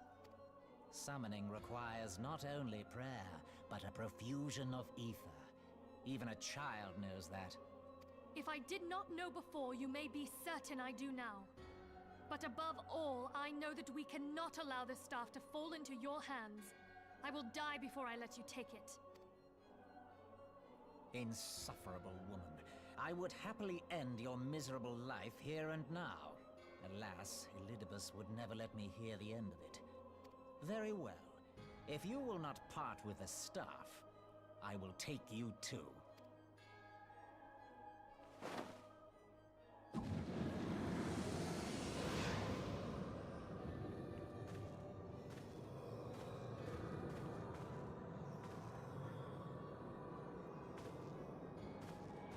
What, no goodbye?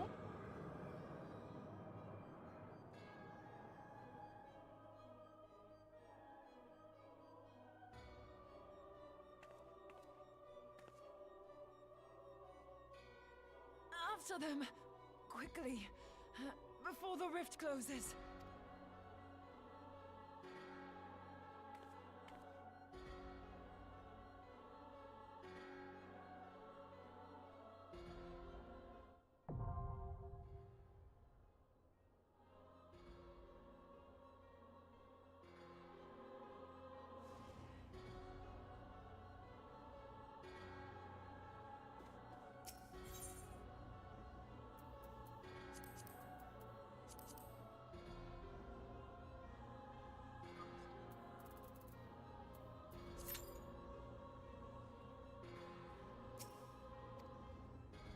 Forget about me and go. I can't go until I have amassed some comrades with which to battle with.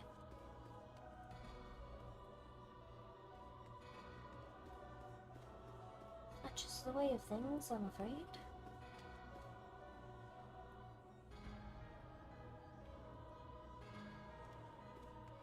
Chrysalis.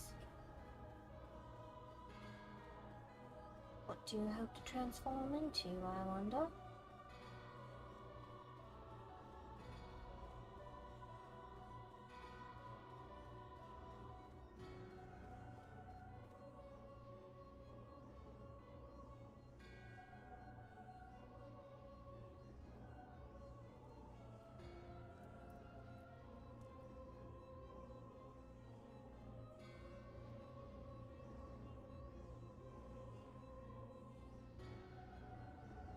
Become one with the dark.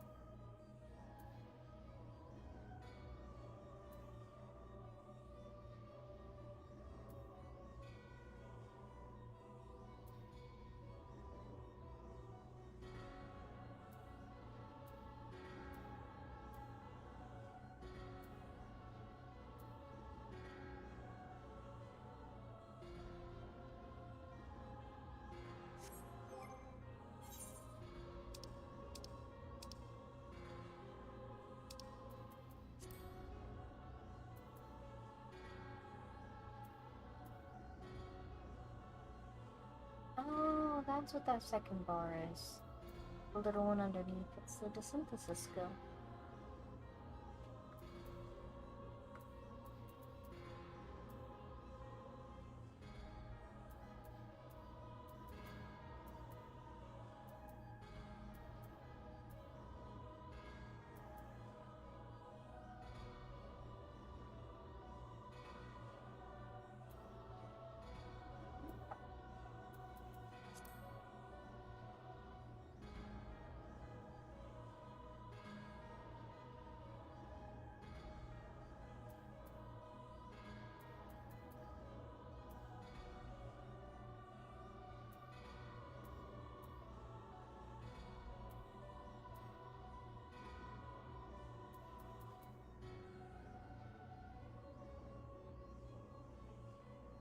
nice thing about Arcanist, which turns into Summoner, is that it also levels together with Scholar. So they level at the same time. So you get two classes to level up at the same time.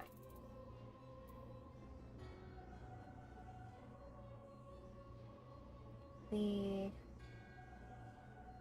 gear for it is different though. The gear for the Summoner is kind of the same as Black Mage. And the gear for Scholar is the same as White Mage. Soon we'll get Astrologan and Dark Knight.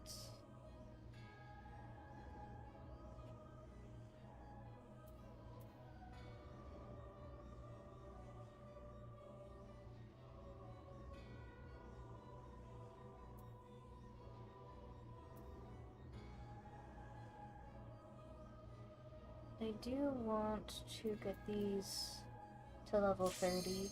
There we go. Level 30 so that I can get the job quest done.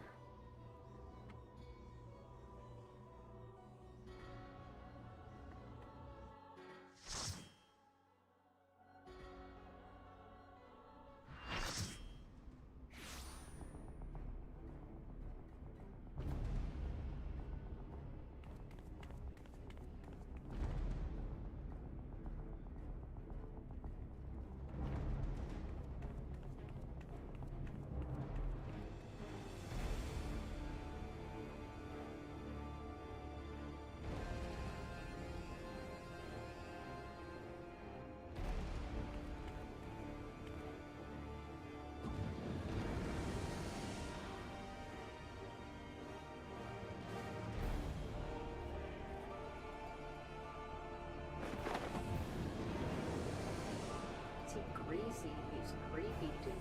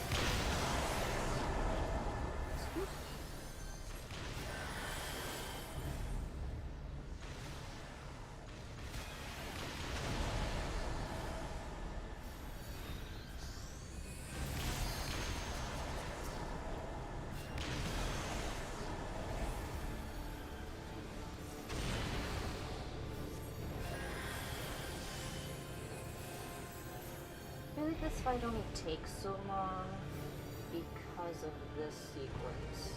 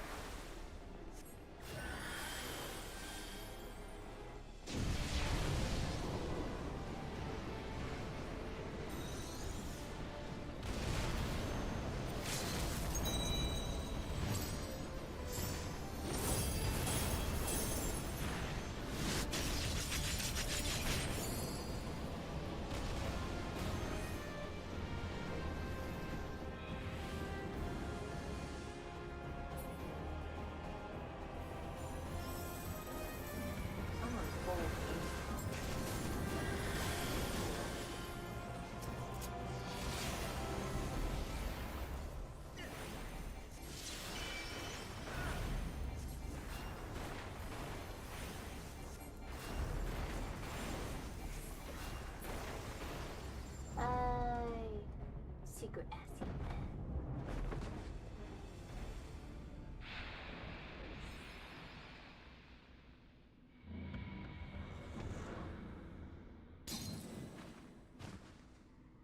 And we saved the lady.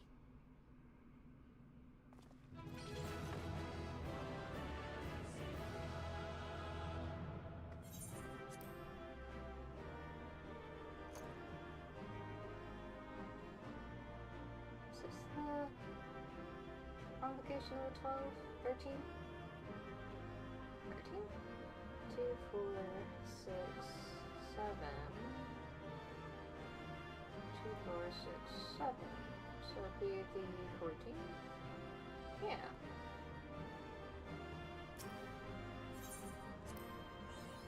My thanks, my hero.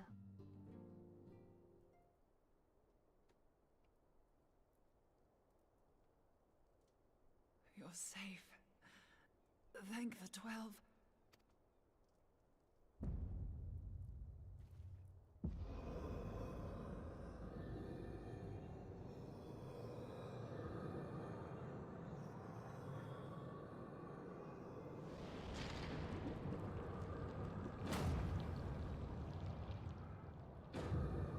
Ew?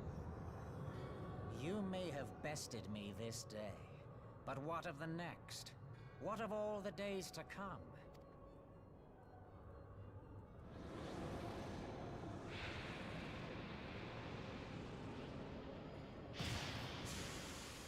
Remember, light no disintegrated longer that man. holds sway here.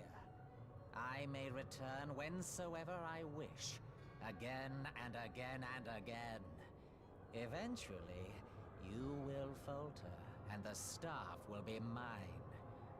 Until next time, Scions.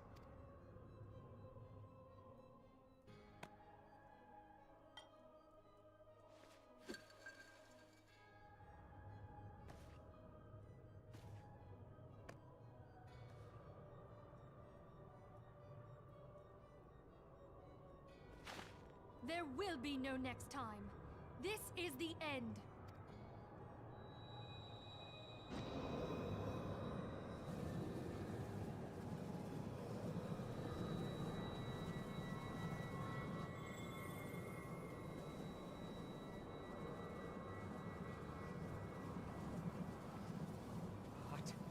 What trickery is this? No. No! Cannot! No!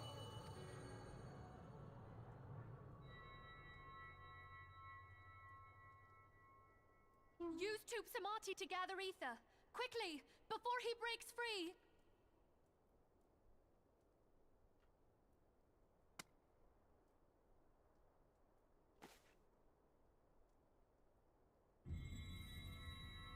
Concentrate. Call to mind the time you struck down La Habrea with the Blade of Light.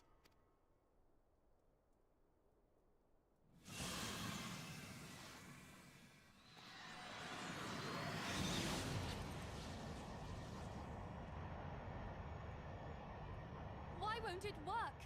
Is it because we lack the blessing of light? Damn it. So much ether. And it still isn't enough.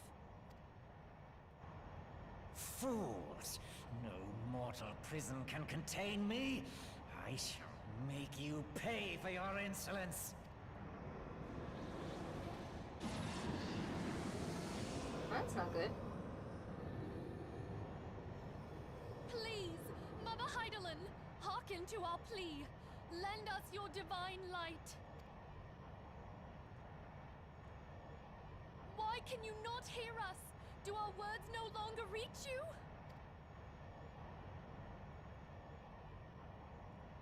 If only we had a bit more ether.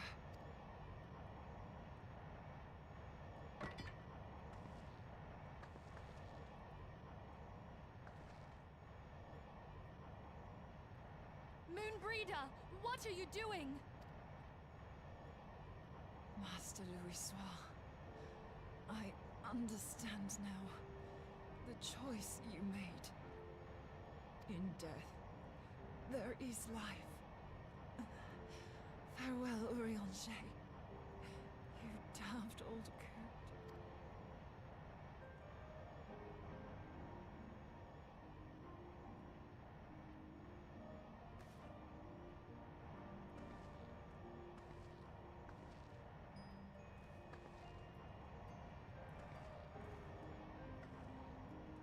Moonbreeder, no! You mustn't!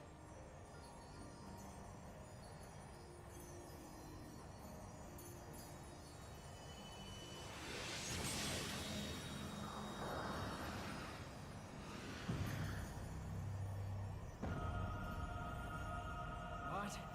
No! It cannot end! I am eternal! I am immortal!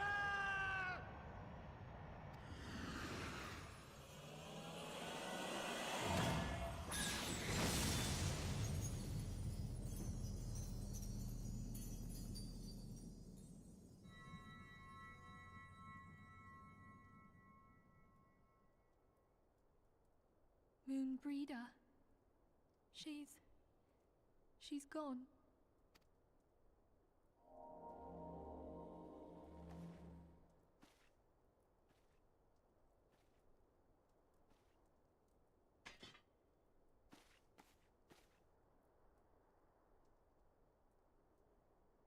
You did it, my friend.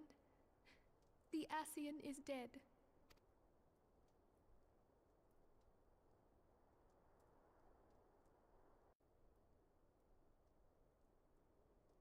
This device is a legacy of Moonbreeder's toils and sacrifice. I shall hold on to it for safekeeping. Minfilia, are you all right? I am. A moment too late, my friend. Oh, we were surveying northern Thanalan when we received the distress call.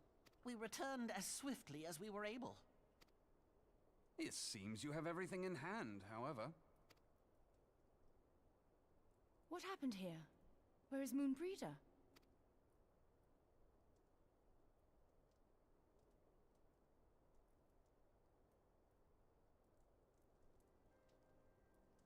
She gave her life to temper the Blade of Light. I have no words. Rather than await the inevitable, she took her fate into her own hands. Does Urianger know?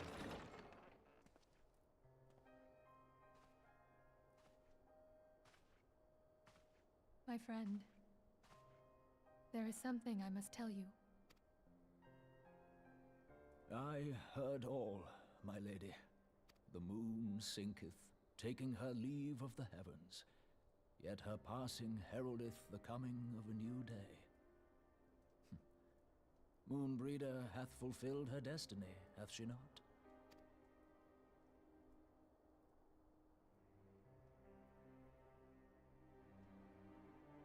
Long ago, far across the seas in the Charlayan motherland, Moonbreeder and I did study under the sage tutelage of Master Louisoix.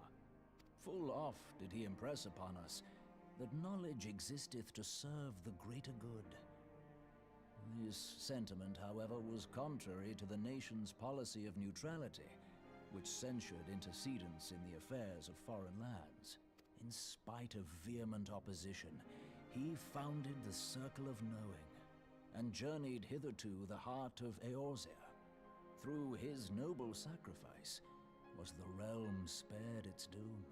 Yet this great soul, whom all should rightly have honored, was branded a pariah in his own land. His peers did accuse him of forsaking his duty as a man of learning, and of meddling in the course of history. When he left Charlayan behind, Master Louisoix gave no word to signal his intent to Moonbreeder. Close as they were, as master and disciple, she was deeply wounded by the sudden exclusion from his confidence. Above all, however, she was confused. Try as she might, she could ill comprehend her master's motive. The slanders that were heaped upon him after his passing served only to inflame the turmoil within her. For years upon end, she knew not what to believe. Torn as she was twixt the man whom she revered, and the man who forsook her and his duty both. The Louisoix I knew would never forsake his duty, much less one of his own. This I know full well, my lady. 'Twas not for want of love that Master Louisoix hid his intent. He but desired that Moonbreeder discover her own path, free of the shadow of his influence. Long did I contemplate revealing the truth to her, and long did I hold my peace. After all, was it not Master Louisoix's wish that she come to the truth unaided? I told myself it was, and resolved to let her suffer.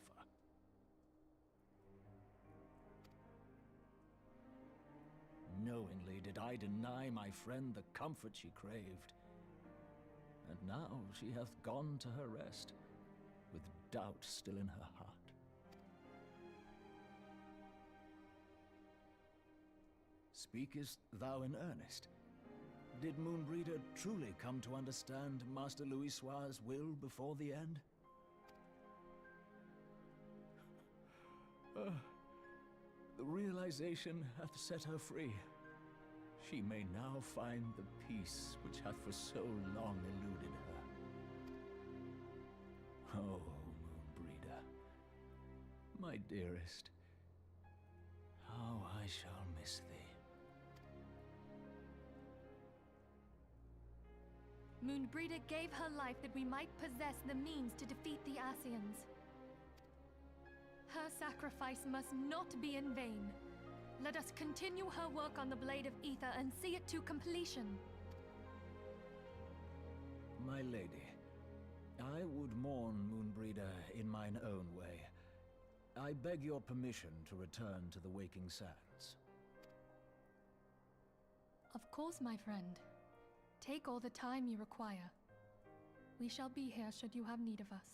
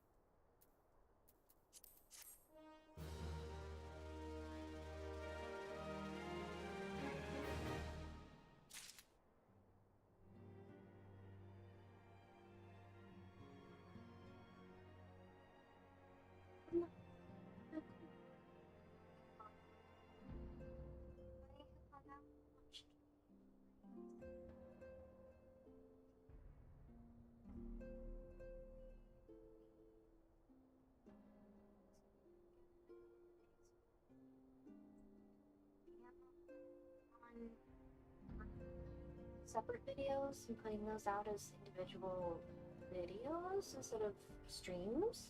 So that way I can play a couple more games for you guys to dive into if you wanted to watch those. And probably keep streaming Final a little more on stream, of course. But if you have any requests, I would love to hear what kind of games you guys are into or what games you think I would enjoy playing. Otherwise, I'll keep going with what I have here. But otherwise, I hope you guys have a good day, and I will see you all next time.